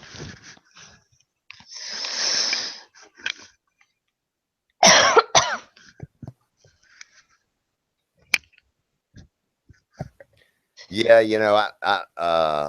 I can remember one girl in particular, but quite a few actually, that they just had this certain thing that I mean, I wasn't going to be a fool about it. I mean, it was clear they didn't want me in that space, and so I was like, okay, well, do we have any? Now you got to understand, when I was younger, I would just go, okay, and when I was real young, it would just be no relationship. As I got older and sex became in my mind a lot, then I would just say, hey, can we not even share a night together if we can't share a night? That kind of attitude for a certain phase of my life. But if they won't let you in any space whatsoever, I mean, if you don't even have physical attraction, emotional attraction, you don't know what the compatibility is because they won't let you in that part, then you spend a little bit of time around them. If you say, hey, that's just who they are, I don't know that I'll ever know this person. It may not be right for you.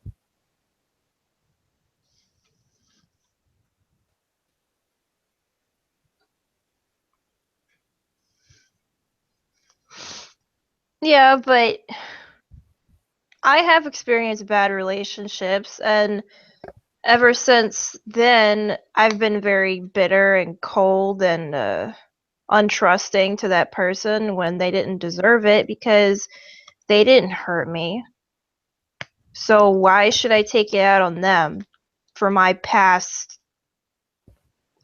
pain? Because you're human. Sometimes we do that and we feel bad about it. But as you mature in your life, you'll have more and more control over that, if that's something that you care to work on, kind of thing. I think most people, as they graduate through phases of life, they like to work on that. In other words, the same way as they don't want you to take your home life to work, you start to manage that a little better. Does that make sense? When I was younger, I was hot headed as hell. You say something I don't like, I just let you have it.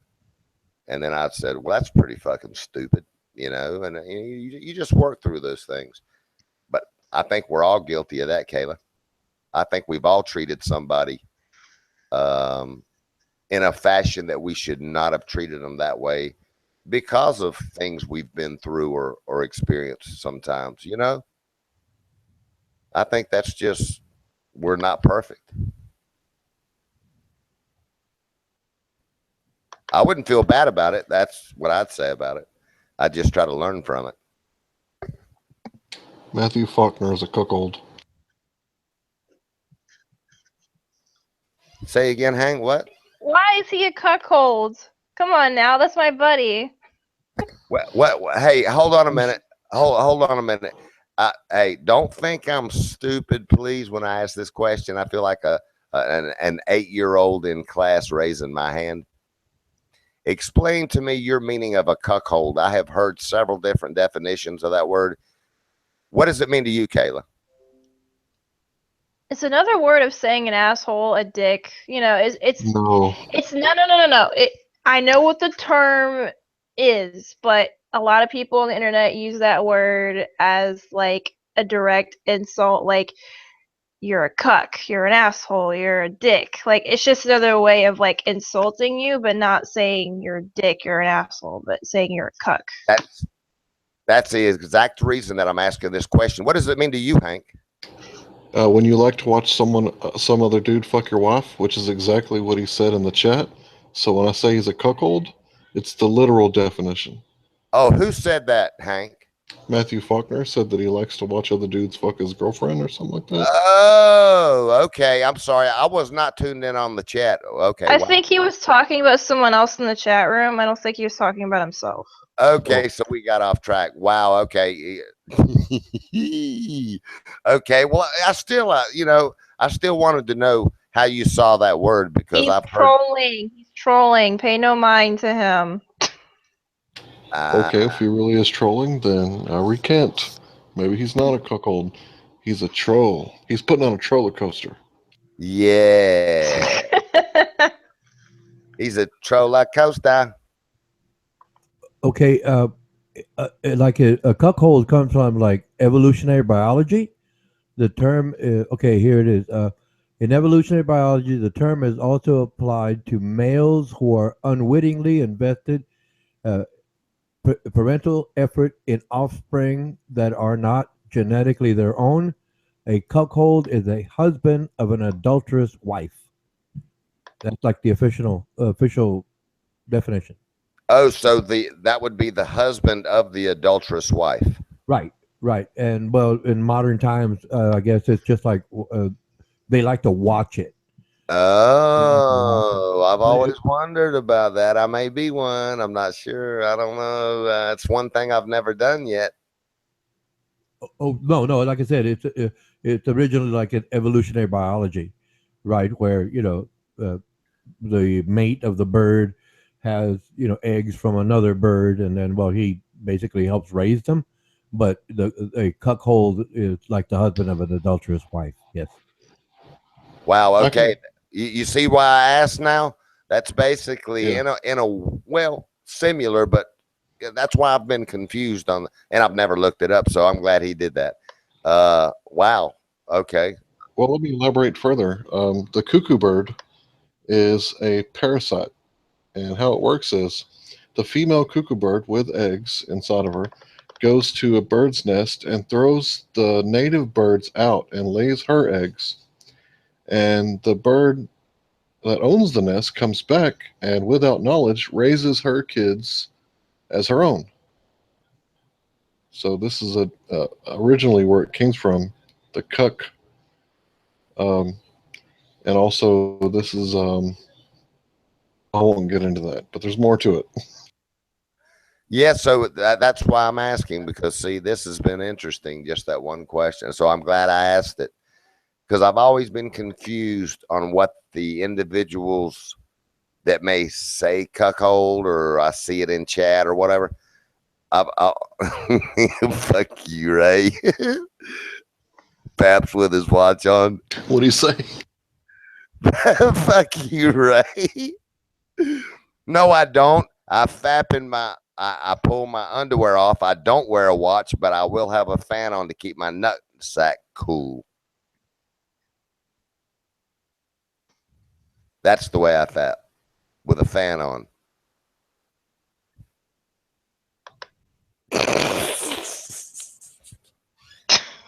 Well, I guess I owe you an apology, Matthew Faulkner. Didn't realize you were trolling. Wow. So I learned something there. That's good. But see, now it was interesting because Kayla thought that was, a direct insult, which, to be honest with you, was like my first impression of that word, just because in my mind it meant something negative, But I was never really crystal clear on the meaning behind that word because it seemed to be used in different contexts when I would see it written by people meaning different things, and I was like, I'm trying to feel that one, you know. I'm trying. Oh, what? You know what I'm saying? But you know, another interesting point. That is something I've never done before, and I've had a bunch of guys tell me about that, man. I wonder what that's like. Oh, he says he's not trolling. This is real. So I correctly identified him as a cuckold. Oh. He says he's not trolling. This is Oh, real in cap locks. he is one. Well, hey, man. Hey, I don't know whether to say you're lucky or. Okay, he's so, he's such a liar. Don't take the bait. Do not take the bait. Don't take it. I am very easily deceived when it comes to this internet trolling, I must admit.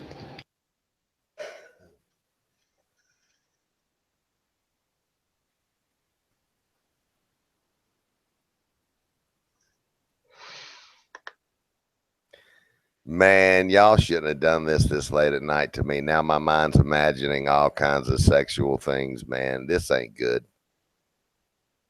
Don't do it. Okay. Mic out, perv out. Focus on Mother Teresa. Okay. I feel okay again, man. Thanks, Hank, man. You gotta watch some thinking errors. Mother Teresa is a cold shower on the go. Hey, that's good philosophy. That's good advice, man. That's what I meant earlier when I said I got to go splash my face with ice cold water. Mind over matter, man. So you're saying that technically it's not a good or a bad thing, it's just something that happens? Well, I don't think that it's something I would do, but I'm my Well, own no. person. I mean, there is a so-called uh, uh, community. Not that they Typing need. in caps is so authoritative. What's that, please? Oh, talking about the chat room. Oh, This yeah. person in here, like typing all in caps, like thinking that he actually matters. It's not something I'd recommend for a marriage. No. Oh no, I mean, like there is a community of it, and I guess they like it. I mean, I, I mean, just listening and reading the definition. Well, no, I'm not interested. No. Because, you know, what if. Wait a second. What if, you know, it goes through and everything and she thinks he's a keeper? Oh, I don't know. I guess it's happened. I guess. I don't know.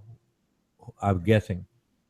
But then again, there are couples. I guess I'm guessing, right? You know, if they're quite rich, you know, and they hire a guy, you know, I'm imagining here. I don't really don't know.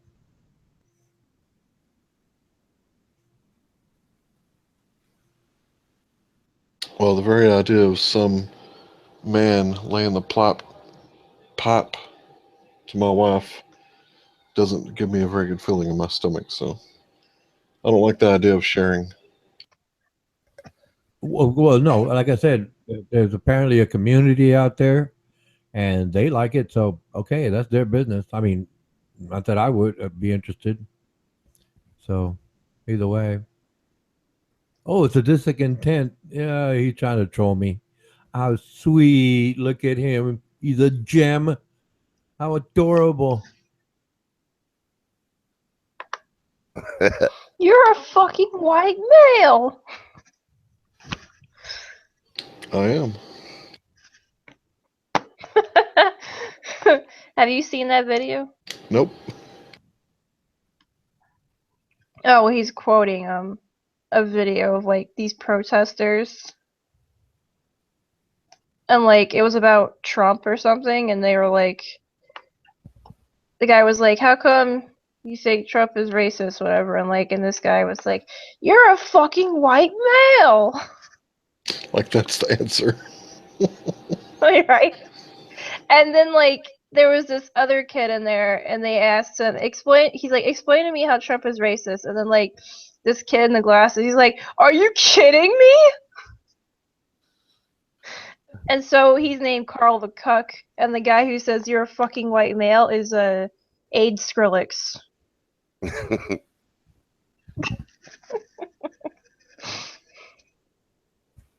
That's funny because he tapped it at the same time you said it. Because of the delay that he has, like y'all said it at the exact same time. We know those videos. Well, my apologies to you if you think that I was trying to insult your friend, Matthew. Forgive me. Nah, I didn't think it was an insult. I just kind of thought it was funny that you call him a cuckold. Get in here, Thank Matthew. you for taking my gift strap on, my girlfriend's strap on. This fucking guy. Do you know them, Kayla? Huh? Does anybody know Matthew in the room, in the chat room? Know him? I know him, yeah. He's funny as shit. Something. Get in here, Matthew. Come on, guy. Yeah, Matthew, come on the panel.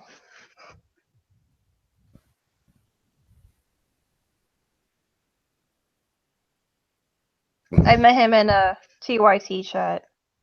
Oh, okay.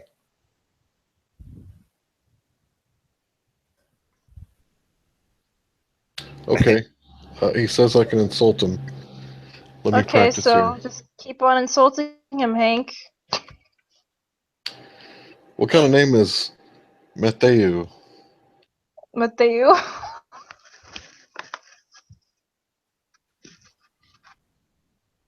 You might as well call yourself Fucker. Matthew Fucker. He's like, no. Mm-mm. Matthew Fox people.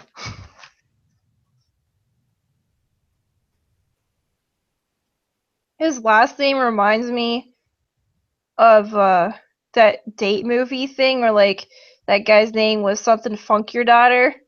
So his name's like Faulkner.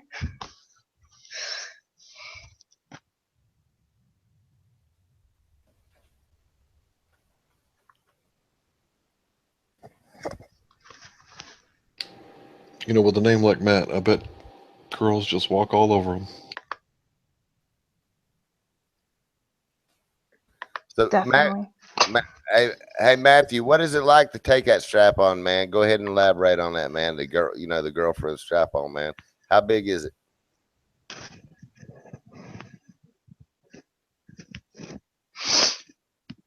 He should just come on the panel.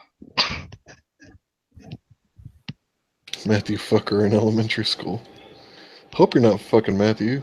Matthew. Fuck you.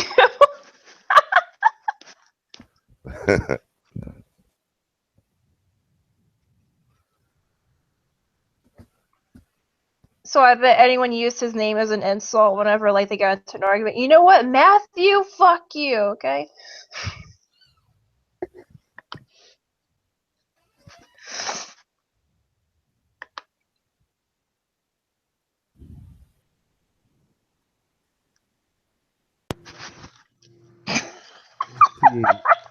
I hear you, man.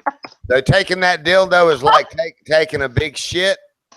I can't understand that. You got one going in and one coming out. You want to explain that to me? Can't afford to be neutral on a Oh, it's like taking a big shit because you're thinking about on retraction when the dildo comes out of your ass.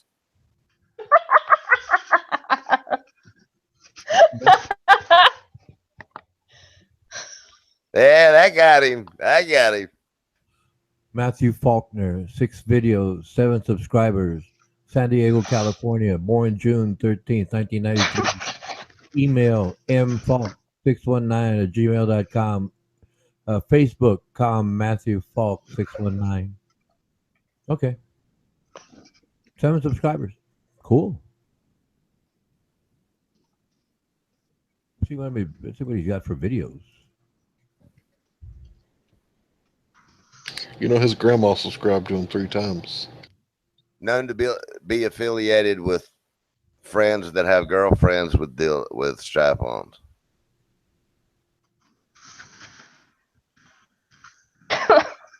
That's how it feels.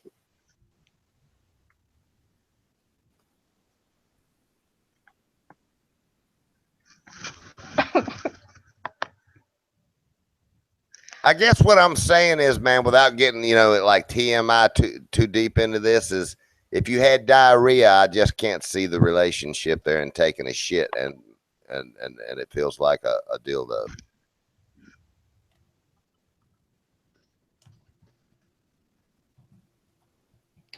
I could probably agree with that, even though I wouldn't know, but I could imagine. Yeah, that's getting too gross for even me to joke about, man. All right, next subject. Okay, here we go. Somebody else rock and rolling came into the room. You need to respond to that one, Kayla. Oh, who the fuck is this person anyways? Why don't you show your face?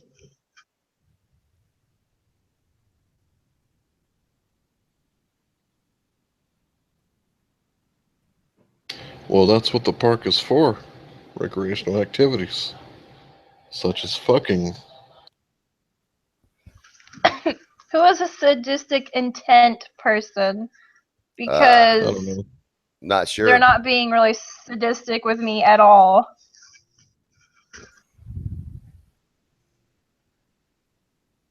Rock and rolly, what about my pick? Is it not hot?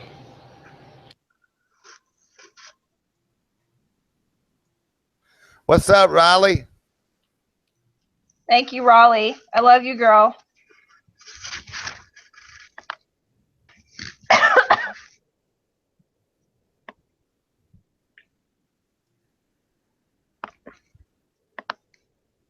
Sadistic intent is a troll account. Okay.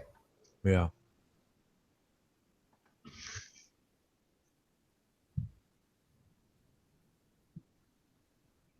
Why isn't this person not responding anymore? Because I called them out? Maybe. Maybe somebody removed them from the conversation. WD-40 and a tap and die? No, he's still in there. WD-40 and a tap and die.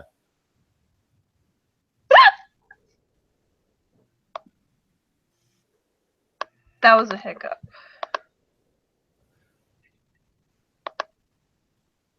I love those high-pitched hiccups and sneezes.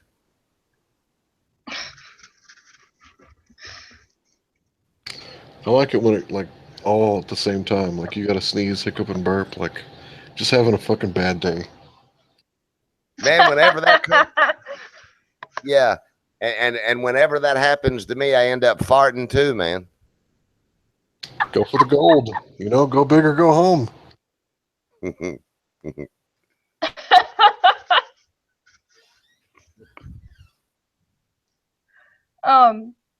Yeah, I've had that happen to me once.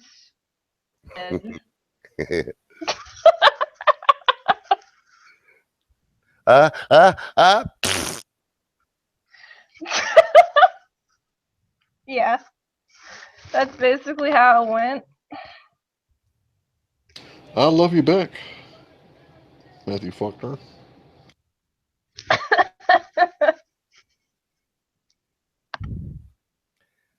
Libras always sneeze with, ain't that?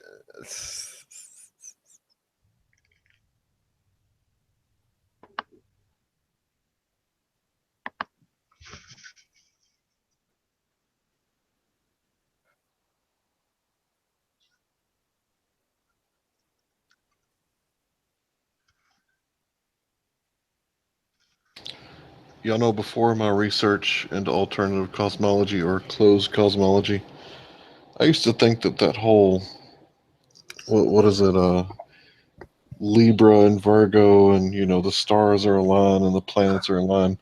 I'm sitting there thinking to myself like, okay, like Mars is like 1,000,000 miles away. What the fuck kind of pull is it gonna? What kind of effect is it gonna have on your fucking life? And what if they are closer? It makes a lot more fucking sense. I You mean love you, astrology? Johnny. Yeah, astrology. Yeah. Okay. Yeah. I always had a tough time with it too. I saw similarities when people would say Aquarius, Virgo, Libra, blah blah blah. I saw what they were talking about, but I don't know that I ever really connected with it.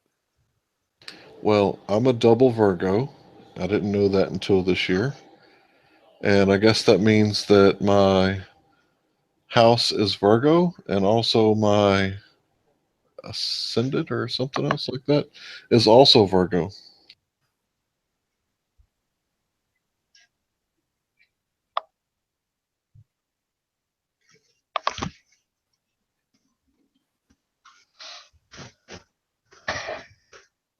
Yeah, I thought that shit was ridiculous 2 years ago. Thought it was absurd that the planets, millions of miles away would have an effect on your life. Just absolutely ridiculous. That's what I thought. And now, Honestly, used to believe in astrology why did you believe it?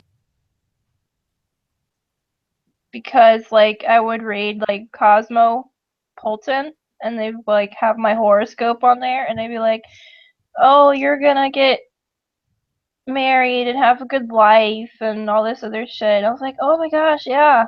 So I'm so pumped for this. It was like telling me like my good days, my bad days, and then it would say like what planet is supposed to come out on that day or whatever. I don't know. Like I used to believe in it, and then I realized it was a bunch of horse shit. Well, Matthew Faulkner just made a very, very intelligent statement about me. You are healing with your hands, Virgo. That's actually what I do. I am a very skilled masseuse. Ask my wife, she'll tell you. I mean, descriptions of the astrology sign can be accurate. I'm saying uh, the horoscopes are not accurate Yeah, the horoscopes at are all. crap, but you can use astrology to learn about someone, to understand where they're coming from, and it helps you understand people better. But as far as don't go out on a Wednesday, you might break your leg, fuck all that bullshit.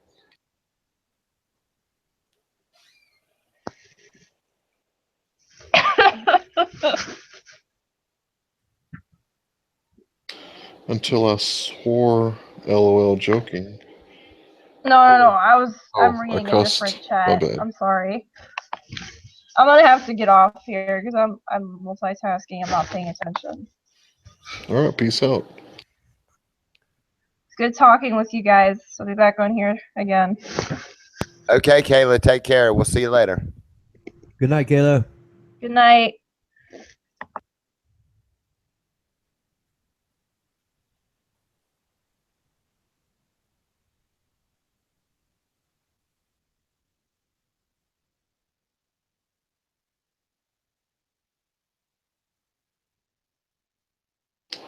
So I think it's been said before that um, billionaires use astrology. I do know that people pick certain days for certain reasons, and I do think that there is some use in it, although I haven't studied it very much. I think it is useful in helping you understand your partner. It seems to have a lot of similarities and possible connection to compatibilities a lot of times. But on the other side of the fence, sometimes I felt like it stereotypes. So Shaddam the Fourth says that you spent a month studying the crap out of it, comparing it to people you know, and you believe it's fairly accurate. Yeah, I mean, generalizations can be fairly accurate, but to play the devil's advocate, yeah, I guess um, to say that a Virgo is a healer, well, 1/12 out of the Virgos are probably, healers in some form of way, a doctor or some shit.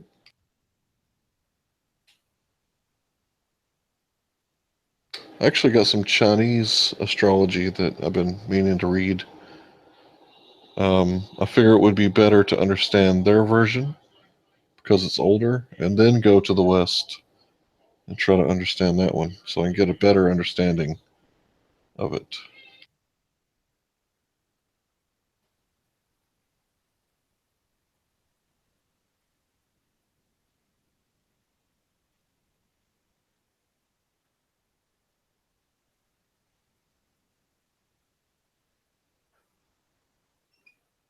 JFK didn't believe it though, huh? I'll be damned. Yeah, I didn't believe it either. I was like, this is horseshit. I thought it was dumb. Because once you know how far the planets are away, it's like, get fucking real, man. Jupiter or Neptune has an effect on me. Well, maybe not Jupiter. Jupiter's massive, but according to the mainstream. But Neptune, really? What the fuck does Neptune have any effect on my life? We're talking millions and millions of miles away.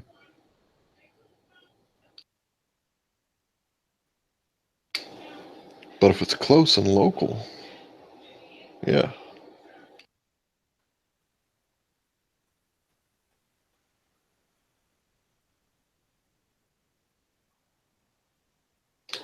Astrology goes, it's much older than the Copernican revolution. So what they believed back then, that, they didn't believe 93 million miles was how far the sun was, so, and plus the stars, we're talking about the constellations, that's where you get your sign.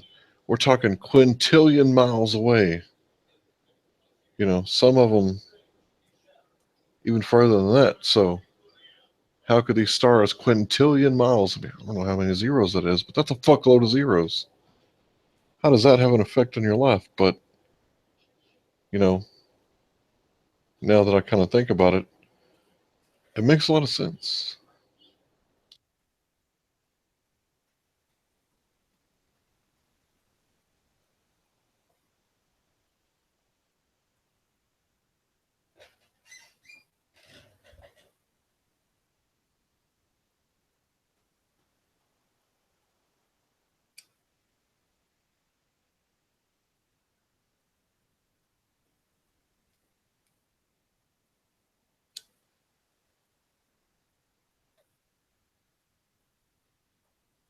Celestial bodies.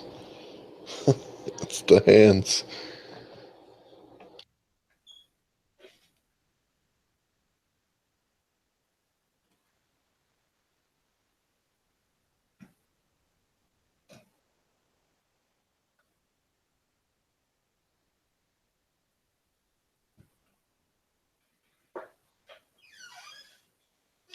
I wonder how many people in this room, it's the first time they've ever heard of anybody questioning their cosmology.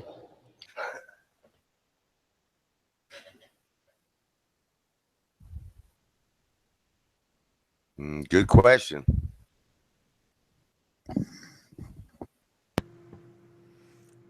Sounds stupid. Sounds stupid. Cosmology as in what, Hank? I don't understand what you're asking.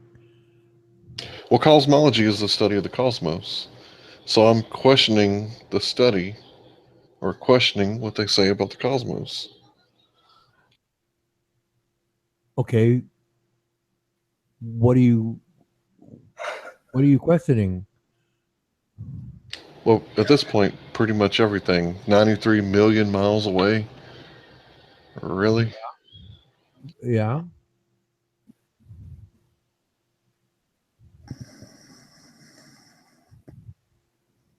I mean, they have established, information out there. Have you looked into that? Of course, Ronan, I was a space nerd.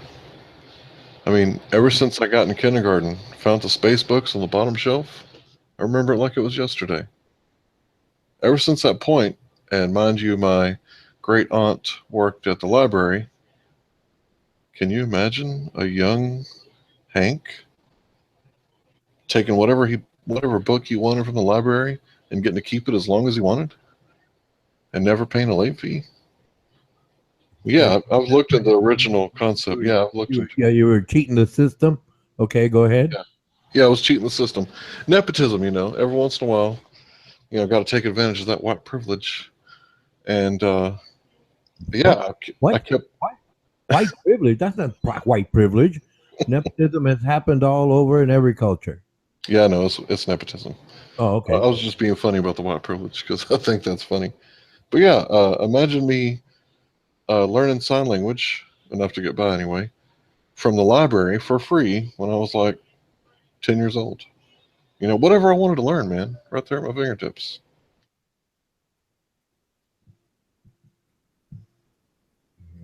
Okay. So yeah, I've looked into what they say, what mainstream says about cosmology, and I can definitely see some problems. There's problems with it. What they say about this place that we live. Okay. An example, please. The Coriolis effect. A plane flying from New York to California has almost identical duration and flight times. And this is, very unfortunate for the globe Earth model because if the Coriolis effect is true, you got 2 points of reference, the Earth and the atmosphere. And if the Earth is moving under the plane as it's going against the spin, then the duration should be very short indeed. Let's say that the Earth is spinning at about 700 miles an hour, California to New York. Well, if they're going to the east, it shouldn't take them no time because you add that 700 miles to hour to the 500 miles per hour they're flying, and wow, they should get there in a pretty short time. But on the other hand, if the plane is flying to the west and the Earth is spinning 700 miles an hour, but the plane is only going 500 miles an hour, well, that's 200 miles different. The plane should never reach its destination at all. So the Coriolis effect is definitely not proof of the spinning ball Earth. It is actually proof that the Earth is not in motion. And also, if you want to see if I'm bullshitting, you can look up the Michelson-Morley experiment, the Sagnac experiment, the Michelson-Gale experiment, and Airy's failure, and you'll see that there's plenty of experiments to show that the Earth is not moving. Oh, really? Yeah, I mean, really, look these up. I mean, this Airy's failure, this guy was a British royal astronomer. This isn't just some jackass, with a telescope in his backyard.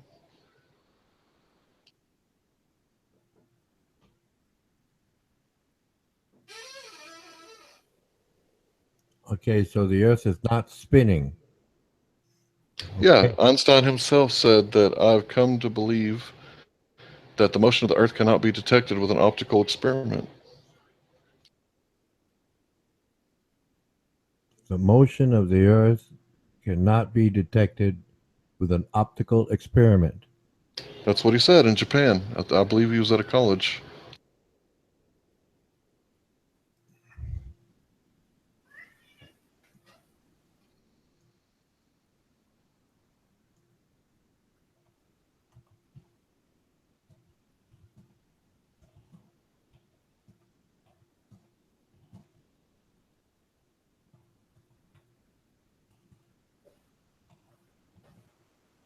So these are the kind of things that I've been thinking about in my free time because, I've been doing my job, 13 years now? So when I'm at work, I'm on autopilot.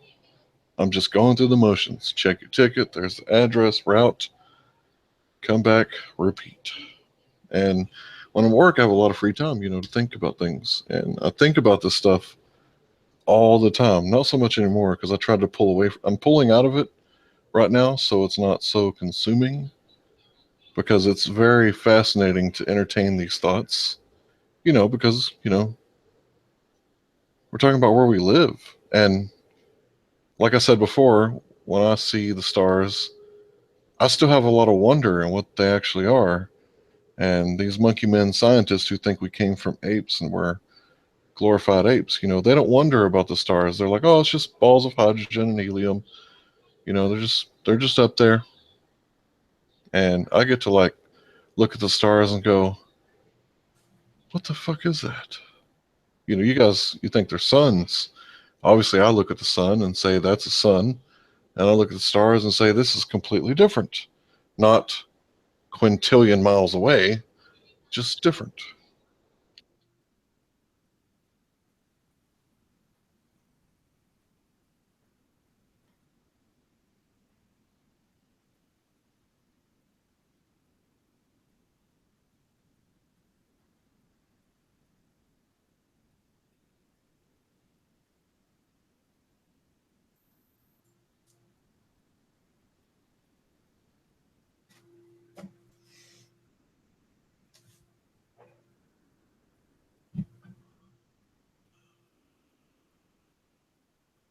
Hank.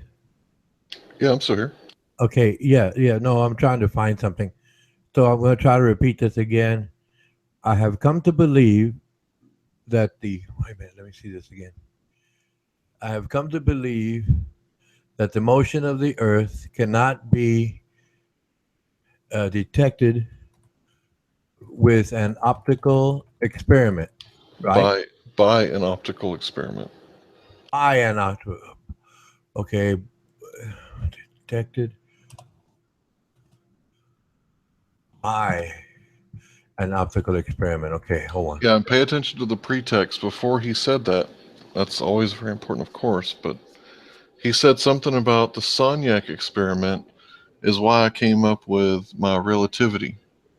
So because of Sonyak trying to prove that the Earth is moving through the ether, which is what the standard belief was at the time, that there was an ether, luminiferous ether, but you could just look up ether and you'll see what I'm talking about. And the the the experiment showed that the Earth was not moving.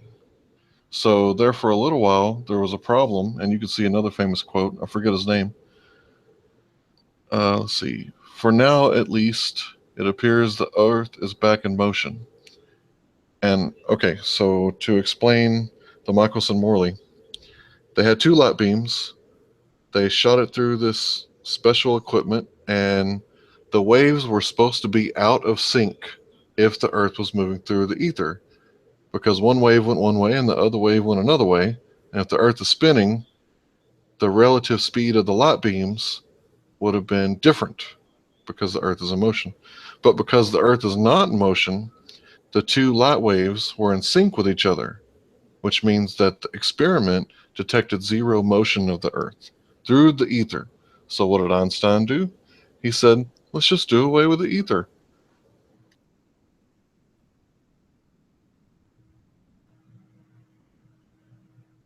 There never was an experiment to prove that there is no ether, by the way.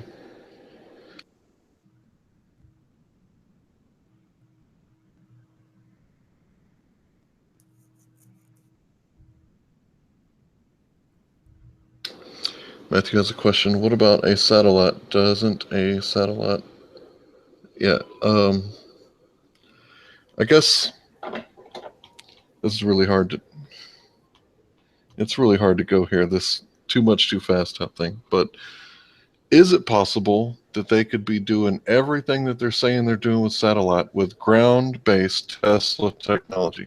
For example, if they wanted to give you a Doppler radar, could this be done by a balloon with a satellite attached to it within our atmosphere? The Himawari 8 satellite, I think is what it's called, produces a picture every 10 minutes. Could this be done with a network of radars that are ground-based Tesla technology, lifted up by balloons? And the GPS signal that we often use when we go to a new city, could this triangulation be done with 3 towers rather than 3 satellites? And how the hell do you lose a plane over the ocean, the Malaysian flight, with satellites circling the Earth, and each engine has a GPS transponder, not a receiver, a transponder. So it sends a signal out. How do you lose airplanes? How do you lose anything if everything has a GPS transponder nowadays? So when they lose planes and they have no fucking idea where it went down, somewhere in the Indian Ocean, you got to ask yourself, wait a minute, how the fuck is that possible this day and age with satellites orbiting the Earth?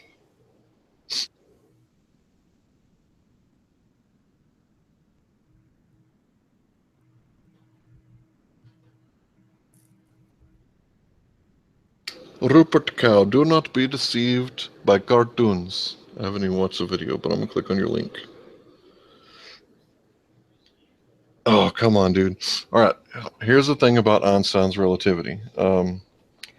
Is it classic relativity? I'm not sure which one. Let me think. I think it's classic relativity. Okay, so when you look at this picture, you can see that something is moving, right? And because it is a time lapse, you can tell which object is moving. The Earth is stationary, but the stars are in motion. Now, all motion is relative, so it very well could be that the stars are stationary and the Earth is in motion. But because all motion is relative, it could also be the other way. I think it's Mach's principle that says that everything you see, the forces we see on Earth, the same thing would be happening if it was a geocentric Earth. Let me check that, double check that to make sure.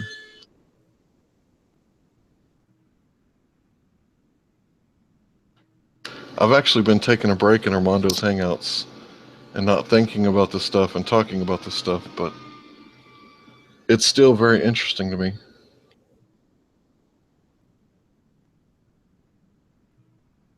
And do notice the pole star in the middle that never moves. And they say that it will be different in the future. And it was different thousands of years in the past. But see, that's pseudoscience, because unless you have a time machine for me to go and verify this, that's not science. The first step of the scientific method is to observe a phenomenon. How can I observe something thousands of years in the future or thousands of years in the past? I cannot. But the pole star is always in the exact same spot, year after year, all throughout history, as far as I know. And that's the funny thing. If we're moving 1,000 miles an hour at the spin of the planet, and then revolving around the planet at 66,000 miles an hour, and 400,000 miles an hour going around the galactic center, and shooting out from the Big Bang at what is it, 2.2 million miles an hour, and that star never moves, day or night, year after year. Come on.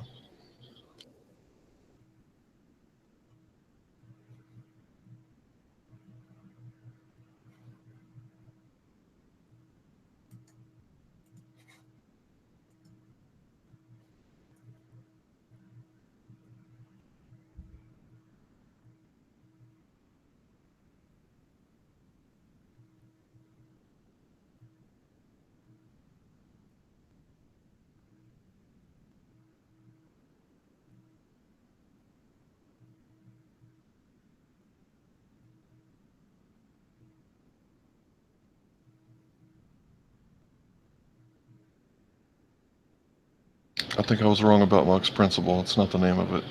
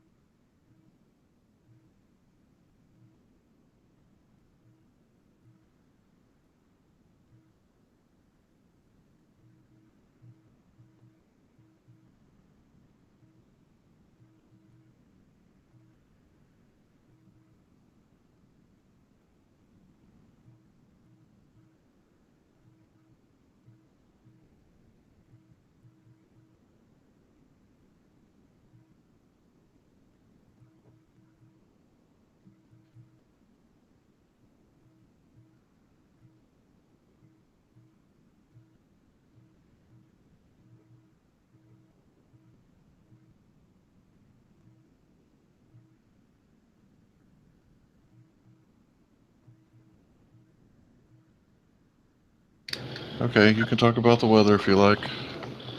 How's that weather down there in Corpus Christi? You getting good weather? Are you talking to me, Hank? Yeah, somebody in the chat was complaining. Oh, okay. No, okay. Go ahead. They don't like to hear me talking about flat Earth. And see, I wasn't even talking about the shape of the Earth, but there goes that label.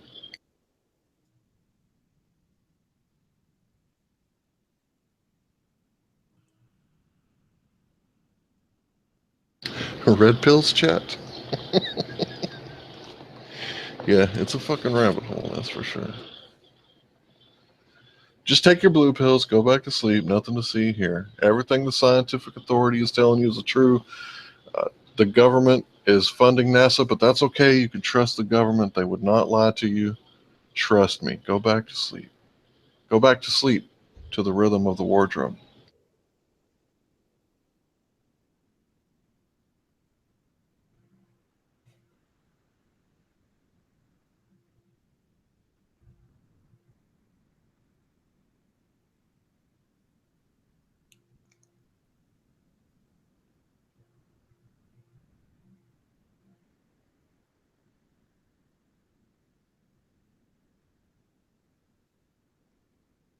You know what? I think I was right about Mach's principle. There's so many principles, I get them all confused.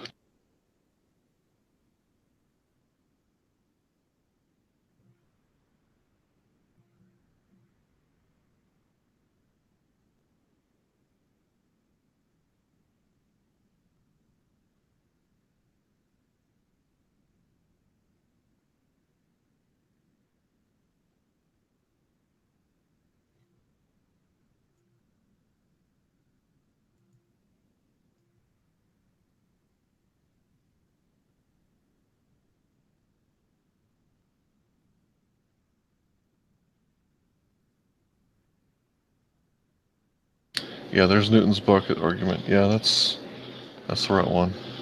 I stand corrected. I shouldn't have doubted myself.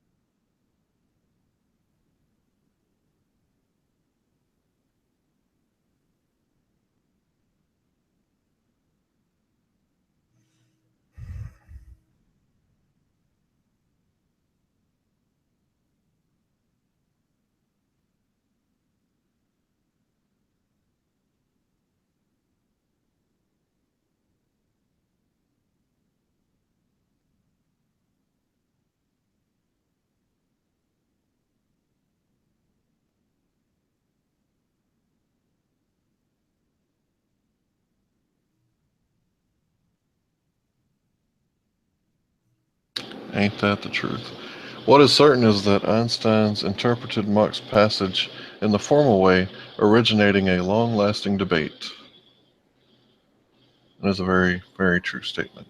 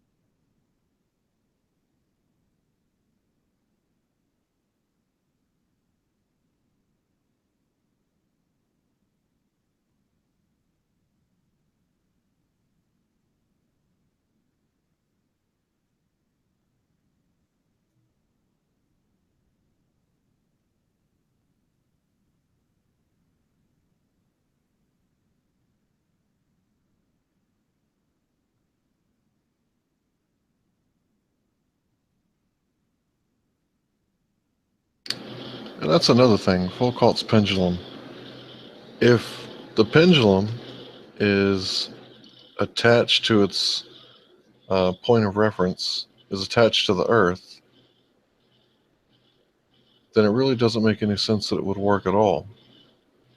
But it does appear to work. But the Coriolis effect with airplanes doesn't work. And they're not attached to the original frame of reference. That would be the opposite of what you would expect to see.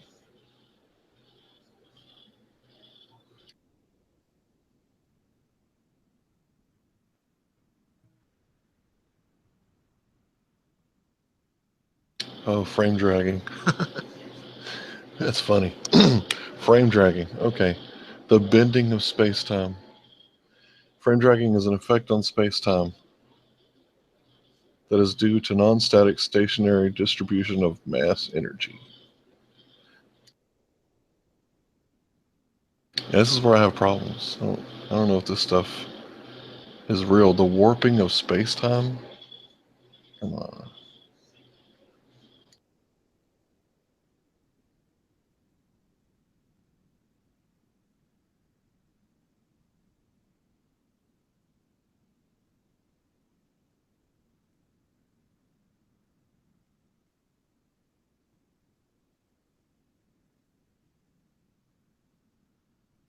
Better alternative to science. Oh, don't get me wrong.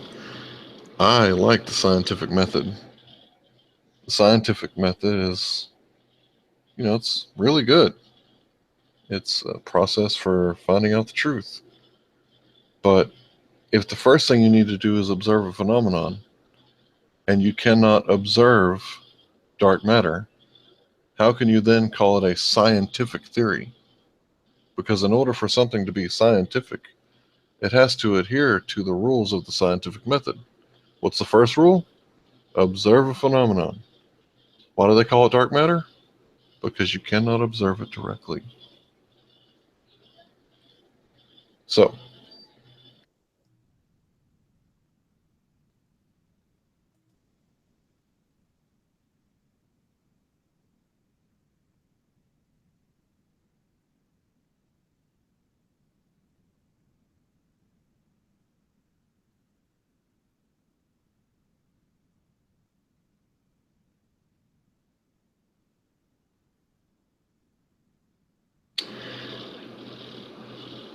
Shaddam, I, I think you're very, very close to telling the truth.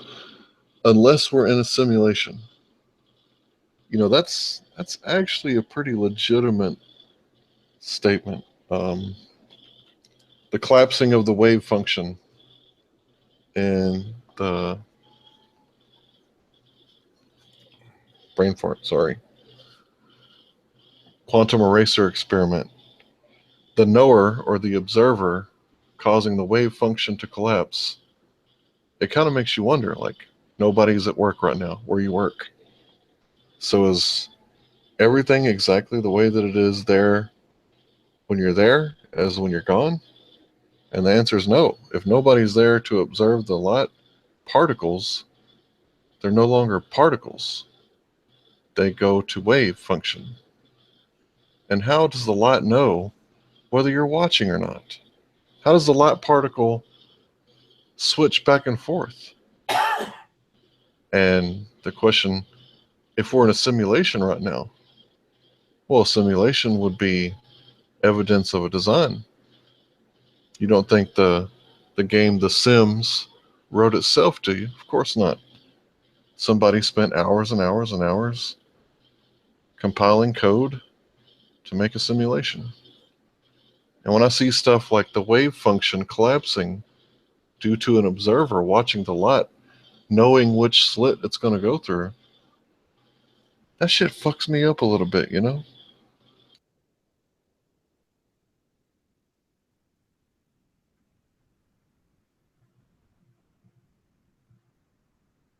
A blind man observes reality through his other four senses.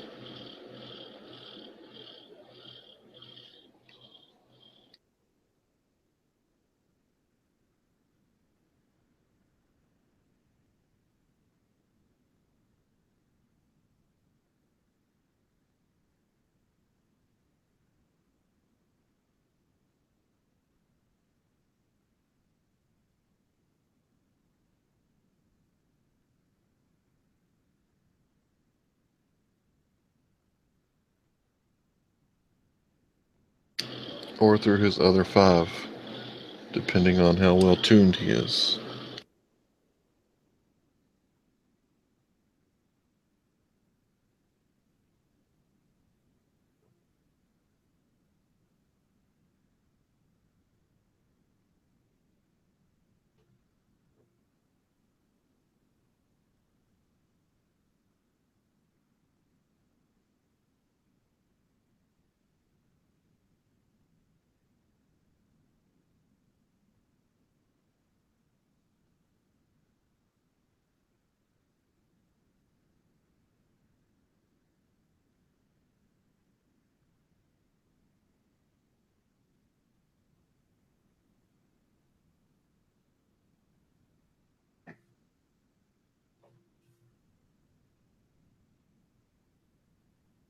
Are you there, Hank Hill? Yeah, sir. Yes, I'd like to ask. So you're thinking, or would you say, all of this was designed? The Earth, No, all of this. all of this, the universe. Am I thinking that all of this is designed? I cannot say for certain, but let me go ahead and say that I can't see how it's any other way Okay, so because no. You mentioned like intelligent design, and I was basically going with that for now. And okay, so that would be there. You have a designer. of course, doesn't necessarily have to be the Hebrew God Yahweh or His Son Jesus Right. Christ, but yeah, a designer. A designer. Yep. So it had it. That designer had this planned out, or You planned know, it out and then executed it. I guess. I guess he would have had to have planned it out. Yeah. And to include all of the mistakes that happen. Like what? Hermaphrodites. Oh, we're talking about the genetic code. No, we're talking about everything. I was just using an example. Like I said, the designer created all of this and he didn't make mistakes, according to what many claim. And I was just pointing out one thing that I would consider a mistake. Hermaphrodites. Well, was it a mistake by the designer or a mistake by the copying of the code? Because Well, the code copies itself and then checks itself. no. Obviously, if the designer did everything, he would have written the code perfectly. He didn't. Obviously, there's evidence that, like, well, my statement is, had no control over the outcome, no control over it. So the designer was very bad at what he was doing. If there's so many mistakes, Well, the human race is still here. no, we have never been still here. You know that our human species has been here approximately 170 to 190,000 years. So we're relatively young infants, basically. And only 7 billion people? Come on. So far. Well, Well, yeah, sex. It's people called sex. people like fucking, people like procreating. It's Yeah, fun. it's nature. So only 7,000 people at the rate, it's what the Fibonacci sequence. At the rate that we can procreate, I mean, there should be, a lot more people here. Well, yes, but uh, we can procreate. However, there are diseases, famines, wars. But we can evolve through it. We can just Well, adapt. to a point, yes. If no one ever died of illnesses and there were no wars, and all babies were born perfect, to be able to reproduce perfectly, according to some who say that we are perfect, yeah. How did I pronounce him? Fibonacci sequence. Fibonacci. What? Is it Fibonacci sequence? I don't recall. I remember reading it, but I don't recall how it's spelled, so I can't pronounce it. But like I said, yeah, but you're going strictly by that model, yeah. But there are other things, that come into play. Famine, wars.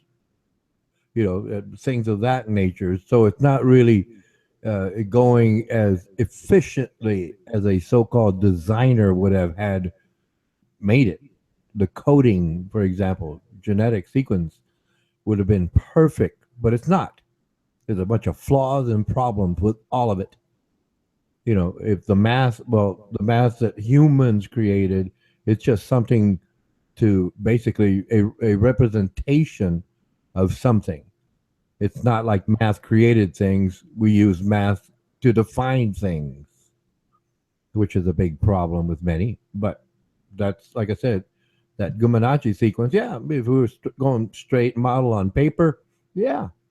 But then there's all of these other, like I said, factors involved, and that's where, like I said, it's not instantaneous. It has to build up, but there's always that so-called pushback.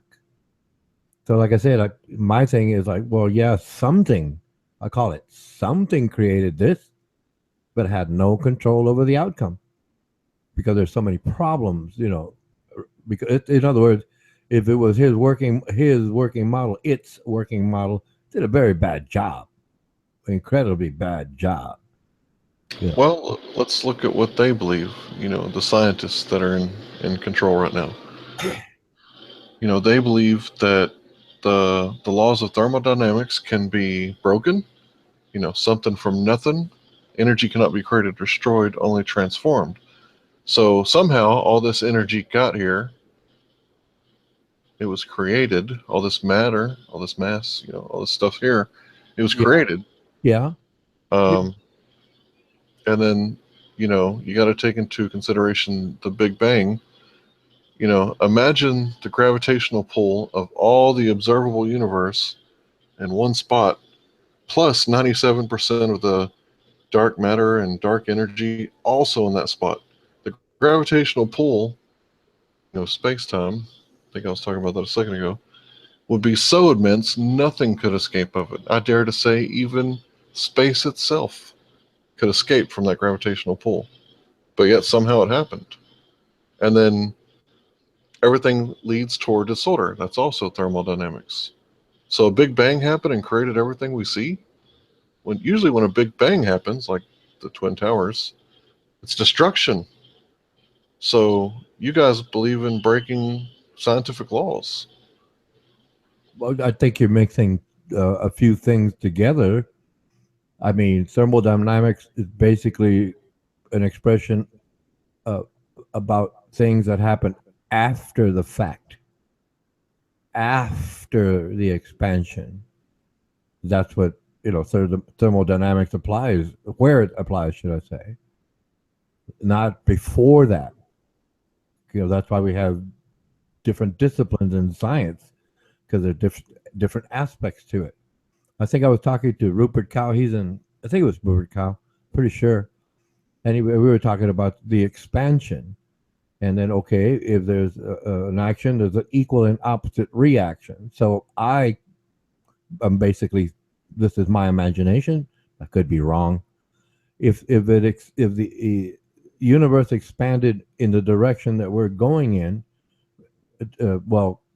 like Hubble, with Edwin Hubble, basically he did his studies, and someone else, I forget the gentleman's name, is called, hey, it looked like it was a big bang. That's where that phrase came, the big bang, because we are still expanding, accelerating it, as a matter of fact. But that's one direction. But based on Sir Isaac Newton, there should be an equal and opposite reaction. So on the other side of our expansion, there's an expansion going in the opposite direction. Okay, that's what makes sense to me. It's just not because there is no so-called wall there. There's no wall detected, right? But for that fact, right, if we're coming in this direction or heading in the direction, the vector that we're in, going away from everything, expanding, based logically, there should be, using Sir Isaac Newton's statements, there should be something on the other side, right? Based on that, okay? Okay, so to me that explains that, because you got both sides. So there is, yes, I am. I guess it's a hypothesis on my part, right? Or no, it's an indirect observation, I guess, because I have no evidence of that. I'm just thinking, based on what's been established in science. Then I'm thinking logically there should be an expansion going in the other direction, right? Because there is no up in space, so it's just in the opposite direction, right? An equal and opposite reaction. Fine. Okay, I got that in my mind, right? So we're going this way in our vector, right? Our direction. So within that, the laws of thermodynamics do apply. It's after the fact, after it was, it's not the inertia, but the kinetics of it, the motion of it. That's where I think the laws of thermodynamics apply, not the initial inertia, the resistance to motion and the expansion. Okay, that's something else. That's the way I see it, right? But after that, after it's moving, we can say, well, yeah, we're experiencing acceleration, and within acceleration, all of those things happen. Like heat, creation of different elements, and all that after it's in motion. So that's where I'm thinking, well, thermodynamics do apply there. But if we're talking about the original so-called expansion, the Big Bang, singularity, that's what they call it, right? The singularity. Like I said, if it happens one way, it has to happen the other way, right? It's not like it was there and then it just expanded out from a particular point. It's just heading out in a vector direction. That's just another way of looking at it. Plus the fact that we could have been the results of having a whole bunch of other things fall into a black hole, right? Which would explain, like I said, we're going one direction and the other direction, because from the simulations I've seen, right, everything goes into this big old black hole, dark. Everything goes in there. Even light can't escape, as they say. And I imagine it like a vice, a bench vice, right? And all that pressure is just building up pressure, and then boom, it expands. So you got that circle, and out from the middle of the circle in both directions, you get these two lines coming out, and that's all energy coming out. So I'm saying, okay, that could explain that singularity, but like I said, something is going in the opposite direction, right? So after the fact, well, the laws of thermodynamics would apply. Does that make sense to you? Yeah, I completely understand what you're saying, but I don't believe that the laws of nature or the scientific laws, I don't think they pop in and out of existence. I think that they're, no matter what, hot's going to move to cold every time. If you set a hot cup of coffee down on your table, in a matter of minutes, the heat will go from hot to cold and move out every time, no matter what. Doesn't matter before the universe, after the universe. No matter what, thermodynamics will never be proven wrong. Ever. Okay, so you agree with that? Well, no, I'm saying that I disagree on the part that thermodynamics just can't pop into existence after the Big Bang. Like, thermodynamics has always been there. We just recently discovered it and labeled it thermodynamics. I think it was there before the Big Bang. So I think that if gravity is a law, then it was there before the Big Bang. It's going to be there after the Big Bang, and it's always going to be there if gravity is a law. So here's something I really want to talk about. I'm not sure if you've ever blown anything up, but I'm sure you've had experiments with firecrackers, and you've seen on TV, when something explodes, it explodes in all directions. But according to NASA and the WMAP spacecraft, the universe is flat. And how could that be from a Big Bang explosion invented by a priest? Let's see, what's his name? Monsieur, whatever, Lemaitre, a Catholic priest, the originator of the Big Bang Theory. So this guy was a particle physicist and a Catholic priest. So leave it to a priest to invent some religion, right? But my problem with this is they explain it with the inflation theory, and they say that space expanded faster than the speed of light, and that explains everything. Well, that contradicts Einstein's relativity. Nothing goes faster than the speed of light. So just like dark matter and dark energy contradict the Big Bang, and the shape of the universe contradicts relativity.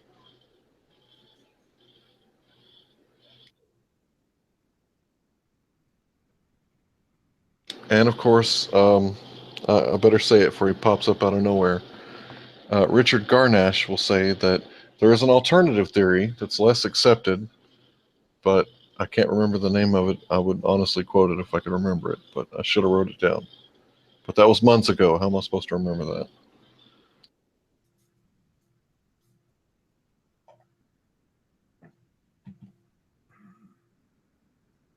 Okay, so hot goes to cold.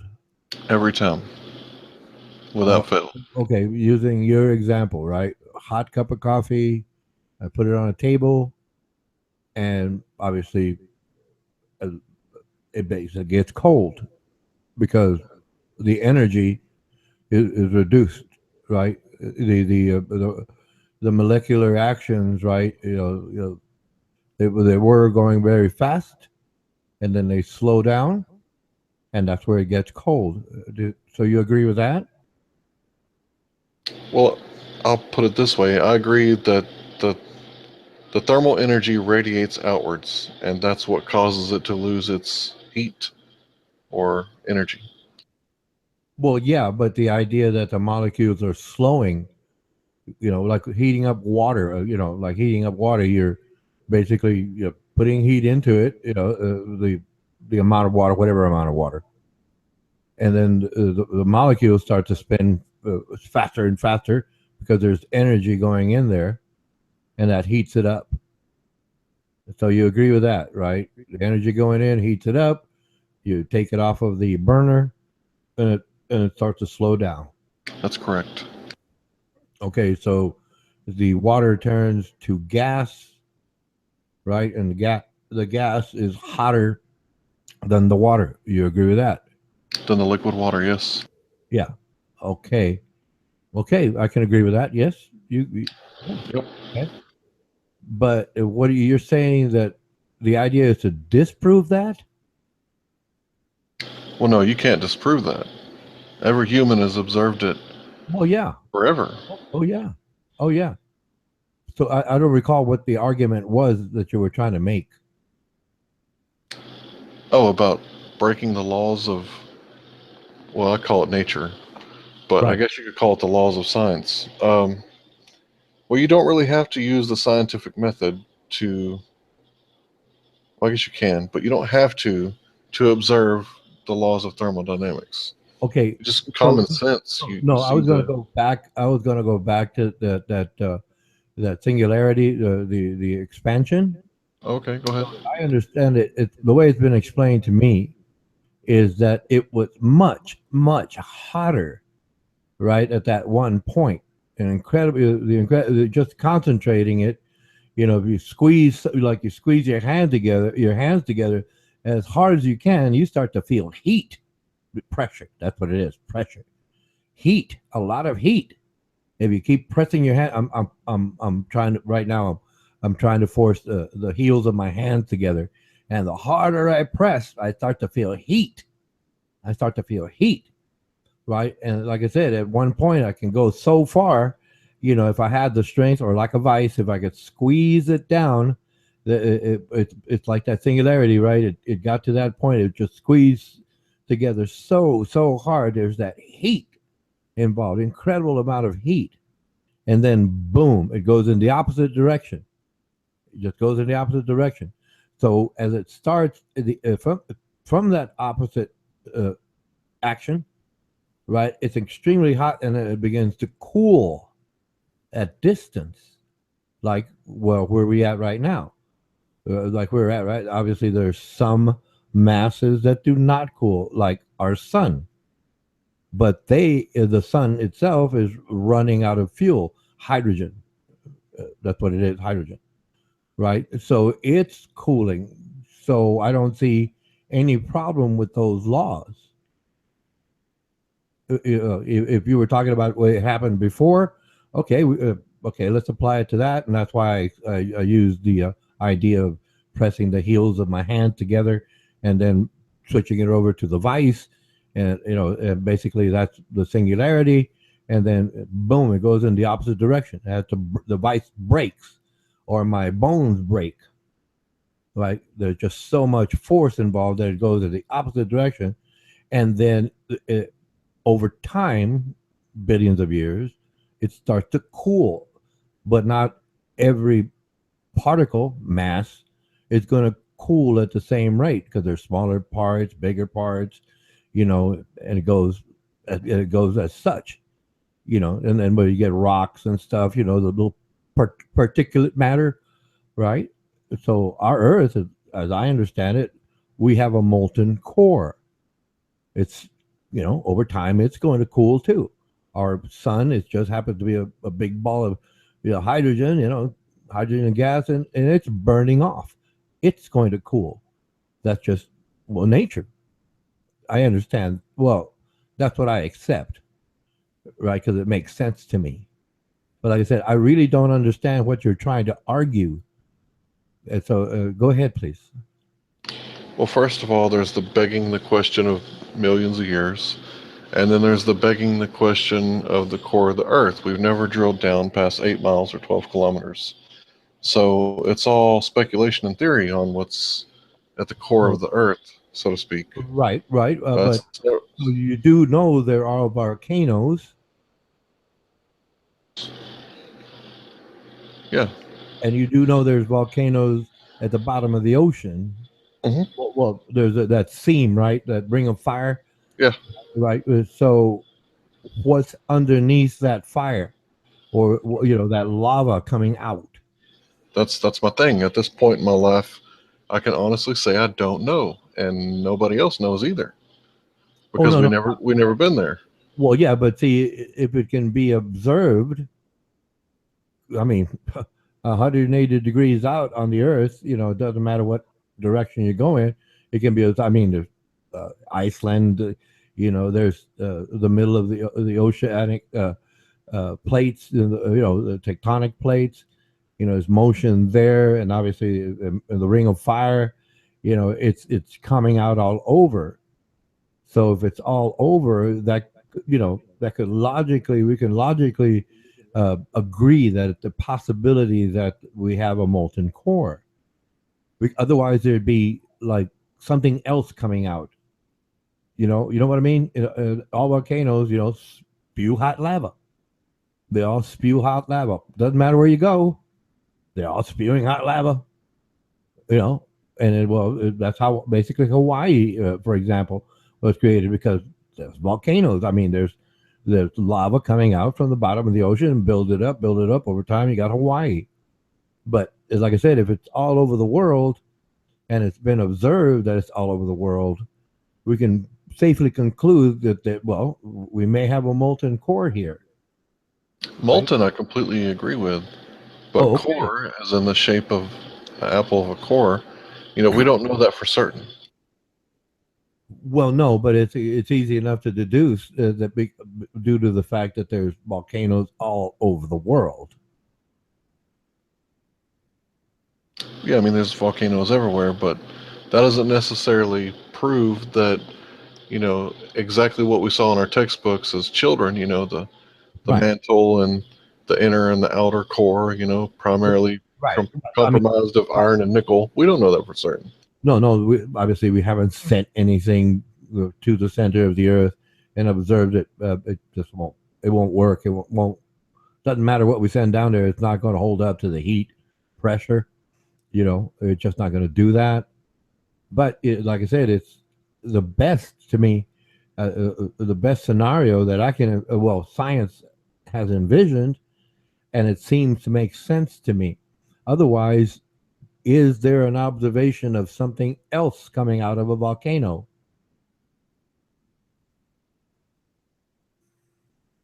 Well, gas comes out of the volcano, methane.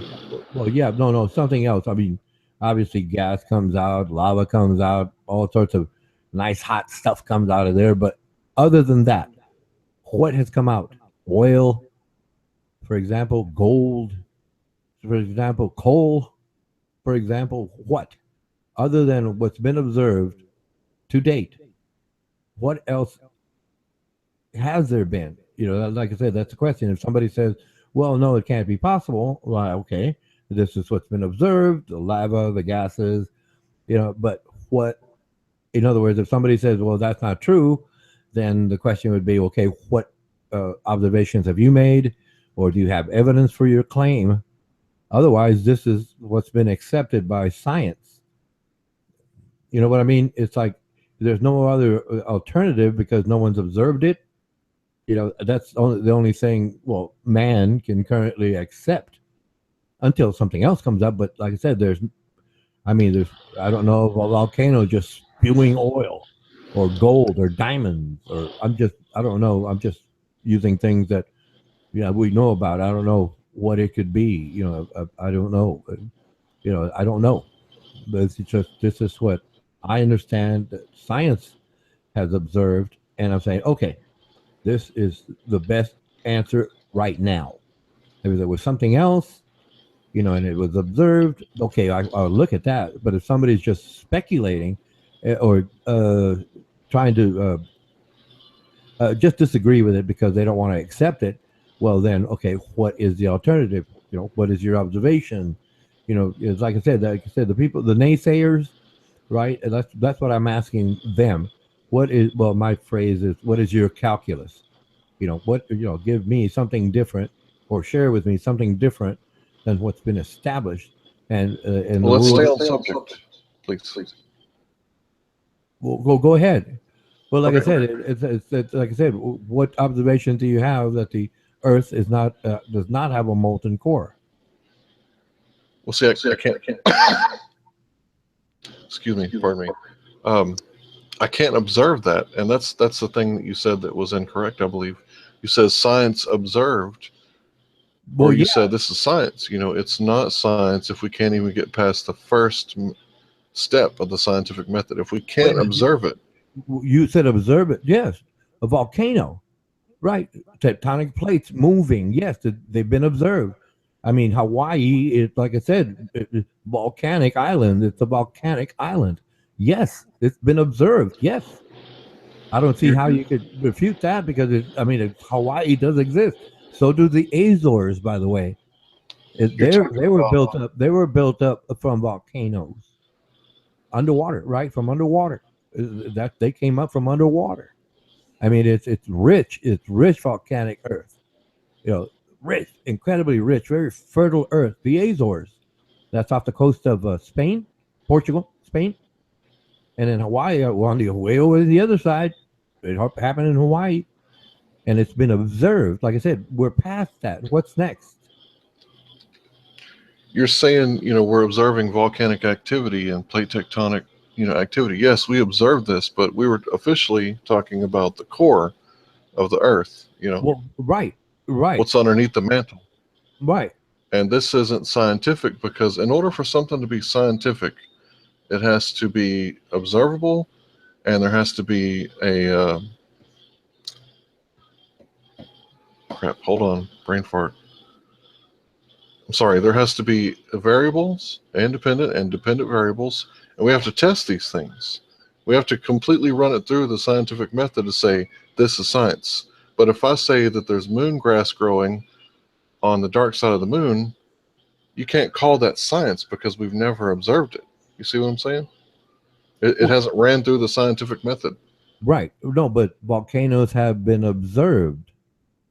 And okay, fine. It's not a theory, but the hypothesis is based on initial observation that there is a strong indication that we have a molten core here. Okay, that's what I'm saying. Okay, fine. They won't say it's a theory because a theory scientific theory can be tested. Okay, great. I agree with that. And falsified. And falsified, right. So the idea of the observation, it's there, the volcanoes, right? And they can hypothesize, right? So at least we're getting to that step: observation, hypothesis. Fine, we've got to that second step, so to speak. It's a hypothesis. There's a likelihood there, but the observation is there. However, the naysayers say, well, though that can't be possible. So what I'm asking the naysayers is, okay, what information can you share about your idea? Not that you're saying no, you're wrong. I want to have them say, here is my evidence. In other words, if they can't make an observation, I'm going with the observations that have been accepted. And that's where the rub comes in, as they say. That's where the rub. The rub. Shakespeare, right? If science has observed volcanoes, and these other people say no, that's not that's not true. Okay, fine. What proves it not true? That's where the problem comes in. You know, that, like I said, that's basically because that's what I've accepted based on what I understand. If they have a better idea, why aren't they not presenting it? My God. Well, we can't observe it. And what we can talk about is what we can observe. The Doppler effect, you mentioned it earlier, red shift, blue shift. So, Yes. what he observed in the 1920s when he looked through his telescope, um, he observed the red shift. And to him, what that meant was the universe is expanding. And it's expanding in every direction. Every direction the universe is expanding. If you Right. rewind time, if you go backwards, then that means there would be blue shift. The universe is contracting in all directions. So if the universe could rewind time is retracting in all directions, that means that the Earth is the center of the universe. Prove it.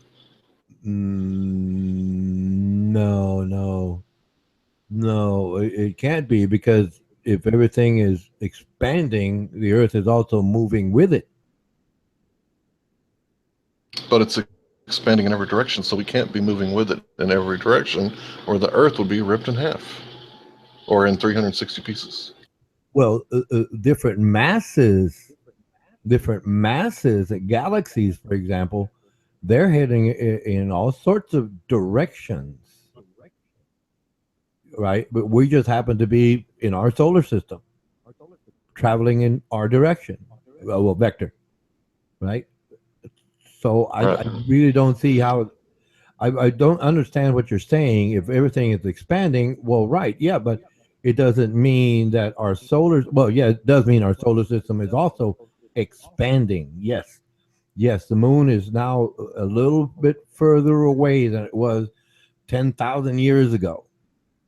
Okay, it's a little further away, so everything is expanding. Yes, not breaking apart, because the mass the masses in relation to each other are expanding. Yes, but the mass itself, well, it's basically going through time, and like our sun, eventually it's going to die out. So I just posted a picture in the group chat. That's where it says, "Hi, Ronan." It's on the GoogleHangouts.com page. Okay, no, I got to go over there. I can't multitask the way you guys can. Okay, I'll give you a second. I'll tell you what it is. It's the ring eclipse. It has a Greek name. I can't remember what it's called, but it's the eclipse where you can see the ring. I'm sure you saw it a few years back, probably less than 5 years ago. And what this shows is the moon in front of the sun, and the sun is protruding around the moon. The moon didn't quite cover it up this time. So it's not a total eclipse. What you're seeing is the moon is actually closer than it usually is to the Earth, and for some reason it didn't cover up the whole sun. So if the moon is getting further and further away, how come every once in a while we get these rare eclipses, which I witnessed, Okay. barely seen it over the horizon? Okay, I see the picture. I see the picture. Now, okay, based on that, okay, well, you understand it. a camera, right, taking a picture, right?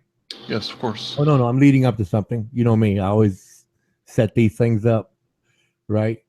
So what you're saying, based on that picture, right? I see it now. Yeah, I see. I'm looking at it, right? Based on that picture, the moon is going away from us because to scale, the moon is not growing in size; it's getting closer to the sun. So consequently, the lens that the lens is, what is it? It would be narrower. Wait a minute. Hold on. It would be wider. It would be a wider point of angle.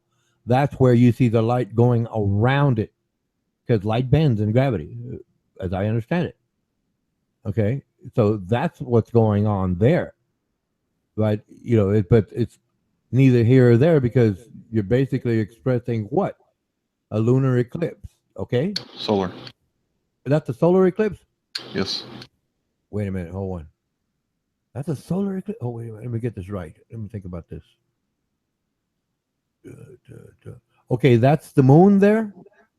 The moon would be the shadow in the middle of the sun, the dark spot.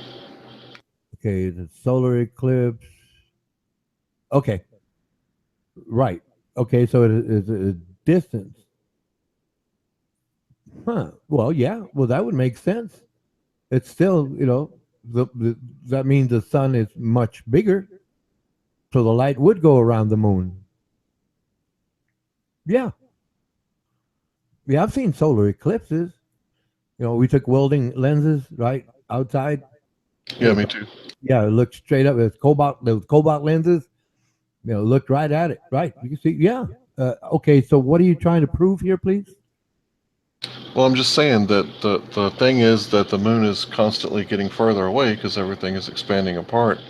But at the same time, the moon is incredibly accurate at keeping time. I think its cycle is once every 28 days. And the Looney calendar, in my opinion, is pretty damn good if you ask me. You can keep track of the year by keeping track of the moon. And if the moon is getting further away, then eventually it would cover up more of the sun. But it appears to be in a circuit where sometimes it's further away and sometimes closer. We call those supermoons. And this appears to be a supermoon during a phase of an eclipse. So what happens here is the supermoon. Wait, I'm sorry. Let me back up a second. Apologies. It is late. It appears that the moon is further away in this picture.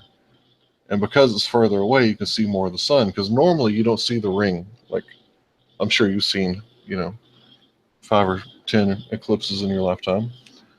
Well, normally what happens is they're the same size, exactly the same size in the sky, apparent same size, and one covers up the other one perfectly. Well, in this one, the moon is further away, and you can see, what is that, about 10%? Well, let's look at 5 to 10% of the sun.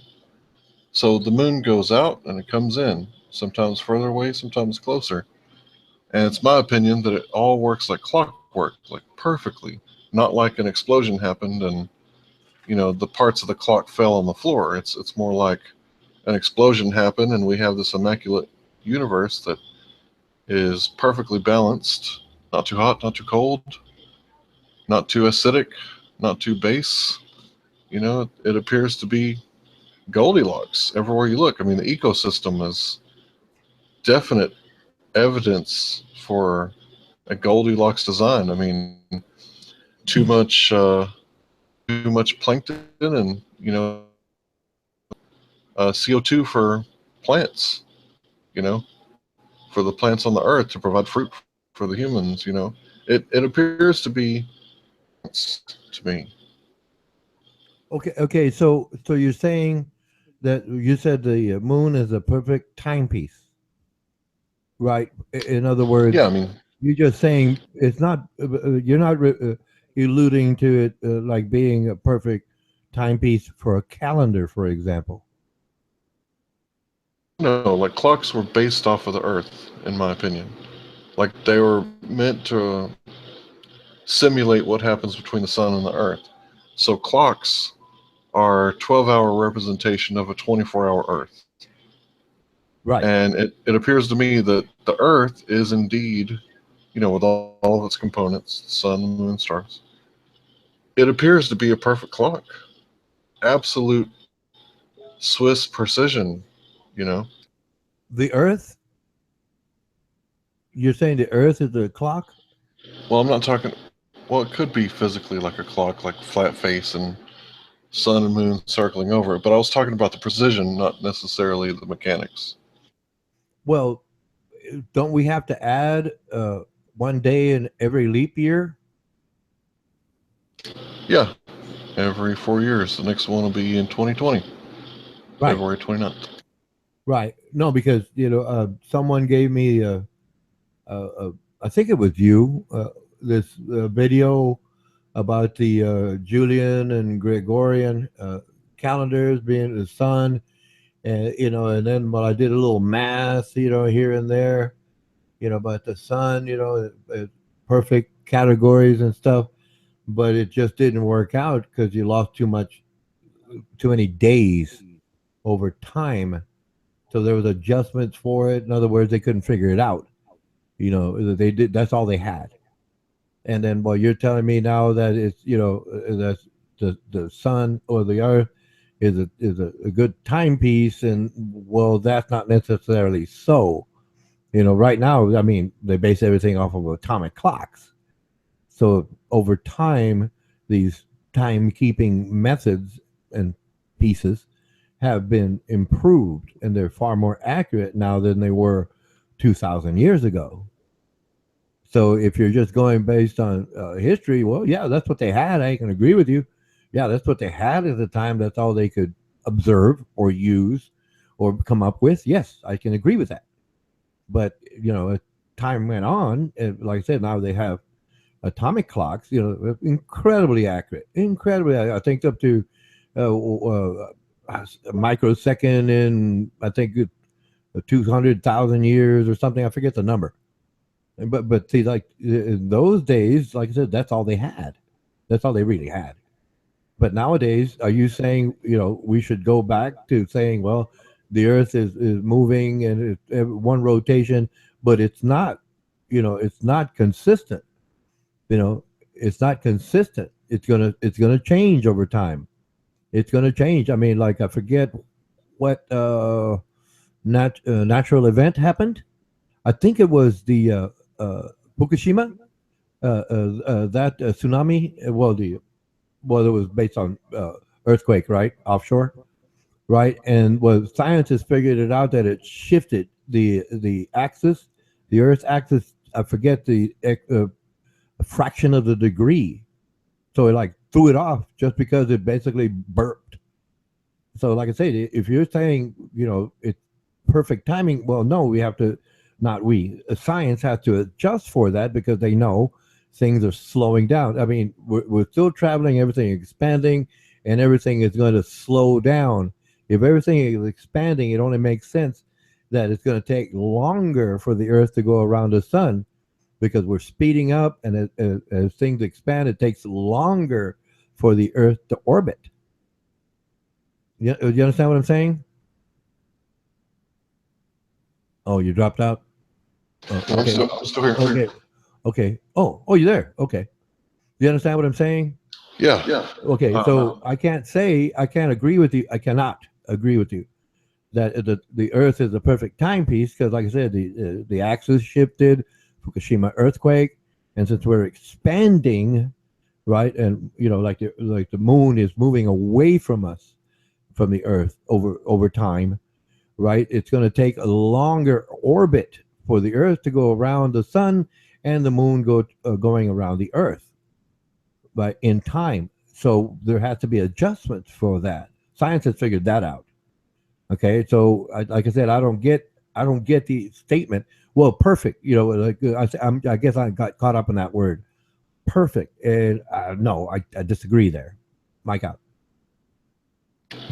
Well, if it loses what 0.24 or 0.2 something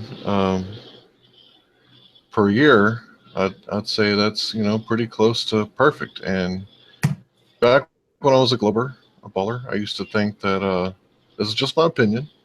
I used to think of the Earth as spinning like a wheel, and it's had meteorites crash into it and earthquakes and floods, possibly.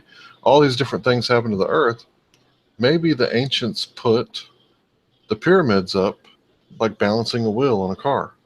That's what I used to think. I used to think about stuff like this. And basically, it appears that the Earth has been pretty well balanced. The precession of the equinox is what, 3,600 years? So if you had a tire that only wobbled every 3,600 rotations, pretty damn balanced tire, wouldn't you say? Well, yes, I agree, but that's not perfect. Yeah, I agree. Maybe perfect was Right. I mean, incorrect word. even atomic clocks, have to be adjusted. I forget the number of thousands of years, right? They have to be, so that can't be as perfect, But okay, I guess I'm going strictly by the definition, perfection or perfect. So, like I said, it's like in early times, right?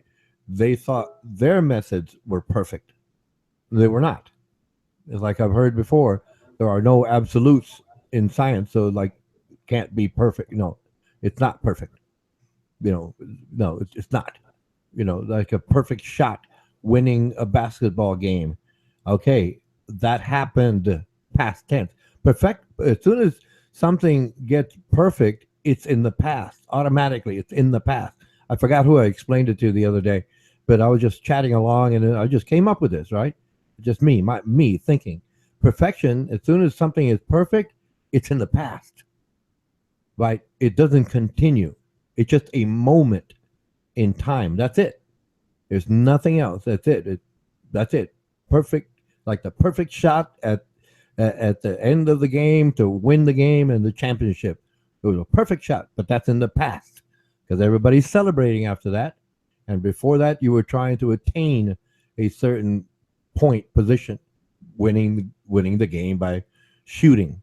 But you could have just won the game with by 20 or 30 points. Would that have been perfect?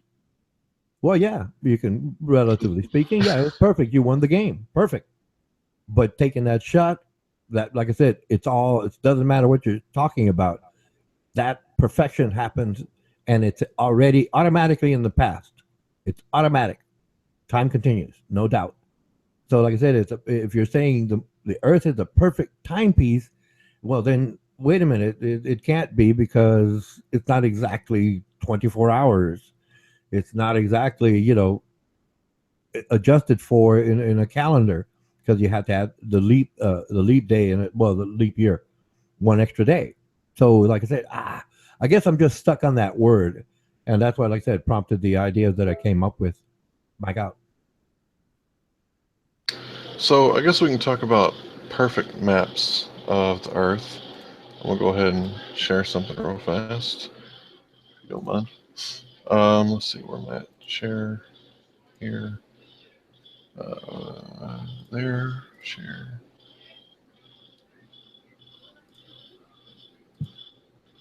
Are you screen sharing? Let me put I, I my did it. Okay, I got it. Go ahead.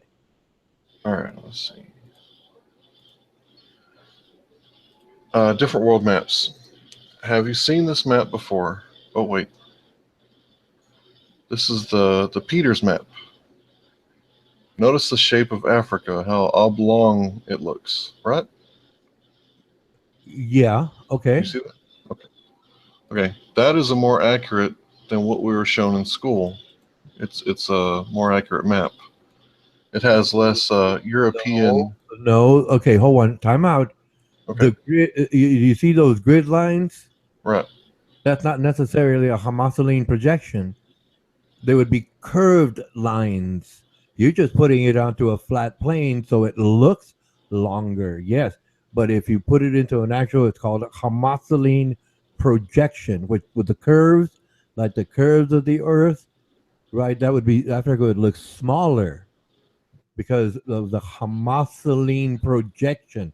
You're showing me a grid up, down, left, and right. That's just a grid. You're flattening it out. and that's an unfair representation. Well, it's a fair representation if you use those grid lines, but it's not a I'm homogeneous. not.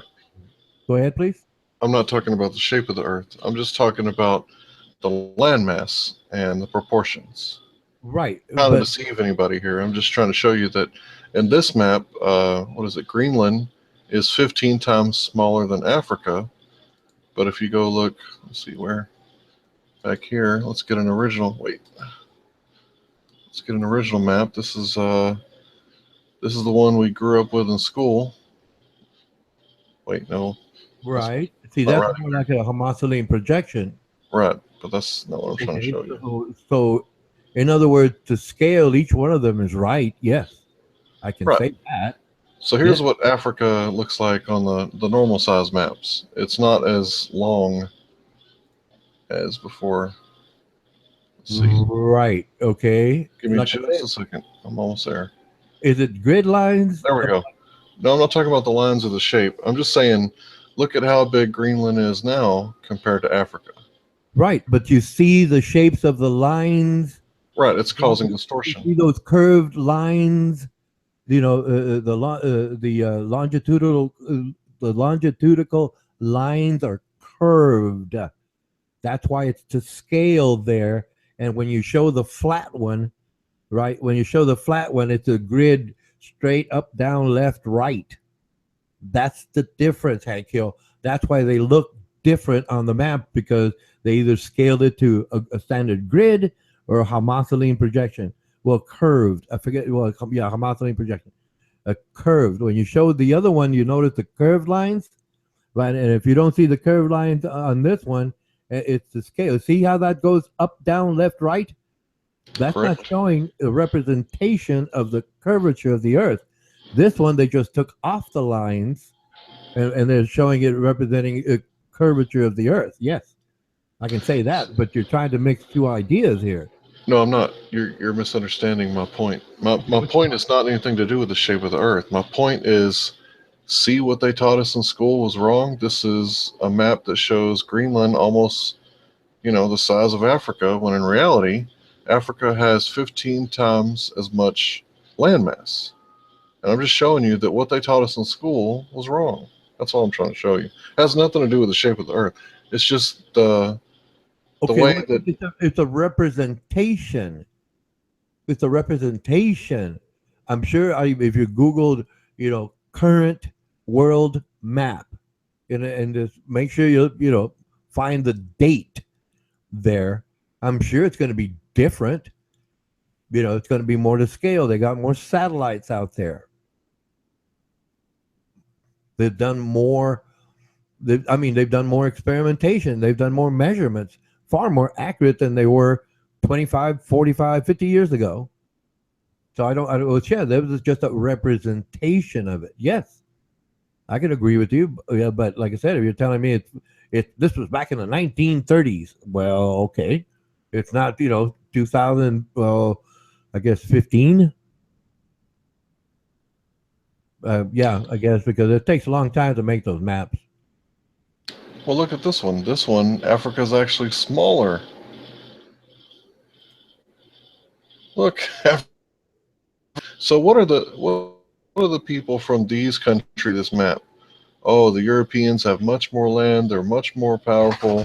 They're much richer than us, poor little Africans. When in reality, is much bigger and much richer than Europe. This map has the perspective of a European when they drew it. I'm sorry. This map has the perspective of your racist map, is what I'm trying to say. No, I don't. Like I said, I can't read the details or the date or anything like that or who produced it. So it's like that's a grid. That's all in grid coordinates there. A grid line, should I say?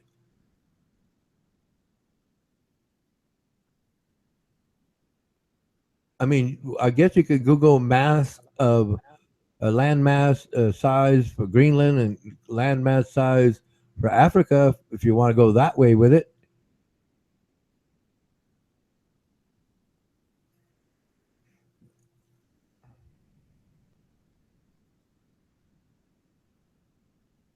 Yeah, but see, that's from like what the North Pole. Yeah, it would be different.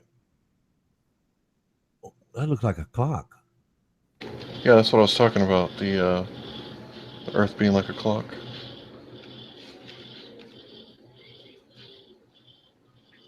All right, so I've seen this one a lot. This is a pretty popular map.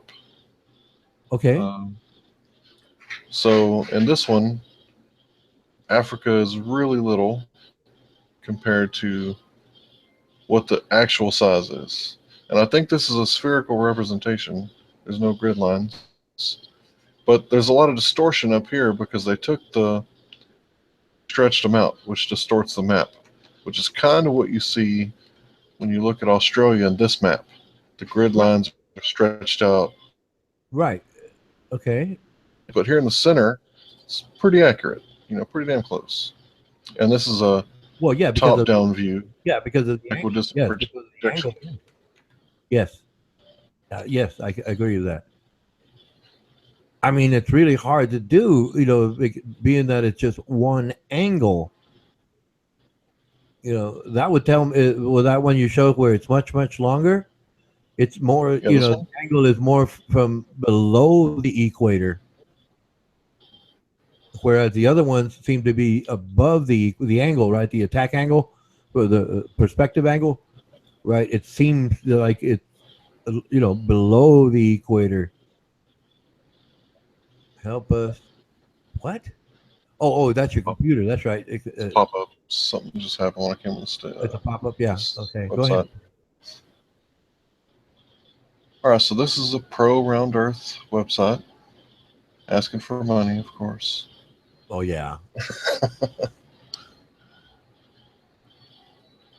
Let's see. So this is a representation of the different countries fitting inside Africa to show how big Africa really is. And you notice that we got all the European countries could fit inside of this, no problem.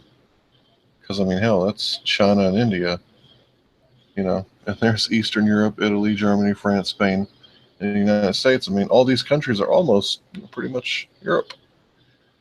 And what we see on the map is totally different. What we see on the map is Africa is, about the same size as Greenland. And I'm just showing you that, when I was a kid, they said Christopher Columbus discovered America. Really? What were they do? Oh, they weren't people. They weren't Christian, so they weren't civilized. Well, actually, my people were part of the 5 civilized tribes, and they accepted Christianity. They didn't even fight over it. Like they pretty much came over and said, "This is what we believe," and the Cherokee said, "You know what? That's close enough. We'll take it." They didn't even fight war over it, and they would have. People will fight over what they believe, right? Oh, yeah. So what I'm saying is not everything I learned in school was true.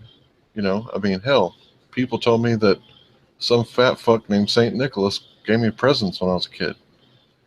You know, Nicholas, the saint, started the whole thing. And then the Catholic Church says, there is no record of Saint Nicholas. He never existed. Right? Right. So Saint Nicholas didn't exist. Christopher Columbus didn't discover shit as far as India, a new route to India, or a new continent, because it was already discovered. There was already people here. Now, if he'd have got here and there would have been nothing but buffalo from sea to shining sea, yes, he would have discovered America. But what Right. did he find when he got here? He found slaves. Natives. He found natives. That's Right. correct. But when I was in Right. school, 1492, Christopher Columbus sailed the ocean blue, and don't forget, he discovered America. That's why we have Columbus Day. You don't have to go to school. Next Monday, you're off. You know what I mean? Well, yeah, but that's all they They had. lied. Yeah, they no, they that's all they had at the time. Put it this way: even the idea that Columbus sailed to find a shorter route to India, I think you said, right? Well, what's this? This is not India. So they called them Indians. Yeah, they didn't know the term or hadn't come up with the term Native Americans because they didn't know it. I mean, America was named because what is it? America was the name of the I think it was called a navigator, right, or something like that. He was a map maker, Amerigo Yeah, Vespucci. yeah, America, right? Yeah, but that's the only reason we have that word. But like I said, I mean, the whole thing was off when they didn't find the route, the shorter route to India.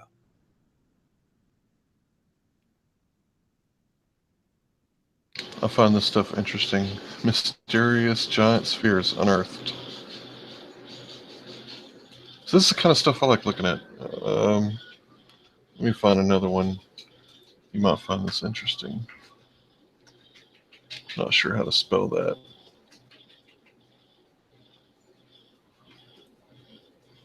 Nope, that's not it. How do you spell the Moai? I'll just type in Easter Island. What was that word, please? Moai? I don't know. Oh, it's Right, Easter see, Island. yeah, see, okay, what I'm talking about is knowing what you don't know or not knowing what you don't know, right? So when I was a kid, these Moai was just heads, right? That was the knowledge at the time during the 80s. Yes. So they were just heads. They hadn't excavated the bodies yet. So if I would have been telling my teacher in 1989 that the Moais had full bodies, she'd call me a liar and tell me to go to the principal's office because she didn't know about this because this discovery didn't happen until after 2000. So at the time, I would have been right and my teacher would have been wrong, but I would have went to the principal's office for disrupting class and spreading disinfo and lies. I would have been in trouble. Wait a But minute. Did you know they had full bodies no, at the no, time? no, of course It, not. well, obviously you No, didn't know. I but mean, the teacher knew. no, the teacher didn't know. Hadn't been discovered yet. Okay. This is a recent discovery, as far as I know. This is fake down here, but this one's real. All right, so if I would have been telling the teacher, this is what's real, it would have been no, and the teacher would have been wrong. I would have been right, and I would have got in trouble. That actually happened. Not the way exactly I said it went down, but something similar. Anyway, so there's always the unknown. And this is how they said that they moved it. They tied a rope to the head and walked it like a refrigerator. I'm sure you've done that before. Yep. And this is how they theorized that they were moved into place. And think about it. Think about what I'm saying. The unknown that you don't know about, the things that we don't know yet. And at this point in my life, that's where I'm at. You know, Well, yeah, there's a lot to discover. everything's unknown. There's just a Yeah. lot to discover, and I understand that, but it's not like anything is hidden from us. We just haven't discovered it. Well, yeah, there is stuff that's hidden from us. Free energy, a lot of that has been hidden from us. We've been chasing after the wrong science, in my opinion. Nikola Tesla and his inventions, his science that he was following, that was the real science. And what happened? His information, his data, his papers, his journals, everything was confiscated under the enemy combatant laws, right? He was a naturalized citizen. Those laws don't apply to naturalized citizens. So they unconstitutionally confiscated his stuff. So yes, there has been stuff that is hidden from us. And this man created what? How many patents? He said that the guy that was using that's often credited for creating the radio or inventing the radio. Wait a minute. You no, you said no. No, the thing the angle I was coming from is like there are things that have not been discovered. But what you were saying using the Tesla example, is that yes, they knew what it was, but they wanted to cover it up. Yeah, they covered it up. That's two different things. They wanted to cover it up, having found out, this guy's onto something, and we don't want it, with that to get out there because we're going to lose power, business, and money. But like I said, things yet to be discovered. That means no one knows. No Right. one knows about this. But like I said, when you alluded to the Tesla papers, It was like, well, yes, someone knew about it and they tried to cover it up. Okay, what, like I said, I don't know what you're trying to get at with that statement. Well, there's just different types of unknowns. There's known But they unknowns, did and know there's those. But no, what I'm saying is they did know. They did know and confiscated. That means that yes, it was known. Obviously, it's kept from the public, but you know about it. I didn't know about it, but you know about it. So it's not like it's never been discovered. Like I said, that's what's confusing to me. it is confusing. I admit. Yeah, but no, but like I said, if you're saying one thing and we agree, yeah, we haven't discovered it yet because no one's observed it. Okay, I understand. We can research it and go from there. But then you say Tesla's papers, well, they were known, so they're just trying to, suppress those papers because it goes against what they understand and it takes their money and power away from them. That's two different things. And like I said, that's what's confusing to me.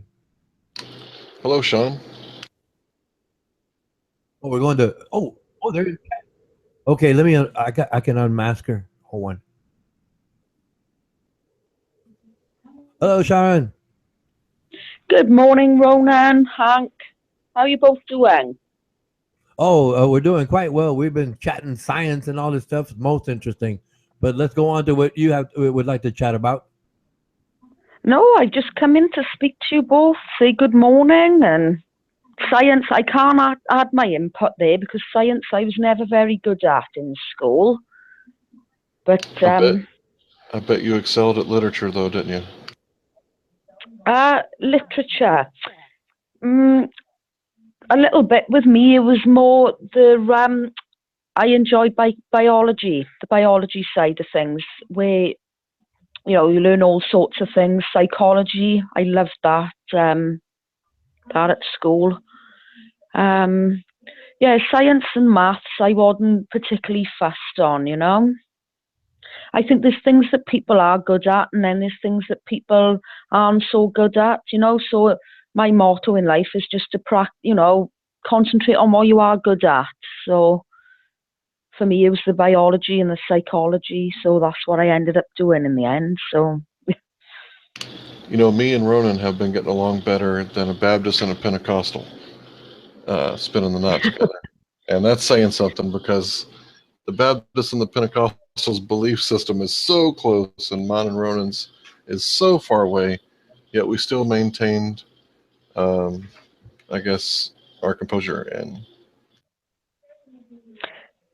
it's nice to see you both getting on with each other. That's what I like to see. People getting on, happy faces, Yep, I'm happy. So how are your family, Hank? Everyone okay? Your kids doing all right? Yeah, everything's good. Good. I just packed my little one off to school. I can't wait to get back to work on Monday. I bet. I know it gets boring. One time. Sorry. Go ahead. It's just boring, isn't it, at home? When you've got nothing to do, you can only do so many things, and it just gets really boring. I've been doing a lot of work on my laptop over the Christmas period. So I'll just be glad to get back to it on Monday, get my teeth into something. I went 3 months without a job because I moved too far away from the city. And during this 3 months, I literally couldn't find a job. I had work experience and all kinds of stuff and good work history. I couldn't find a job because I was out the sticks, as it were. And during this 3 months, it was horrible. I was never so depressed in my life. And I had so much free time on my hand. I became excellent at throwing hatchets, which is kind of in my blood, And yeah. I cleared a creek. I killed all the veg growing up around the creek that ran through the land. But yeah, working is essential. Yeah, definitely. I think it fulfills your body and your mind, and it's just good to get out there into the, the real world, meet people, you know, do what you've got to do, support your family and bring the money in, you know. I personally, if I didn't have a job, I couldn't sit around, you know, on social media all day. You know, for me, I come on in the nights to have a chat with everyone, but I just find it, you know, really tedious and boring, you know, if you sat here all the time, you know, with nothing better to do. So, but yeah, there's nothing more fulfilling than having a job, I find. Good hard day at work, you know, bust a good sweat, and then you go home and Definitely. then you get to relax.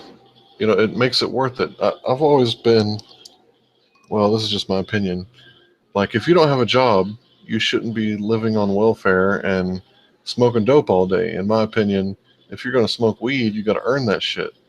And you got to work, Yeah. you know, an 8 to 10 hour shift to earn the right, or I guess in my opinion, you have the right, once you've worked, you've earned the right to drink a beer or eat a pie or whatever your drug of choice is, smoke a joint. I don't think that people should just be living on welfare, getting fucked up all day on the tab of the state or the people that live in the state. Yeah, definitely not. I agree with you there. It's the same in my country, in the UK. You know, well, not for all people, but certain people I see, they're quite happy there to they're quite happy to claim job seekers allowance or other benefits, and then they'll sit there. And you know, I'm not saying anything about people who are disabled, but you know, when they're having taxpayers' money and they sat there smoking weed all day and drinking alcohol, and you know, I don't think I would be very well. You know, I'm a taxpayer, and I couldn't be happy living that lifestyle, being sat in smoking, you know, smoking weed, drinking. That, you know, that wouldn't make me happy. Now, I it's don't one know how thing. people do it. Sorry, it's one thing if you've worked your whole life and you've earned a retirement and you want to sit at the beach and drink some beers, you know, that's no problem. But the people that are in their 20s and they're just lazy, it's like, come on, man. Now, I get it. If you're disabled, you know, if you got some serious issues, yeah, I'm not talking about those people. In the Bible, it says, when I was with you, did I not work day and night? So to ease the burden, it says, those who won't work, and that's the key word, won't, they don't get to eat. So it didn't say if you can't work, you don't eat. It says if you won't work. So that makes sense to me, you know? Like in nature, if we're all out in the field, you know, living in caves or what have you, if you don't work, you don't eat. So in society, why would it be any different? Yeah, you know, like you said, we need to get out there and work, bring the money in, you know. But you know, personally, we do have people that smoke weed over here, but we haven't got, you know, that the same culture as what it is in America. Over here is more alcohol. Um, you know, you do get people that smoke weed, but it's, you know, there's predominantly alcohol in this country. Yeah, I got nothing against, you know, people who've worked all their lives, you know, retired and, you know, going to the beach and what have you. But yeah, I agree with you there, Hank. You know, um, people who, you know, claiming the dole, they call it in my country, people who are claiming the dole, and then they're just, you know, smoking weed and just, you know, just ruining their life, basically, smoking their life away, you know. I don't agree with smoking cannabis anyway, because, you know, the job in which I do, we know the mental, you know, we know the effects that smoking a lot of cannabis can do. We know the effects that it has on the brain. The same with alcohol. You know, we know the effects that that has on the brain as well. But you know, I don't really understand. You know, when people can sit in and smoke weed all day and just do nothing. You know, nothing with their lives. You know, these young people, don't they want to get out there and learn things, you know, do something fulfilling and, you know, rewarding job? You know, I don't know how they could do it, really. I'd find that so boring. I figured Ronan would want to compliment on the alcohol and the weed thing. Yeah, go ahead, Ronan. Come on. Well, you both pretty well cover it. Sean has a good point there, about doing drugs. And, well, Hank has a good point there. If a person earned the monies, I guess, and they can afford drugs because they want to have recreational time with said drugs. So it's hard to say. I mean, I can agree with anyone if a person is on, well, here we call it welfare, and they just want to spend all their money, just on alcohol or drugs. Well, alcohol is a drug, but yes, and they don't want to invest it in, I guess. Well, the thing is, well, are we just saying a small percentage of our welfare recipients are doing this? Or is there a claim or evidence out there that all welfare recipients are doing this? Okay, that's, like I said, there's that argument there. There's that argument there. Yeah, they want to pick out the worst in whatever group and say, look, the whole group is just like this.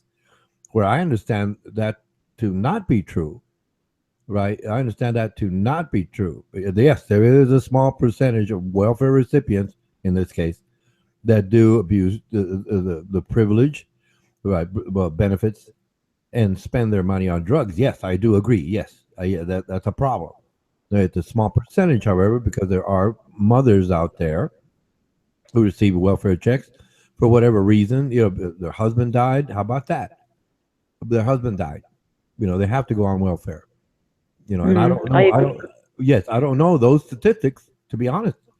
But I will not presume that all welfare recipients are purposely trying to game the system. Yes, there is welfare fraud.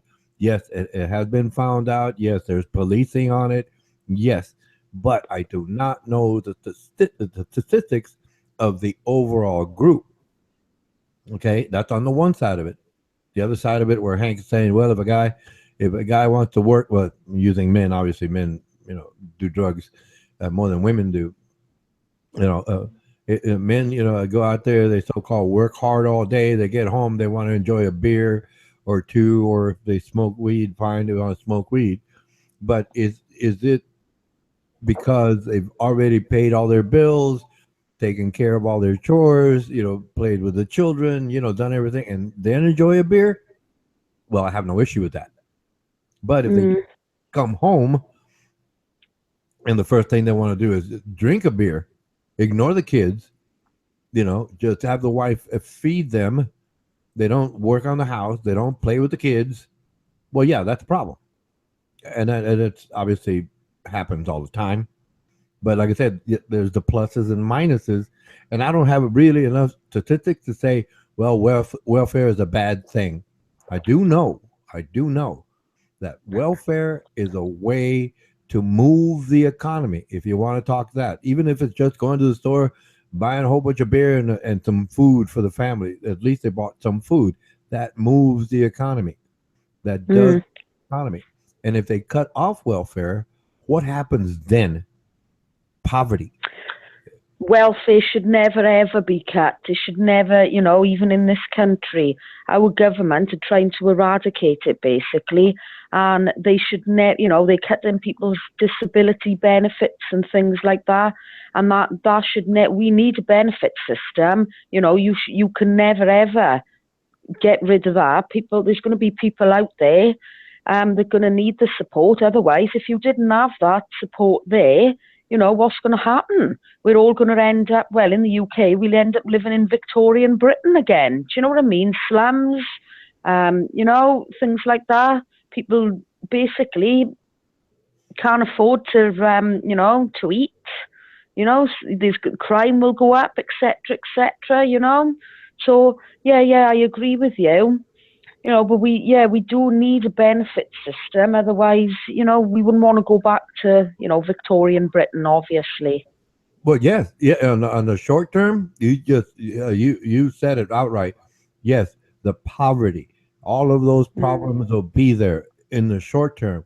But if we also take that point you made, a valid point, and extend it forward, those children growing up malnourished, right, and obviously their childhood problems, diseases are going to carry forward, and the other problems with those children starving, they're going to turn to crime, and all they have to soothe their emotions is drugs. It just perpetuates a problem. So eliminating a so-called welfare system is a very, very bad idea, as you pointed out, going back to uh, the days of yore. It's a very bad idea, and like I said, I don't think it's I think a benefit to anyone. Yes, we'll just have to tolerate that small percentage that does abuse the system and do drugs. Yes, but I mean, uh, oh man, the other that other option is far worse if we eliminate it, and then all the problems it'll cause short term and then in the long term. Yes. I got a question for you, Sean. In your line of work, do you find that neglect is the most common form of abuse? Do you mean neglect as in the child is unloved and, things Physically, like that? emotionally, yeah, but all together. Or physically, emotionally, yeah. Um, mm, yeah, I would say, yeah. But, the majority of kids that come into care, they still have problems even when they're in the care system. And I think it's up to us adults, and I'll go back to a situation that I spoke about on my time zone. It was 3 days ago. I had a conversation with Kayla about the video she posted, and I tried to speak to her this morning, and she doesn't understand the point I'm trying to make. Now, I've already spoken with Ronan about it. My concern is the woman and her daughter, but she seems to be completely missing the point. So I'm wondering if she's ever had that guidance there, if she's ever, had that guidance behind her, people showing her, correctly to behave as a lady, etc. And then my point goes on to say, really, these children in the system, they've been through, I can't really go into, specific cases, but they've had horrendous things happen to them, and there hasn't been that guidance there or that support behind them, so they kind of like unruly, they don't know the proper way to behave, etc. And I think it's sad, really. But yeah. Now I'd say about 85% of our cases definitely are where they've been neglected and that. And a lot of people as well who have had children, they've been in completely messed up situations themselves. And the child has actually gone on into foster care then, because they're unable to look after them, because the parents, the biological parents, the situations they are living in is so bad. They don't know how to properly parent these children. They can't cope, emotionally, mentally. And then I'm not saying that they're bad people, but then it comes out of them and they start neglecting their children then for whatever reasons. But it mainly comes down to the fact of they themselves had no guidance as children, and they were never taught the proper way to behave, etc. And a lot of them come from dysfunctional families. So yeah, 85% of our cases would be through neglect. Yeah, we do see a lot of neglect. I'd say a majority of the problems comes from a dysfunctional proximity to be honest with you. Yeah. We're products of our environment.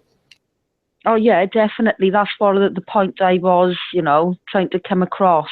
Dysfunctional backgrounds, families, So what can we do if we don't give our children guidance and help along the way and sort our own problems out and our own emotional well-being? Then how do we expect our kids to turn out? Like you said, yeah, we're all products of we're all products of our environment, our upbringing, etc. But you can still rise above it. For example, there was people in my family who were racist, Oh, and I never yeah. caught on to that because, I was following Jesus, and it was pretty obvious Jesus was not a racist. So how could you follow Jesus and be racist? You can't.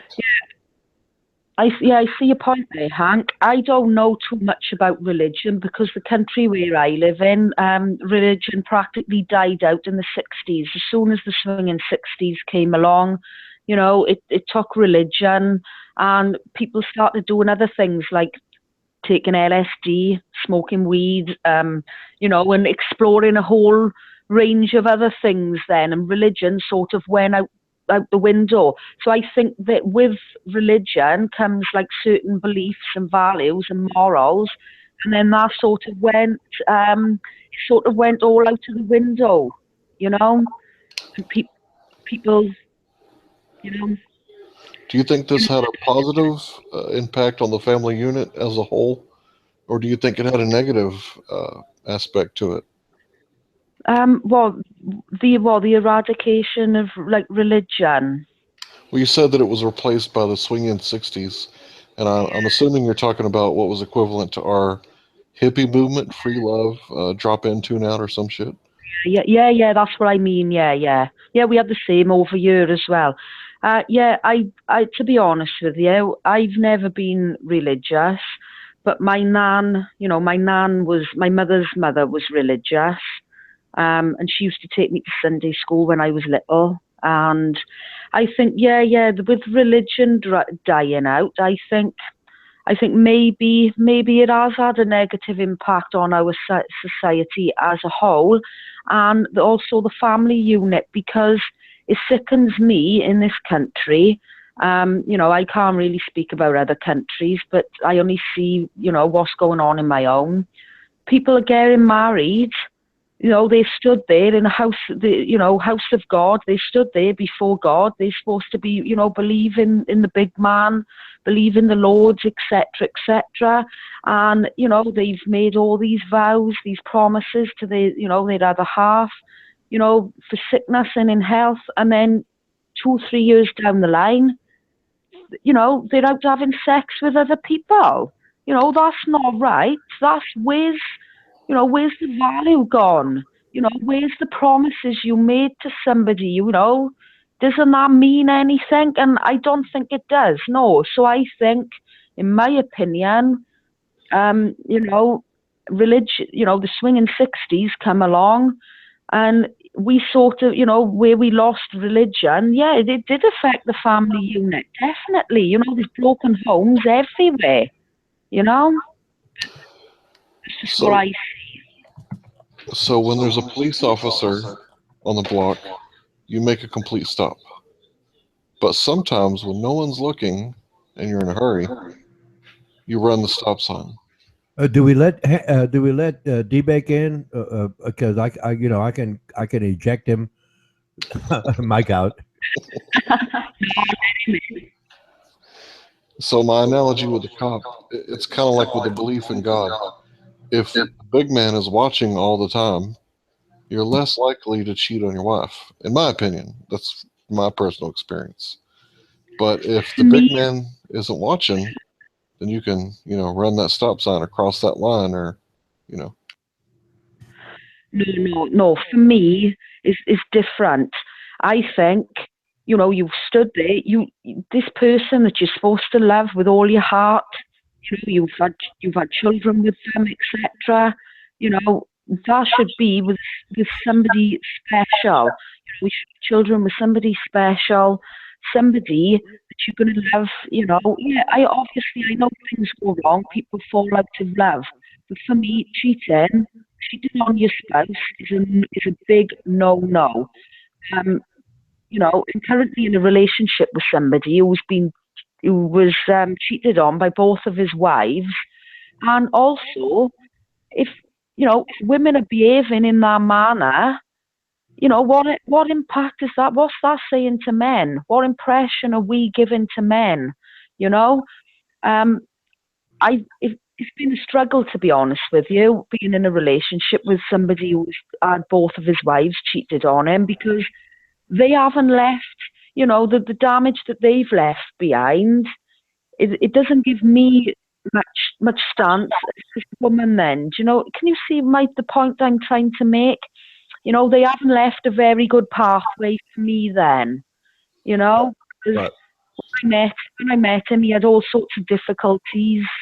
We had to sort of build on the trust thing, and I think how could you cheat on somebody? For me, that's a no-no. I don't agree with that whatsoever.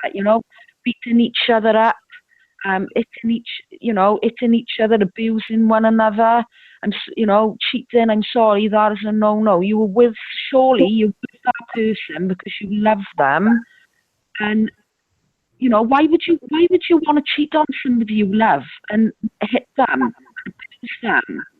For me, a relationship is all about a partnership that works both ways. But it just makes women acting this way. Men too. They're not. It just, I don't know. It just gets to me, really. I don't understand why people would treat someone they love like that in that way.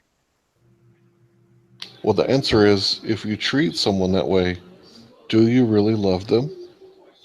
Yeah, exactly. Do you really love that person in the beginning? Yeah. But all these people, they get married. Yeah, they want to get married in a church, because they believe in God. They make these promises to someone, and then a few years down the line, they're cheating or whatever. There's something never right there. Yeah, when I was a teenager, we had what was called three-way calling. So I could call two people, connect the lines, and have a three-way conversation. And I would often call two separate girls who knew that I was interested in both of them, but they knew that I wasn't tying myself down. I hadn't made any promises. And these two girls were either okay with it or they weren't. And the ones that weren't, I just, um, told them I wasn't interested because, we were kids. I wasn't trying to marry anybody or make any promises. So I guess, you can't call me a cheater because I was just dating. But after I made vows, it's totally different. After I've made promises, these are things that not only do I have to keep them, but I want to keep them forever. Yeah, and I respect that. Massively. People that, respect their vows. But yeah, I think, religion, swinging 60s coming over, religion going out through the window. Yeah, it did have quite a negative impact on our country, I think. Because where I live, there are churches, but not very many. And on a Sunday, you won't see many people in them either. One of my friends is religious, goes to church, and I said, do many people congregate there? And she said, well, on Sunday, sometimes there's only 10 or 15 people there. So, and it tends to be mainly the older ones that have still got those beliefs and values. Do you know why that is, Sean? Why nobody goes to church anymore? Yeah, do you know why? I think perhaps lifestyles have taken over as well. People have got busy lifestyles. A lot of people work on a Sunday now, whereas years ago, the shops in my country were never allowed to open on a Sunday. Now they open 10 a.m. to 4 p.m. And, people are busy, busy lives, hectic lifestyles, I suppose. Things have taken over. Well, the old people are in the church because they know their time is coming and they want to make sure that they're on the right side. And Yeah, the yeah, young yeah. people who are intelligent, they don't go to church because they know that it's a pyramid scheme to give you a hidden tax. Tithing, I'm talking about. Because the same book that tells you that you cannot eat pork also tells you to pay a tithe. But then the preacher says, you're not under the law. You can break the Ten Commandments and we can eat pork, but you still have to pay your tithe? That doesn't make Mm. sense, does it? No, not really. But like I said, I don't know a lot about religion enough to comment. You know, You know what I've I'm talking about when I say tithe? I'm talking about 10%. yeah, I've never actually read the Bible. So I only know the basic outline of the Adam and Eve part. Don't eat the forbidden fruit. Um, I only know the basics then. Well, let me give you a little insight on that. It was dietary laws that caused the fall of man because they ate what they were not supposed to eat, right? And before this time, before the flood, they were all vegetarians, all humanity. Can you imagine that? Hmm. Hmm. I think no, I can't really imagine that really because I'm a vegetarian. I don't eat any animal at all. I don't eat meat, fish, seafood. And people in my country, where I come from, they turn around and say to me, "Oh well, Sean, why don't you eat meat?" And they don't understand that they like, oh, we can't understand. Now, that's something I never understood. A person who didn't eat meat, they don't really understand my beliefs and my values. To me, I don't want to be eating something that's been running around in a farmyard. Do you know what I mean? To me, that's another living thing. I don't want to be eating a cow, and I don't even drink cow's milk. And butter and that is everything I have is soya. I'm not vegan, but I just no, I couldn't eat meat. I've never ever been able to eat it. Even as a kid, my when I sat in the high chair, my mum used to say to me, I tried feeding you like pork and that, bacon, and you would just like chew on it and then just completely spit it out. So I understand. I get it. I completely comprehend why you would not want to eat a carcass. It makes mm, sense. Okay, here I go, lady and gentlemen, men. I guess I'll include D-Beck in this one. I do okay. From what I understand, what I've studied, right?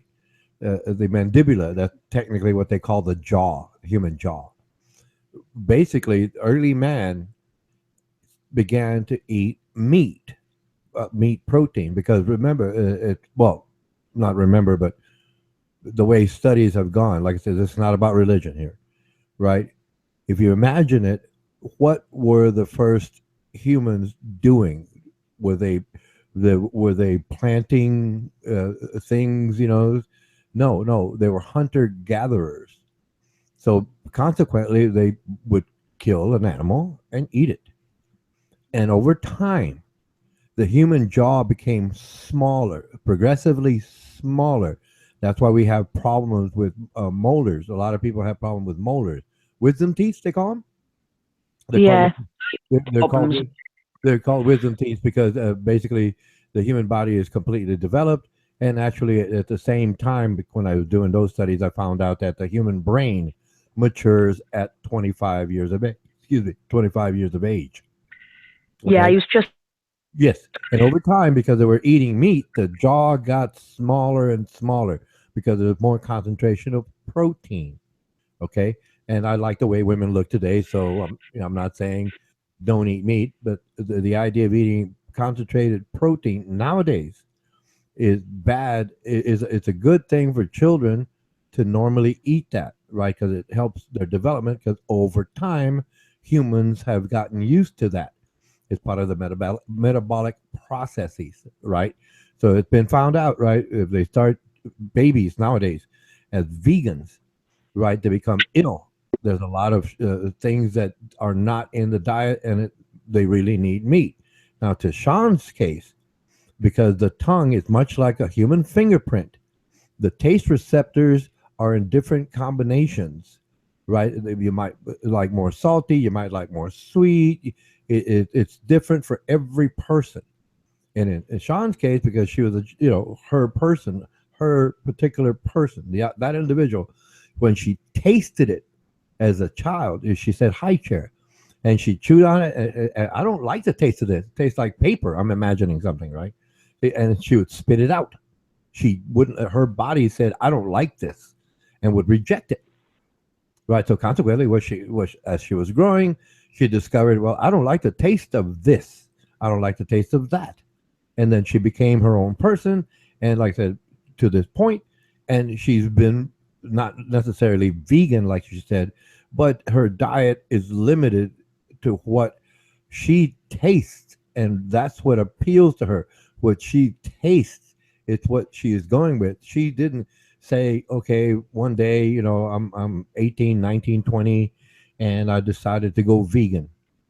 Right. It's not like, as I perceive it right now, because I don't know enough details, but as I perceive it right now, Sean had just a natural tendency to avoid eating that concentration of protein. So, like she said, in a high chair, she'd spit it out. She didn't like it.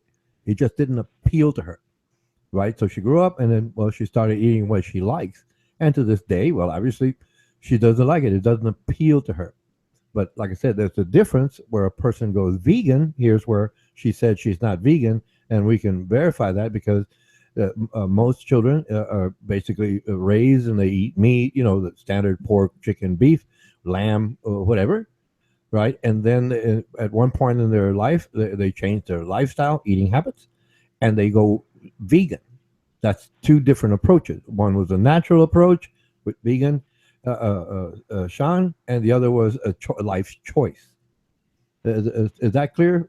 I think that's pretty clear.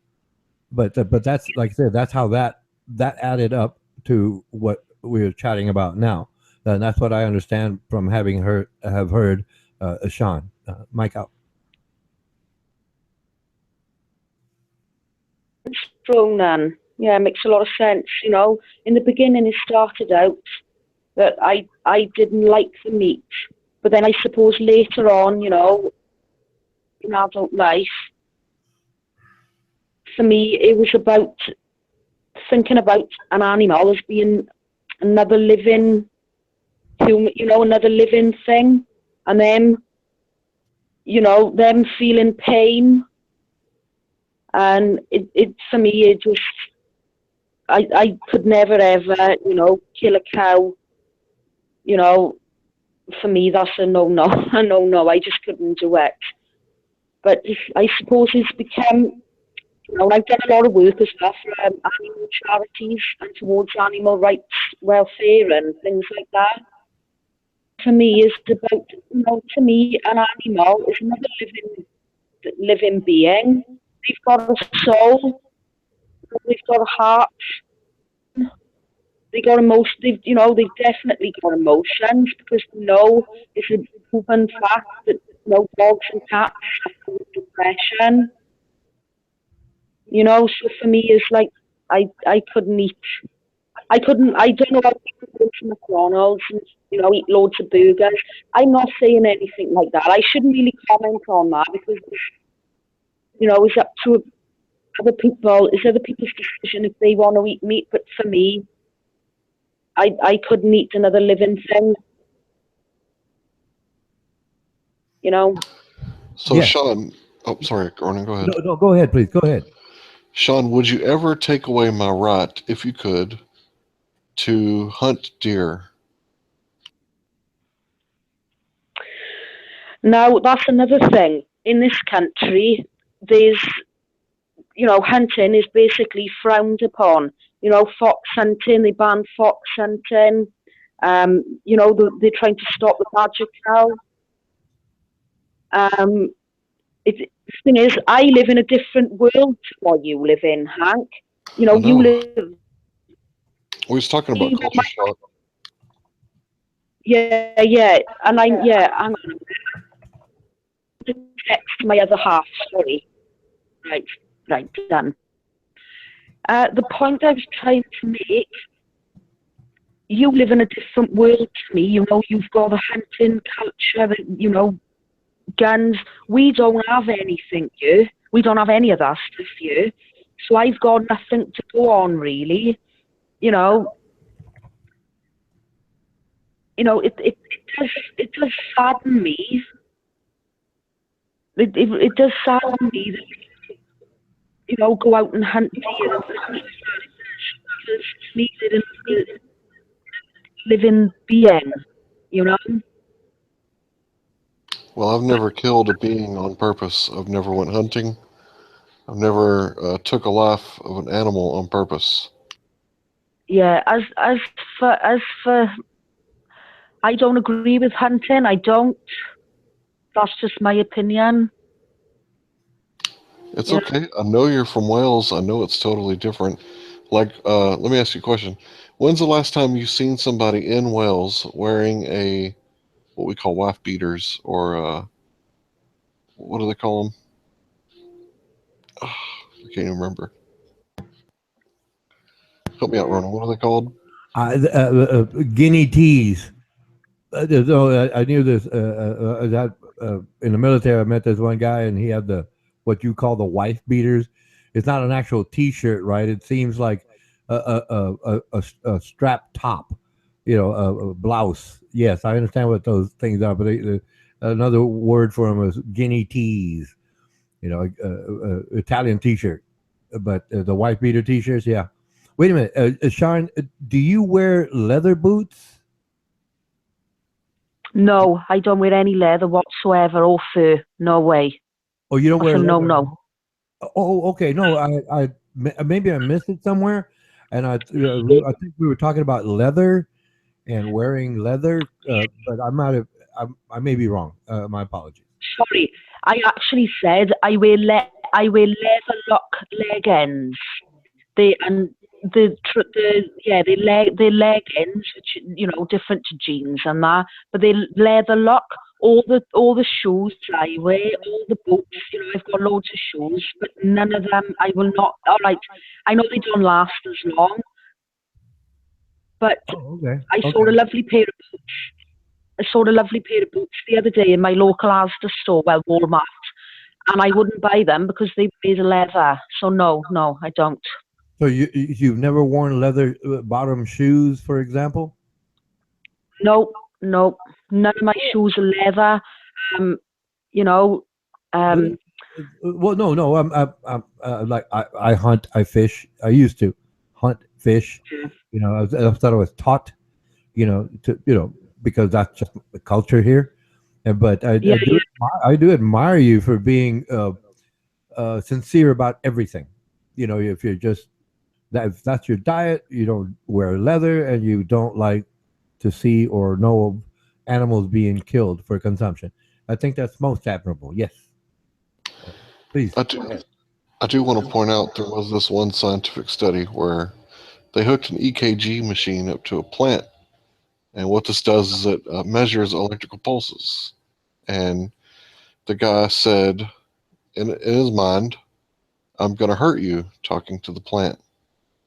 And it kind of blipped a little bit, and then he said, "I'm going to cut you," out loud. And it blipped a little bit, and then when he grabbed it to cut it, before he even snipped, it spiked.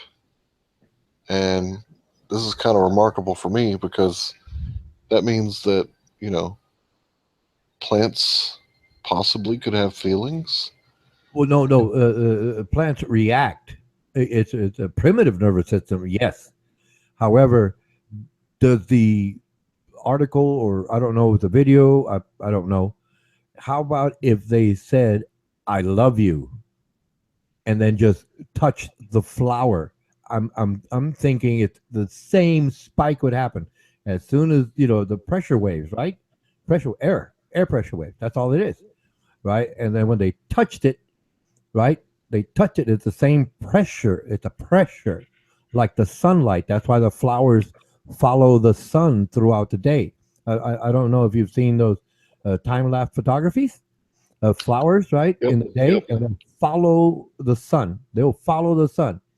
You know, okay, it does that. But like I said, you're saying, yeah, they hooked it up to EKG and they went so-called negative on it. Did they go positive on it? Is the question. I don't remember. No, because this is all you're saying is something to me, and this is what I'm thinking in my mind. Did they conduct the same experiment using opposite terms? I love you. I care for you. I am going to touch you, and then touch it. And I'm saying, yep, the same spikes, the same patterns would have happened. The same spot. If it's I hate you, that sharp sound, right? Sure, there'd be a spike. I love you. It would be a mild rise, very mild. And the touch, if it was a hard grab, yeah, it would have spiked hard. If it was a soft touch, it would have been a mild spike. Like I said, unless it states that, then I can only surmise that it was just okay. It's pressure waves, and like I said, in the example of the sun's photons hitting the plant, like I said, the plant will follow it, and that's how I deduce my opinion. That's how my opinion was deduced, because if they didn't do it the other way around, there's not really an experiment. The EKG, well, yeah, it worked. Yeah, well, we can tell something is happening. Yeah, but if they say I'm going to hurt you, I'm going to cut you now, and grab it to cut, okay, that's one way. How about the other way around? If they didn't do that, well, there's no comparison. It's isolated. No, there's no comparison. Anyway, go ahead, please. I really appreciate your love for science and how you are identifying variables. Go ahead, Sean. Well, thank you. Thank you. You were asking me earlier about something life beaters. Can you say that again, please? You were asking me earlier about something you referred to as wife beaters. Have I ever seen? Is it an Italian T-shirt? Yeah. When's the last time you saw somebody wearing clothes like that where you're from? Is that hunting gear? Is there? No, it's an undershirt. Men wear different types of undershirts. Excuse me, Sharon. Do you see the Hank's avatar right now on the screen? Yes. No, go in and have a look at it. Yeah, no. Hank. His avatar right there on our panel. Do you see his name? Yeah. Okay, that's a regular what we call T-shirt. Okay, and what he is referring to is a similar T-shirt, except the straps on your dress there. That's the way the T-shirt is made. It's a little wider, right? The actual straps over the shoulders, but it's a white T-shirt like Hank has. But it's in that pattern where you would have like straps over the shoulders and then a T-shirt, like your arms are exposed. I mean, your shoes.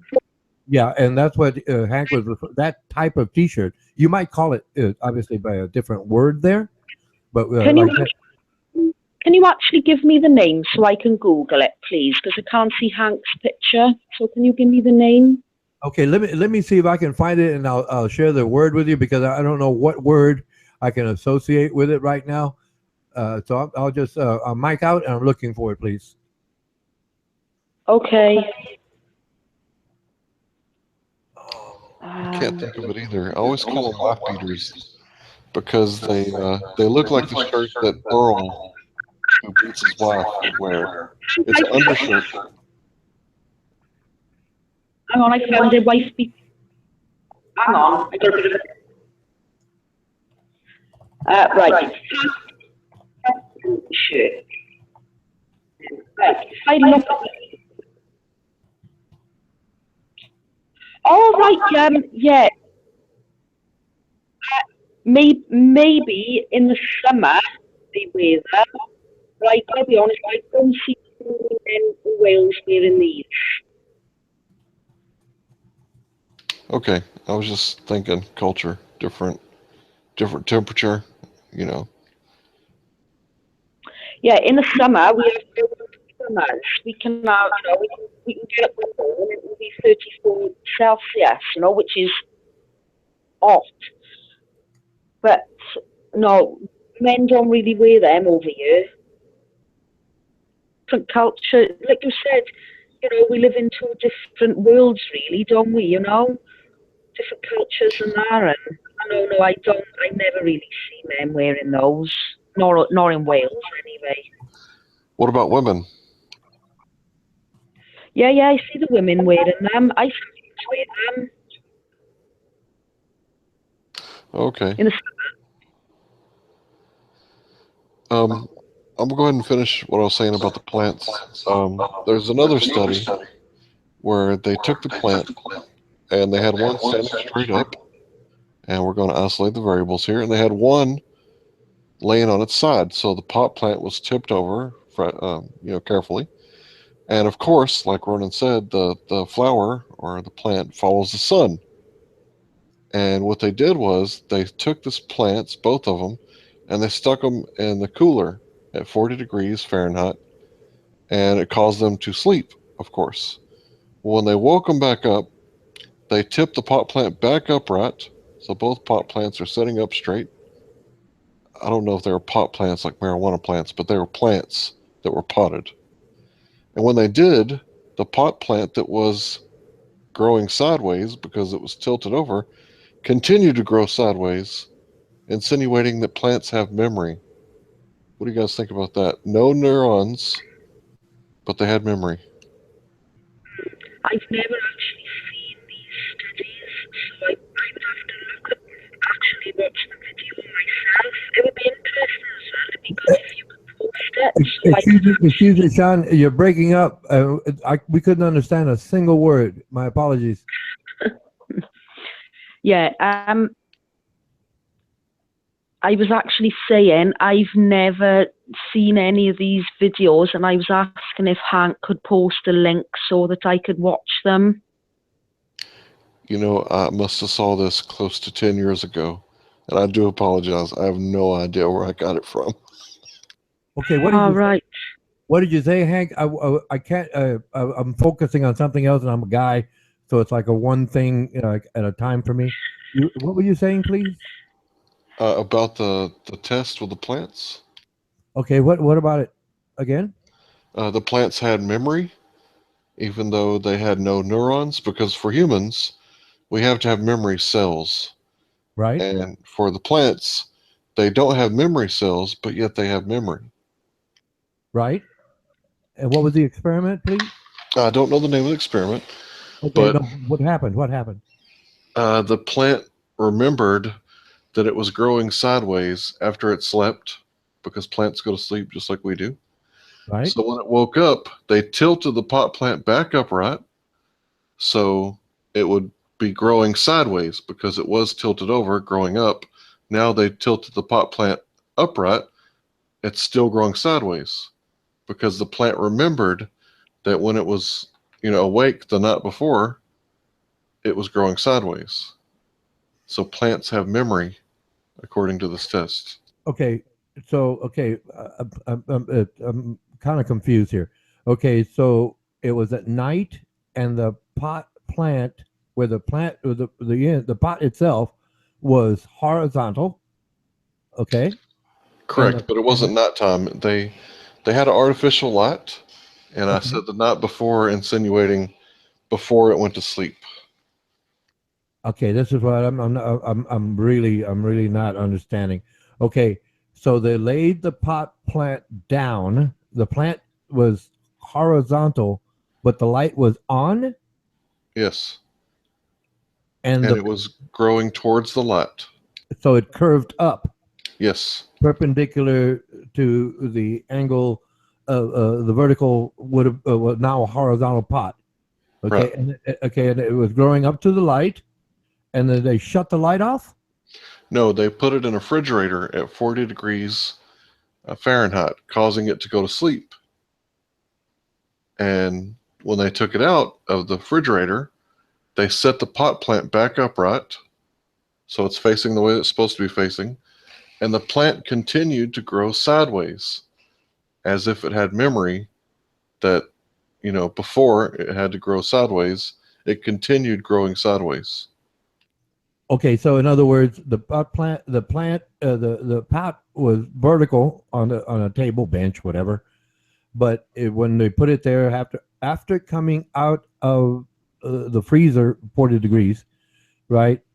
The stem was horizontal to the ground, right? Is that what you're saying? Yes. Okay, and then did they put the light on then? Yes, and it still continued to grow Sideways. horizontal, just like it was before, just like it had remembered that it was growing this way before. Okay, okay, this is where it's confusing to me. If you put something, anything, right, in any angle in 40-degree temperature, the fluid is going to get close to freezing temperature, 0 Celsius or 32 degrees Fahrenheit. But you're talking 40 degrees Fahrenheit, right, which is approximately, I guess, 1-2 degrees Celsius. Yes? So it's that cold. But did the experiment go on for hours after the fact? In other words, when they took it out, put it on the bench, and they turned the light on, if it stayed horizontal, it would have taken approximately 4-6 hours for it to realize to basically warm up, right, and then turn vertical. So yeah, that's the part that I don't know if the experiment included. Yeah, obviously it's going to stay bent in shape. It got that cold. The fluid, the actual fluid inside the plant got near freezing temperature, so it's not going to spring up if they put the light on it immediately. It'll take time, right, for the fluids inside the plant to warm up, and then the plant will go vertical. So, like I said, that's where I don't understand the experiment. Unless, I mean, if you have further explanation, maybe I guess it can be reconciled. But at this point, I'm really just confused. Mike out. I think I almost found the T-shirt we were talking about. Yeah, I'm sorry I'm confusing you. This is stuff way back in the memory banks. Let's see, this must have been 10 or 12 years ago. I was studying plants, and the last experiment I'm going to tell you about, I don't know what kind of camera it was, but they put this filter over it. And when they cut the leaf, even though the leaf was halfway cut off, not long ways, but sideways, you could still see where the leaf was in the image. You could see where the veins were, and you could see the tip of the leaf, even though it had been cut off. And what it is, it's an aura around the plant. And even though you cut it off, a human has their leg removed because of diabetes, they have phantom pains. And it's because, in their head, their leg is still there. So when they took the picture, and I have the book somewhere, when they took the picture of the leaf, you could still see where the veins were because the spectrum of light that they were using. Very fascinating.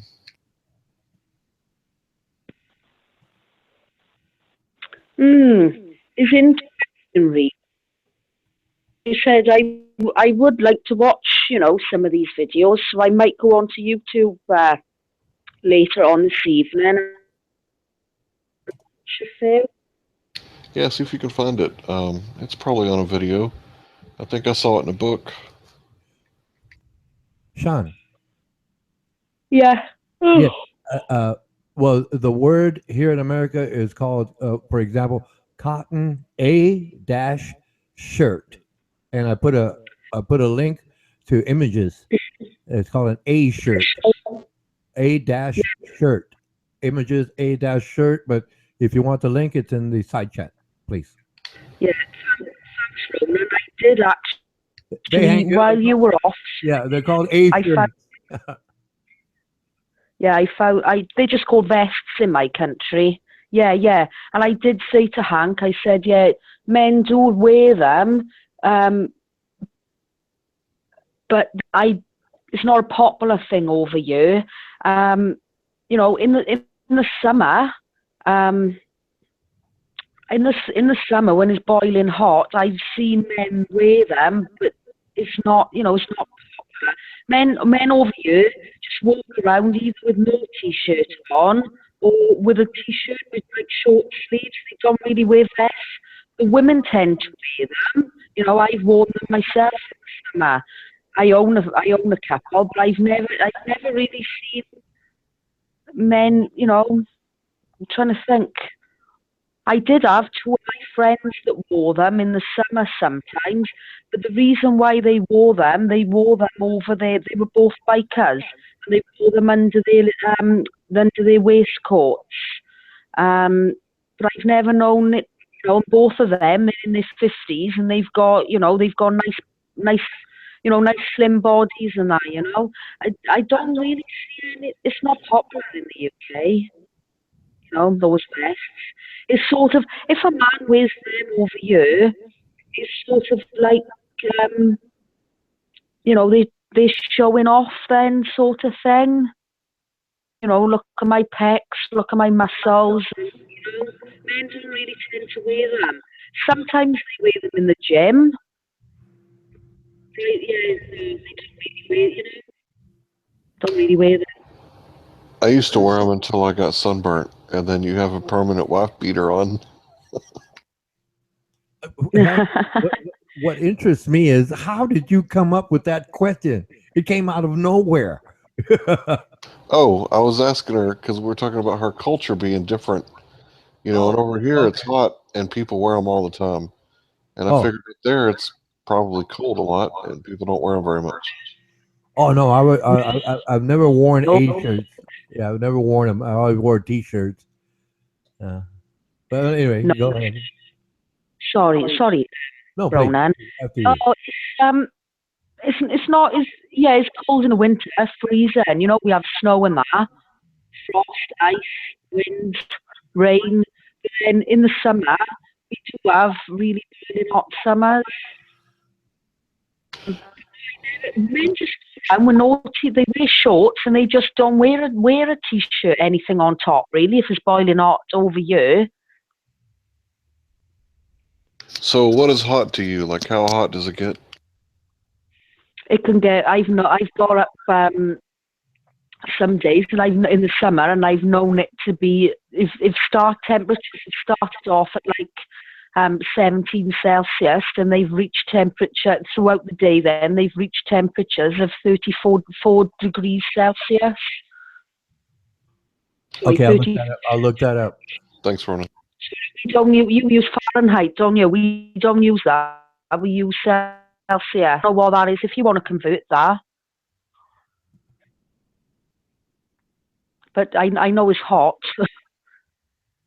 Yeah, us imperialist bastards. People say that, you know, a lot of people say that UK doesn't get hot and it's cold, and yeah, but we have our seasons, you know, and yeah, it is freezing in winter. We can go down to -21. Okay. You know, in parts of Wales where I live. Excuse me, you said 54 Celsius?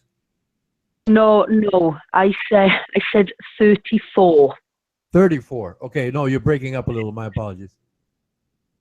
I'll move. Am I coming in clear, Hank? Can you hear me? Yes, ma'am. That would be 93.2 Fahrenheit. Yeah, yeah. I mean, that's hot. That's hot. That's hot. That's like a warm day here in Texas.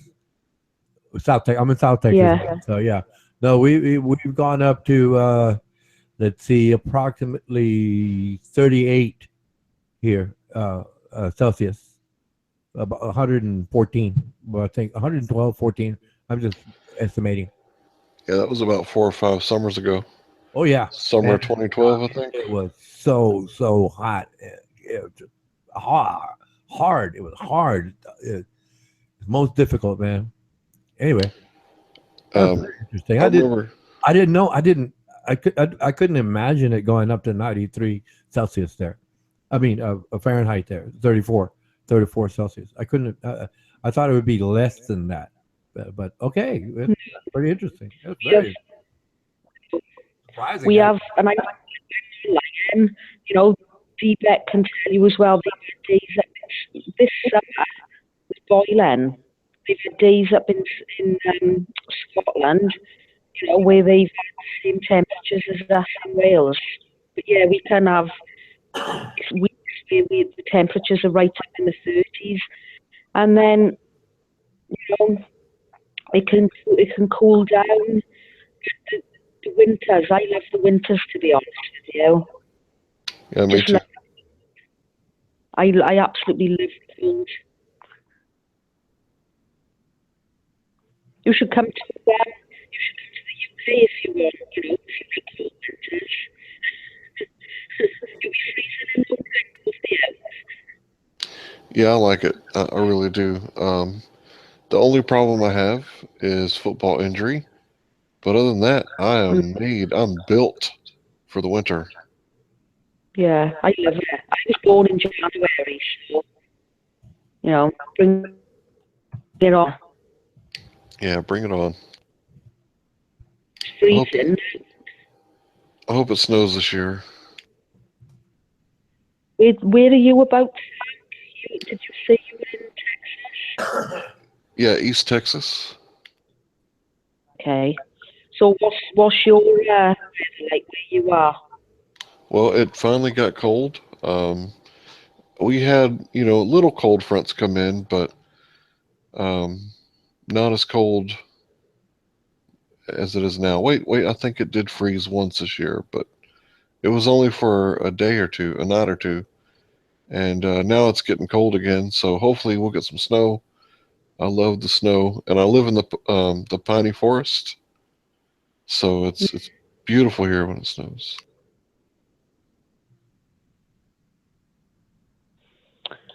Yeah, I live in the Midlands.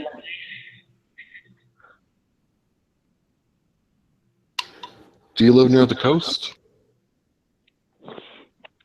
Quite near, yeah. Yeah, quite near. It's about 25 minutes on a train from me. Yeah, so if you're near the coast, 93 can feel like 103. Humidity. Have you ever seen you've seen the British flag, the UK on a map, obviously. Yeah. If you look at the map, I am right down on the bottom, right to the corner on the left hand side. I am right down there. If you want to know where Deepak is, it's Scotland, on the left hand side of the map. So you guys are on the west side. Represent. I live in the south side. Okay, the southwest.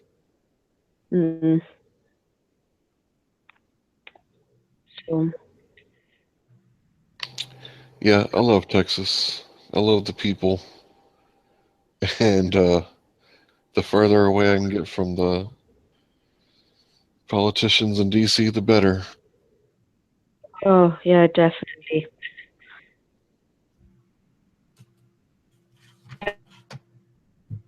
And honestly, you'd love it.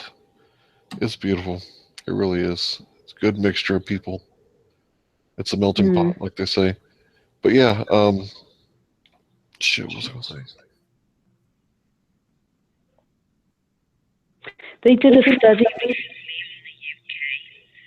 apparently people are the most. You broke up a little bit there.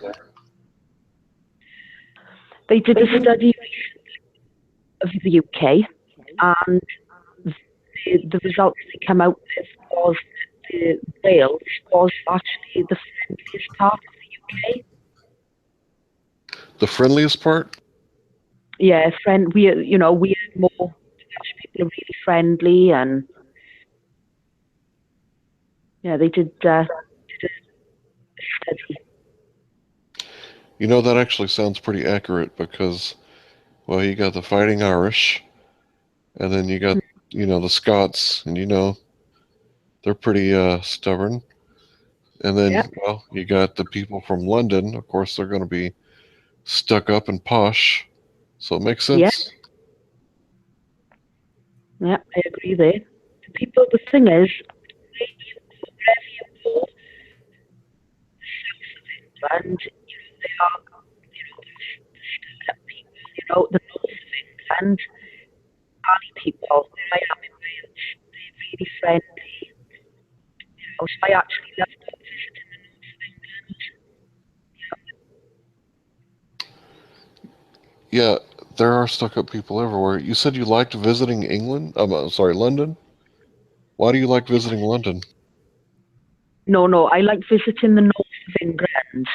Oh, the north of England. Okay. In the south. London is south. In the south. I like visiting the north of England. Is Manchester, Liverpool, Hull, Grimsby, Yorkshire, places like that. And I love visiting the north. I'm sorry, Sean, you're breaking up. Please. I'm sorry. I'll be back in a few minutes. I have to set out my dustbins. Okay. We're right. Can you hear me now, Hank? Am I clear?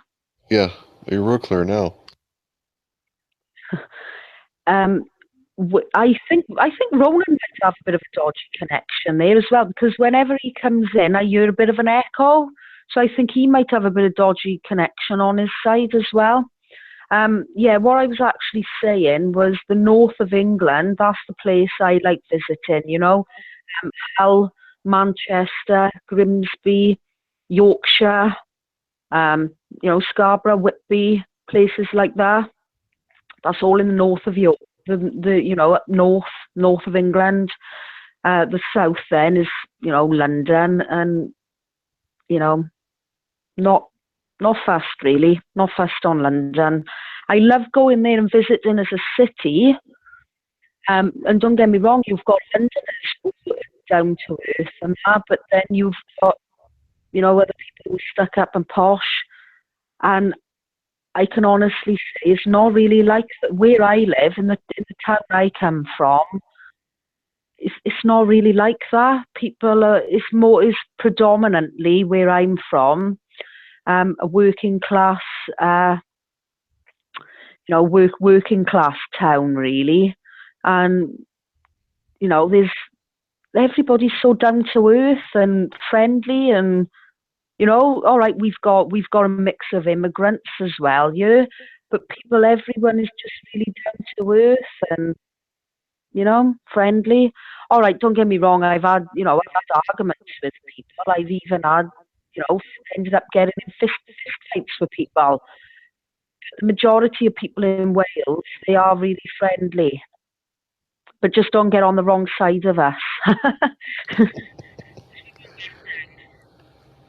I heard everything perfectly except for the last sentence. After you said, just don't get on the wrong side of us.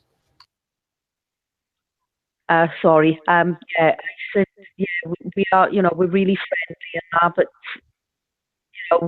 there is a line, obviously, you don't cross, and I said, basically, when we don't get on the wrong side of us, because we won't back down, basically, Good. I like that. Stand your ground. I don't think it's Ronan's fault. You were cutting in and out a little bit earlier, but when I first started, it's all right. No worries. Don't apologize. It's the system. It's not you. But when I was younger, when I first got a vehicle, I installed a sideband radio, and I could hear people from California talking to people from New York, and it's pretty amazing because I'm in Texas.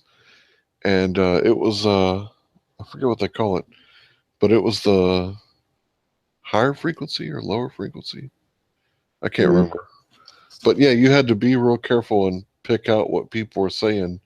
So I've trained my ear to listen to conversations through static. So it's easier for me to pick out what people are saying because I spent so much time on the sideband radio. Yeah, I love coming on here and listening, talking to people from all over the world.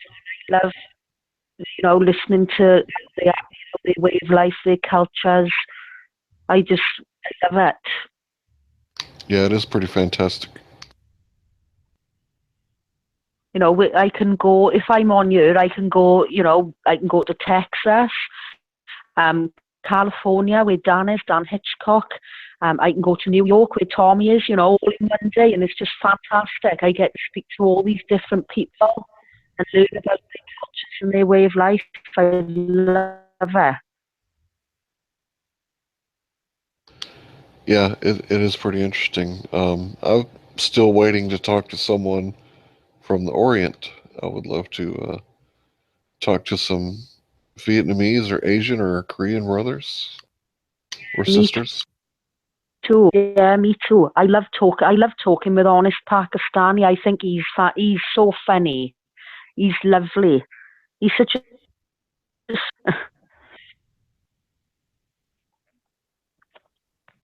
Yeah, he's a real joker. That's for sure. and when he comes on, I know I shouldn't laugh. When he came on a few weeks ago, and he was right, all right. I'm sorry, Armando. Armando, I apologize. Do you please forgive me? And bless. It was funny, but at the same time, our heart goes out to him because he was crying and getting upset, and he said, "Oh, Armando, please forgive me." He's just so funny, and it's hard to get. I know sometimes he does come out with a load of rubbish, but it's hard to get angry with him because he's so sweet, you know. Yeah, And I love the fact that he calls me the scientific pizza guy. It's great. I can't remember what he actually calls me. He's referred to me as quite a few things in the past. I can't actually remember, but I like listening to his stories from Pakistan, and I find it interesting. At least he recognizes my observance of the scientific method. Yeah, definitely. Science is not a strong point for me. Not a strong subject. Well, science is knowledge, or something like that. And, I'm sure you have lots of knowledge, just not in the strange Not in stuff. Yeah, not directly in science. So you can have science outside of the scientific method. You can have knowledge outside of science. But I Yeah. love it. I love it because it's the study of the earth and everything in it. So it's pretty fascinating to me to observe my surroundings.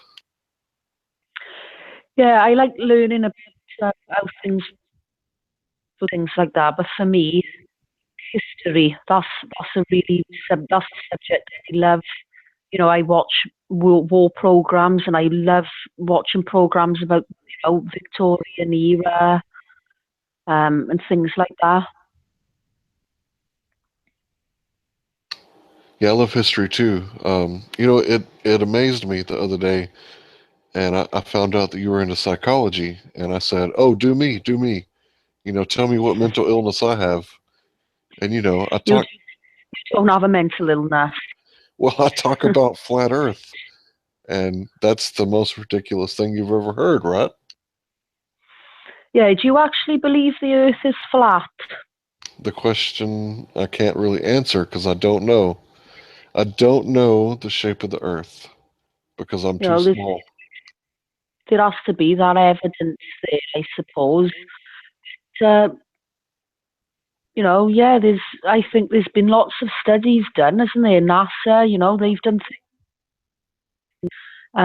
Newton obviously see the Earth. They can see the Earth from space where they are, and they can see that it's a round thing.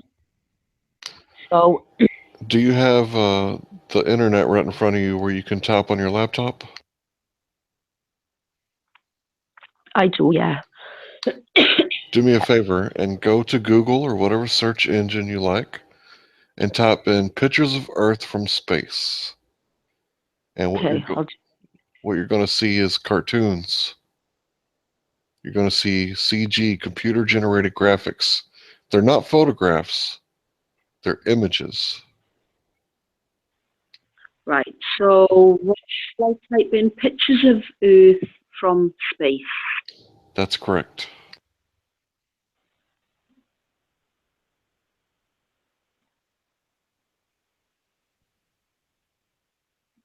I got it. Just coming up now. Right. So I go on to images then. Yeah, go to images.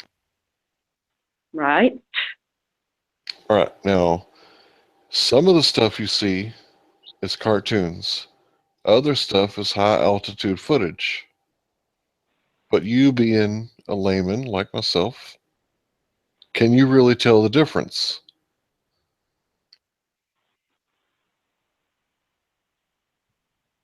Right. I'm going when I'm having a look.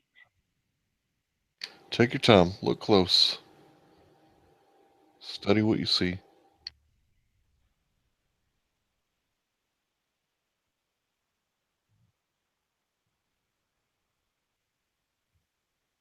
I know that you said that you didn't play video games, but for someone like me, who spent my entire life playing video games, I know what computer generated images look like. It's art, it's artwork.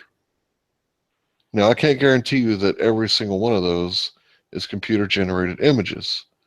Are you familiar with wide angle lenses like a GoPro?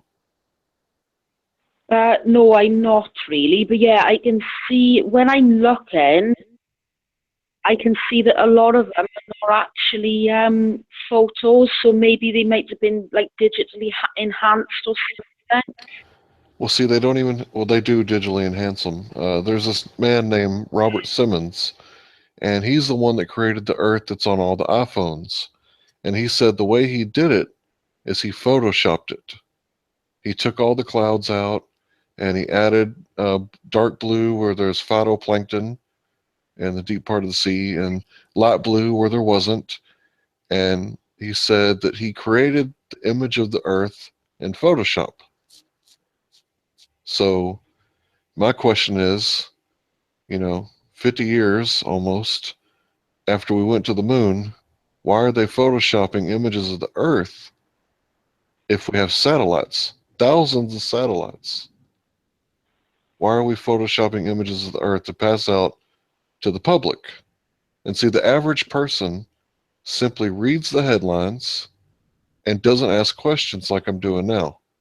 What I'm doing is, well, technically, I guess it would be along the lines of blasphemy. I am questioning people's worldview, right? So in the church in the old days, you would get in trouble for doing these things. But now I have the freedom of speech to openly ask questions. And if the ball earth is everything they say about it is true, then they should have nothing to fear. But if they're lying about certain things, like using wide angle lenses to distort the images, because the fisheye lens bends the light through the bent lens, and it can create distortion. So, you already said you don't think I'm crazy. Do you see any cartoons? I've just noticed one image now. The rest of it looks real. I've just posted it onto the Hangout. The rest of it looks real, but then when you see the Earth in front of it, that sort of looks like a cartoony image sort of thing. Do you know what I mean?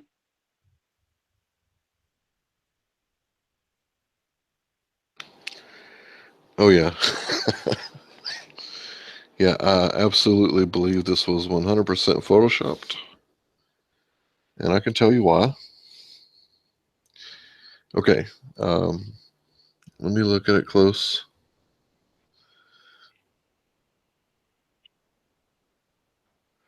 All right, looks like all that looks good. The foreground looks good. I don't know what that red line is in the foreground, but that orangish red line, but I'll ignore that. Okay, so when you look up at the moon, which is 1/4 the size of the Earth, it's not very big in the sky. It's about the size of your thumb at arm's length, right? Yeah, yeah.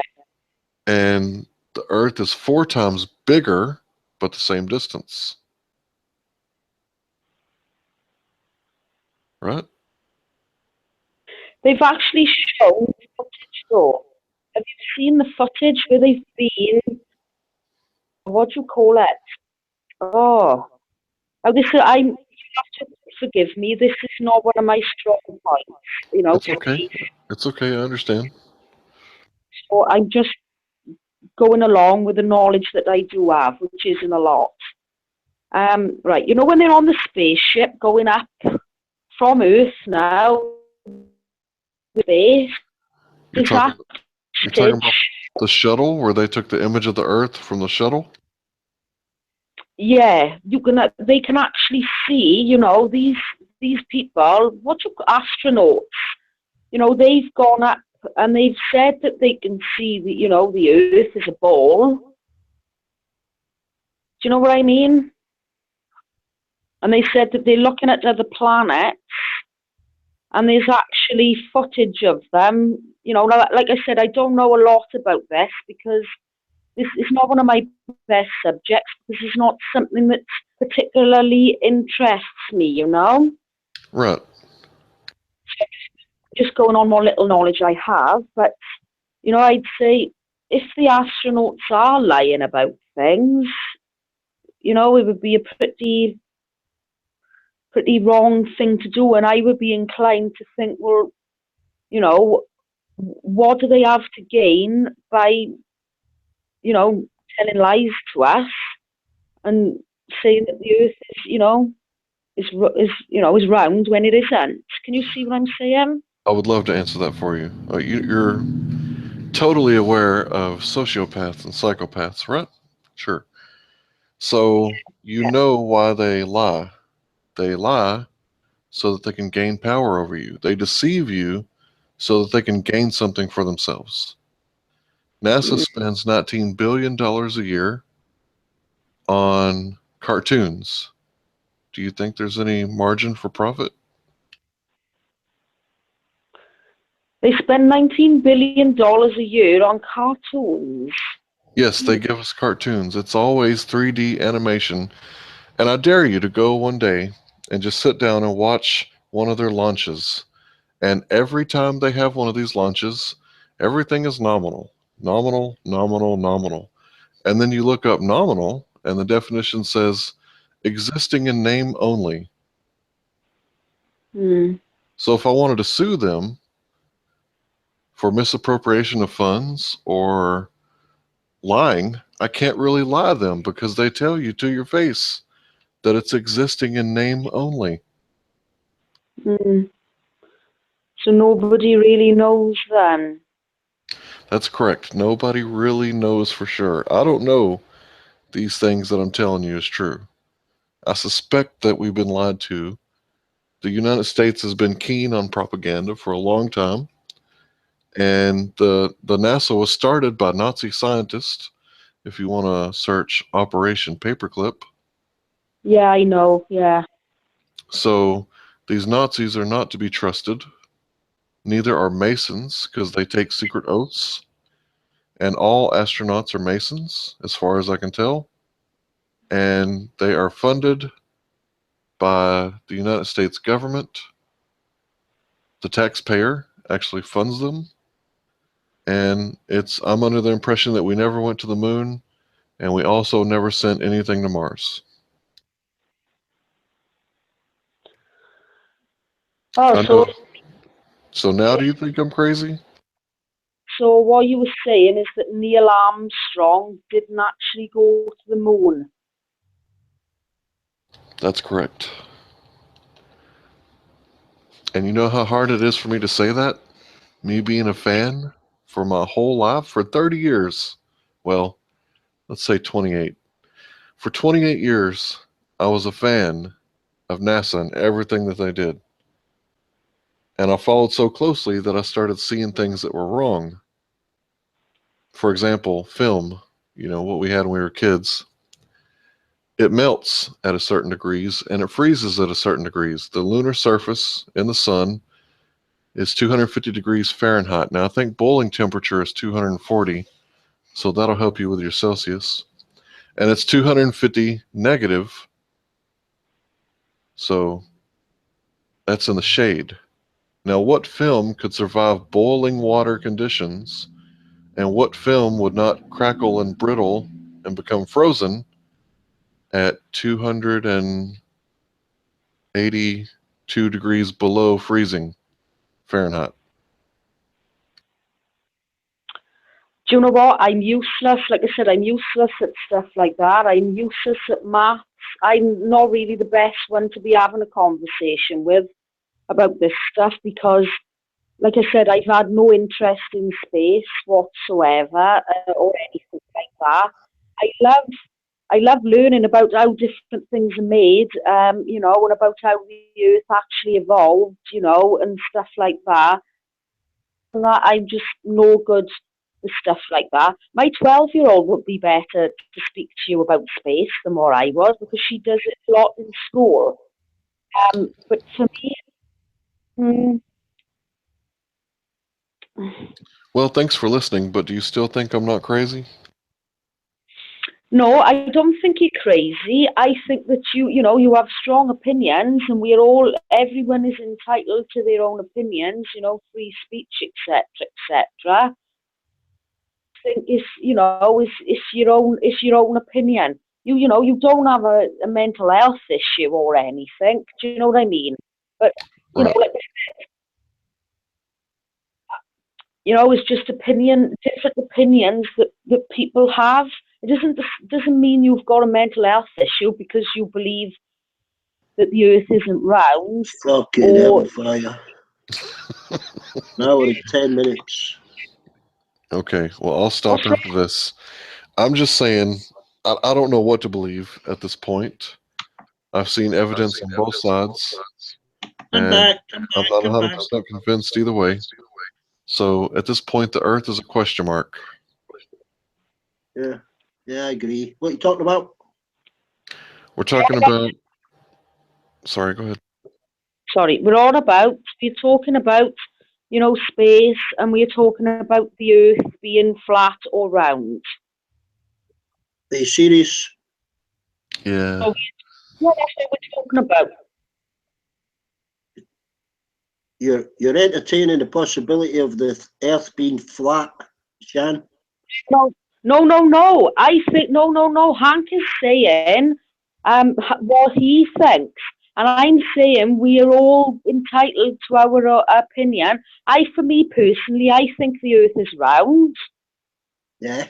But saying that everybody has got their own different opinions. Do you know what I mean? Yeah, but no. But the flat earthers only say it's a flat Earth to wind people up. Did I? No, I'm not a troll. I'm not trolling. Look on my channel and watch my first video, the first video I ever made, and ask yourself, is that Hank trolling or is Hank serious? Yeah, but I think some governments have hired a few thousand flat earthers just to annoy people. Well, if I was hired, I sure wouldn't be delivering pizza. Well, I don't think you're mental at all, Hank. Honestly, no, I don't. I just think different people have different opinions and they see things differently. Do you know what I mean? Yeah, I agree with that. Don't ostracize her, D-Beck. I don't think she deserves to be ostracized. No. It doesn't mean, honestly, it doesn't mean anything by it. I know D-Beck's personality and his banter. Do you know what I mean? So, yeah. And anything, What about if the Earth's a hexagon? It might be. You never know. Or a triangle. Could be a triangle. It could be a realm.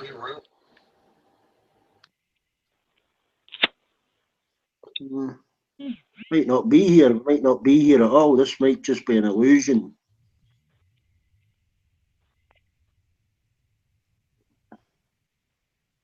Huh? Well, I guess maybe it could be an illusion.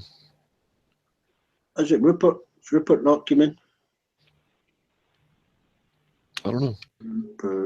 Rupert the bear. No, he's not coming in. I don't think so. Athena said she don't speak. She's not good at English. She's fantastic at English. She met time, and I think her spelling in English is fantastic. She's really good. Yeah, I can understand her English if everybody shuts up when she's talking. Yeah, I can understand her English as well. She graced us with her presence the other night. Me and Rona was on here by ourselves, and she came in and spoke with us for about 2 or 3 minutes, and her English was perfect. Yeah, that's what she does. I think she speaks better English than me. Well, I have to agree with you there. Your accent did take a while to get used to, D-Beck. I know. But I can understand you now. Every word. Ronan's got to lean towards the laptop with one ear and listen. He doesn't really understand me either, to be honest with you, on times. He has difficult understanding what I say. He thinks I talk really fast. But to a Welsh person, when I'm talking to other Welsh people, they're like, Shan, your dialect and your tone, you talk really slow. But when I'm talking to when I'm talking to other people from all over the world, they think I talk fast. When I went to Spain, and I was speaking to one of the waiters out there, he couldn't understand what I was saying. He was like, whoa, you're talking too fast, slow down, Really, really slow, like this, for him to make out what I was saying. It's so funny. Yeah, I do that here. People say to me, why are you talking so slowly? I say, well, it's because I've been talking to Americans.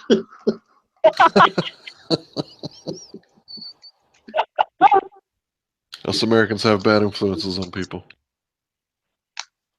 No, it's because you speak English. We don't. And what do you guys speak? Gaelish? I know it's Gaelic. No. I'm just trying to cross. Speak heavy slang. You speak heavy slang. If I start talking to you like I normally do, and then you put in all the words that I normally do, then you wouldn't understand a word I said. That's the slang thing.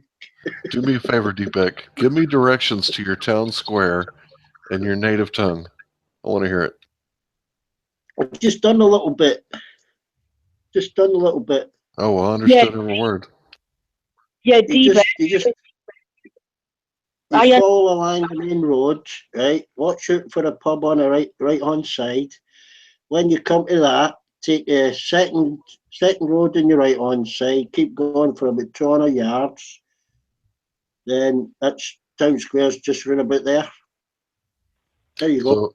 So a couple of rights and you're there. Yeah. Yeah, I understood everything you said, but that's because I'm from. Do you know what I mean? I don't live that far from you, really. Do you know what I mean? Not far enough. Yeah. I live right down the other end of on the UK on the map. But I can understand. I'm used to it. We've got loads of Scottish people over here. I speak to Scottish people all the time. I speak to Irish people all the time. English people we've got here, so I'm used to it. I noticed you didn't say you speak to the English people. Yeah, there's this man we have who lives down here. His name's John. He's from London, and he's I don't know. He's just a bit annoying. But the people in Yeah. You got a couple of English here, but nobody really speaks to them. they don't have on the panel. There's only one that comes on the panel. Who's that? Onshore Pete. Oh yeah, but he's Yorkshire. He's the only one that ever comes on. Well, he's East Yorkshire. He's just an upcase. English bastards. Grimsby. Grimsby. People on here. Do you know what he said to me, Shan? Did you hear him when he said, I don't like saying I'm from Grimsby, so I say I'm from Hull? Well, yeah. I thought, well, online. That was funny. That ain't a lot better. Yeah, Pete's a good guy. That's like saying I'm not from Baghdad, I'm from Aleppo. What's fucking difference? Most shitholes. I actually like the Yorkshire, though. You know that. We've spoken about this many times, Beck. And I love Yorkshire, you know that. I love all the north of the country, you know, Manchester, Liverpool. I love all them places. You know, I was in Yorkshire for a year, but I just found them a bit too racist. Did you? Mm. Yeah. Well, against Muslims. They don't like Pakis and Muslims. Oh, right. No. People say stupid shit in Wales. Don't get me wrong. I hear people say, oh, you know, I'm going up the Paki shop for a paper, whereas I wouldn't use that term. I would say, oh, you know, I'm going up the shop to get a paper or a pint of milk, you know? I try to do that too. Yeah. But they're not. Welsh people say stupid things, but they don't really actually go into it and call, you know, like, oh, look at that black bastard there. You know, nobody ever says anything like that down here. Do you know what I mean? Yeah, Nobody. In Yorkshire, I've heard guys phone for a taxi in a pub, right? Yeah. And it's quite acceptable for them to say, right, want a taxi, but I don't want a Paki driver. Oh, no. Sorry. Wouldn't happen here. That wouldn't happen where I'm from. I've heard that a lot of times, you know. That's unacceptable. That's not on. And if I heard anybody in Wales, right, in my local pub speaking like that, I'd fucking put them straight as well. That's not acceptable. Do you know what I mean? Well, we did. I mean, we were visitors, but the first time I heard that, I said to the guy, "Are you serious? You won't get a taxi." And he said, "What are you talking about?" I says, "You can't say I don't want a fucking taxi." He says, "Yeah, you can. You can ask for a white driver." Oh, that's no way. Well, we could believe it. What are the police doing up there then? Because I can assure you, if I spoke like that when I'm from, he'd fucking chuck me himself for the night. Do you know what I mean? If I do that here as well, you'd be arrested, you know. Welsh police won't put up with it. What's going on in England? You know? Yeah, there's different areas, there's no-go zones and all sorts, you know. Oh, it's not like that in Wales. Everywhere you go is practically a shithole in Wales.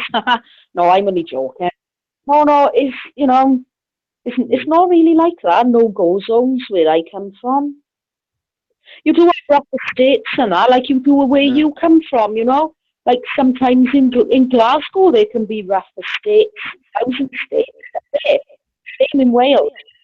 If you go up to the edge of the valleys, well, there's, you know, you get really rough housing estates up there, and the people yeah, you get them. You get them in every city, but the difference is Glasgow. They don't pick on different communities. It's just across the board. You know, they don't single anybody out, any race out. You know. Yeah, we don't do that here either.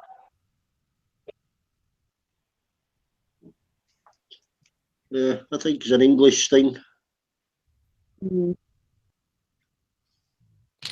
Racist bastards. Aye. Aye. I said that to Grizz once. I was trying to relate a couple of experiences I had in Yorkshire and Suffolk. I mean, I've been in Yorkshire, Suffolk, Oxfordshire, Kent, you know. But he just laughed. You know, he laughed at it, but he didn't answer me.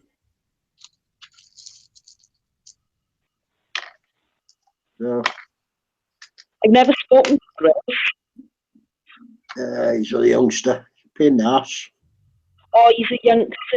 That explains it because, you know, your brain isn't actually fully developed until you're 25. All these. Well, he's also English, so his brain never fully develops anyway. Yeah, but it doesn't actually properly develop until you're 25, and that's why you get, you know, youngsters saying stupid things they do. I mean, don't get me wrong, when I was that age, 23, I used to speak a lot of shit. Since I've really got into my 30s, I've been doing the job I've been doing, I sort of had a more mature, grown-up outlook on stuff, you know? Years ago, I used to come up with all crazy shit, you know? I don't think it's just mentally. Like right now, I'm 34. I'm stronger now than I ever have been in my life. Yeah, you're the same age as me then, Hank. I'm 34 next Wednesday. Do you feel stronger now than you ever have? Yeah, definitely. I feel like I could take on the world and like nobody would, you know, mess with me. Yeah, definitely. So, Have you kissed and made up with Kyla yet? Oh, Kayla. Well, I spoke to her this morning, and I spoke to her on the text chat. I came in, you know, but all she was doing was effing this and effing that. But the thing is, she is only 24, so her brain hasn't fully developed yet. You have to make allowances for her. You know, me having another, you know, 11 years on her, you know, being more mature, etc. She, you know, it's like talking to the wall, you know. In my opinion, you know, and I've heard other people say as well that they think she might be on the autistic spectrum, and she comes out with things. I'm not going to mention any names about what, you know, people have said to me, but she comes out with things that, you know, a 5-year-old would come out with. I've spoken. I actually had a conversation with my daughter about this yesterday, who's 12, and I spoke to her about it, and I can show her. I spoke to her about things that were happening online, and she, you know, she got confused why a woman would want to put things like that about, you know, on a YouTube and having the world see things like that. Perhaps, like I said, the culture thing. People come from different sides of the world. She lives in Tennessee, I believe. I'm from Wales. I don't, you know, I don't necessarily see women acting like that where I come from. And I will say another thing as well, that I was actually accused of being jealous at one point. I've gone, no, I'm not being a big-headed bastard, but somebody who's 34, who's had a child, I get plenty of compliments on life, you know, in fantastic shape for someone who's had a child. Do you know what I mean? But for me, I don't want attention from men or anyone else on my figure, on the way I look like. To me, it's important what a person is like inside. What's what I'm in. Yeah, Plus, we know you get bigger tits anyway. Oh, but for me, it's not what a person looks like on the. You know, I don't have, as a woman, I don't have to go around and create that, you know, crave that attention. I don't crave that attention, and I don't have to go around making, you know, videos like that, just for a self-esteem, and get attention, you know. that doesn't kind of impress me.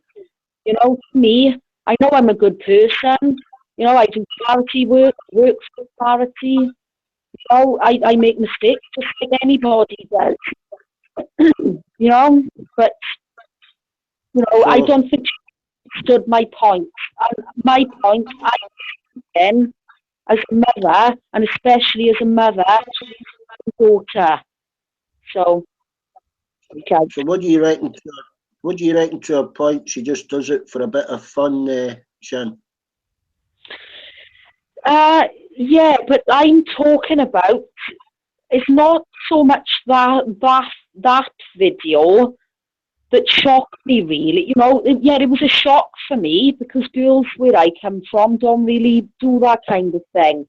But what I found shocking was that when can you remember back a few weeks ago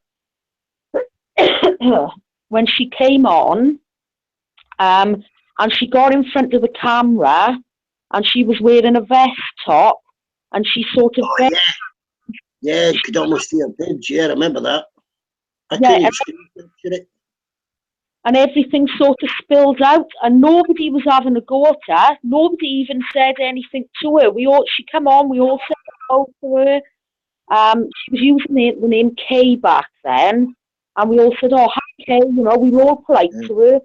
And Petra was talking about something, you know, talking about her dog as she does, but little Bella. And she turned, she got her dog, and she was saying, "Oh, my dog's better, my dog's better." You know, that's something that a you know a young person would come out with. Do you know what I mean? So. Yeah, to be honest, I can't really remember seeing the dog. Yeah, the dog. I think the dog was that. You know, it was a lovely dog. It was actually. I don't quote me on this, but I think it was like a golden colour. It might have been a Labrador or something. Oh yeah, I think I remember. I might have been looking at something else. Can't really remember. Yeah, I could. You know, I could be wrong, and I didn't really appreciate that. You know, nobody knew her. You know, Armando was quite decent enough to let her come into the hangout, you know, and speak to us all. But what I didn't actually, you know, appreciate, and I thought that was uncalled for, you know, she came in and then invited Al Hu in, and he started sniping and removing everybody, you know. I remember now. Wasn't the dog pink? Or was that a bra? No, I think the top she was wearing at the time was pink, but it was the way. It was the way I found that shocking. You know, it might be acceptable like that way she comes top, but no, you know, the different, you know, cultures. I'm a more, you know, I've got huge more experience on her, so I see the world completely differently to what she does. And what she's like then, she's not upset and she's like that. The way that she comes across when she's got all her, you know, all of them. Yeah, you're breaking up a bit, Shan. Maybe she'd only do that on a Wednesday. You know, something like that. Anyway, man. Can you hear me now, Bet? Yeah, I can hear you. But I can guarantee you won't get a guy complaining about what she does, Shan. Guy complaining, no, because they think about, for them, they think, you know, and is like really better qualified than I am. He's, you know, men think with what's between their legs, and they are, you know, men need to produce. You know, roll things like that. Breaking up, Shan, you're breaking up a bit. Move. Yeah. Hang on. You on your phone again, Shan? You on your phone? Yeah, I've had to use my phone. I just given my laptop not use it for something. So I've had to come on the phone. Can you hear me now? Yeah, but you keep drifting off. You know, when you're into your sentence, you kind of drift off a bit. I think maybe you might be putting your finger or hand over the microphone. Yeah, no. Yeah. Anyway, yeah, as I was actually, I'll finish what I was saying. I'm going to come off speaker. Hang on.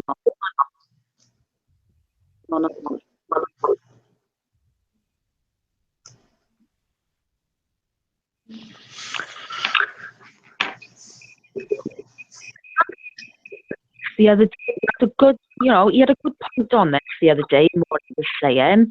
Women's reputation is very fragile. A woman's reputation is very fragile, and it doesn't take to ruin her reputation, And to make was that the way she was coming across, men might think, that she's a slut and she sleeps around.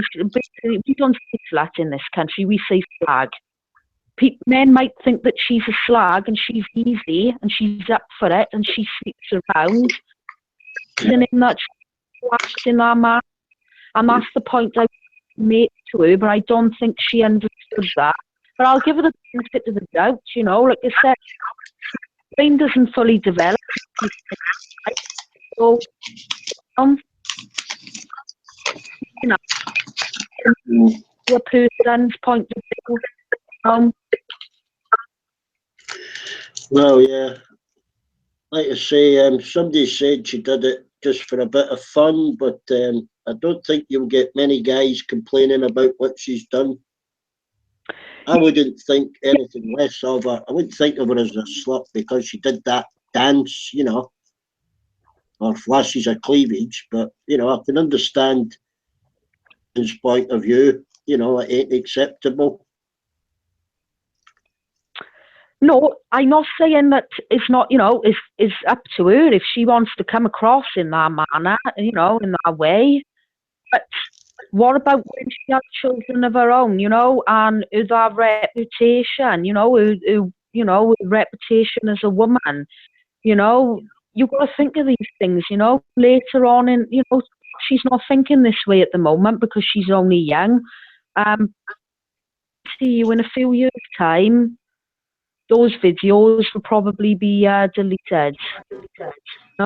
When she the bit and starts, a lot of men put on this earth, for reproduction, basically. Men think with what's in between their legs. For me, I would want a man to respect me and see me as a human being and for what's inside as well, rather than seeing me as a sex object. That's it's really hard for men to do because most men, are wrapped up in the physical. They want to eat, they want to have sex, and they want to sleep. They want to do what makes them feel good. Yep, I agree. Yeah, and I agree with what you were saying, Hank.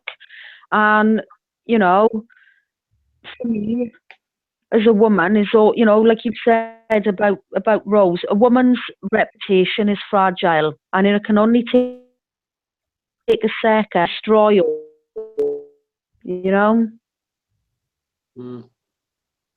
Yeah, I was getting on a date because he was victimizing her, and I shouldn't have said his name, but yeah, he was victimizing her because he was lying on her, and I might have said it because I'm a religious person, and the Bible says not to tell a false testimony against your neighbor. In other words, don't lie on your neighbor, and that's what he did. And I may have reacted in a spiritual thing rather than a physical thing. I'm not religious, Hank, but I agree with what I would say the same as what you said. A woman's reputation, is very fragile, and if somebody is going around making things up about women that are not true, it can only take a second, to destroy all that, everything that a woman has built up. It wasn't we that in the past I had gone out with a biker from a local biker group. This is quite a while ago. This was many years ago actually, and he made a lot of stuff up. I'm not going to go into it, but he made a lot of stuff up that wasn't true. He got together with a load of men, as men do. He got together with a load of men and said a lot of things that wasn't true. And I got the police involved, because the things he was saying was serious, etc. And it was about me as a woman, and he was basically saying things that wasn't true. But anyway, enough about that.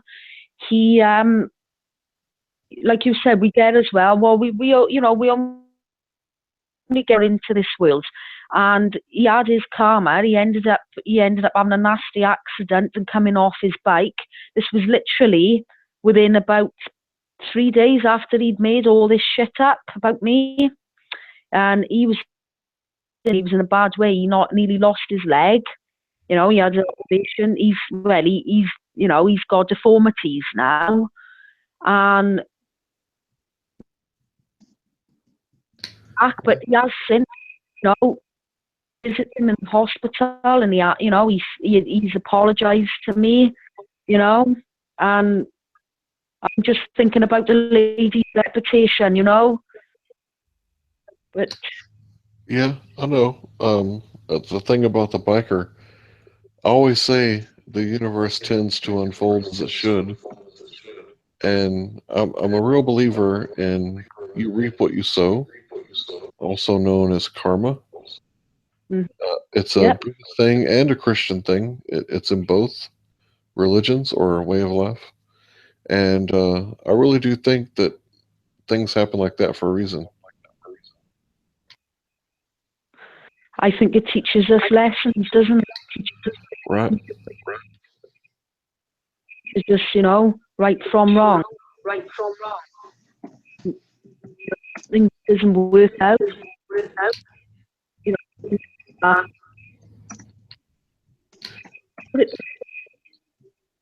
I've always made an effort to get to know a man first before I actually get romantically involved, because you never know what they're saying behind your back. Romantic. Is that another way for saying opening your legs? Yeah, I wanted to put it in a lady-like, polite way. Do you know what I mean? I'm not going to sit and say, I'd rather get to know a man before I shag the living. I'm not going to say that, because that's not how I speak. But yeah, before I get actually involved, before I let it go any further, I'd rather get to know a man. Do you know what I mean? And really know a person. Yeah, couple of drinks first. Yeah, I know what you mean. Drinks are, yeah. I bet. Couple of drinks and a fish supper. Because I don't eat fish. Oh, yeah, don't eat fish. Very Couple of fish and a noodle takeaway. An Aldi takeaway. Yeah. Aldi. But it is my day. So I just use Aldi. So I got a question for D-Beck. Do you get pissed off that they call it Scotland Yard? And I know that it's in London. Not really. I'd be calling them up wanting my name back. If they called it Texas Yard, I'd be like, hey, you ain't even in Texas. I'd love to punch Lizard straight in the fucking face. Why was the He's abusing me on the hangout. What's he? Call me crass. Hmm. What's crass mean? I Hank, what does crass mean? I don't know. It sounds familiar. I've heard it before. Use that term, yeah.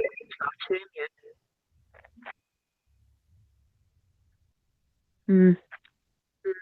Ask Said we shag sheep. him to explain why. Well, I'll tell you what he said, Shan. He said it's probably because the Scots are the only people in the whole world who shag sheep more than Arabs and Welsh. He's got that. He's got that one wrong. The Welsh called sheep shaggers. I have Wrong. Yeah, he said the Welsh. He mentioned the Welsh and Arabs. Yeah, the Welsh. I have the definition. We have lots of sheep. I have the definition for crass. CRASS. Adjective. Yeah. It is lacking sensitivity, refinement, or intelligence. Intelligence. Yeah, you're lacking sensitivity. Not you, but lacking sensitivity,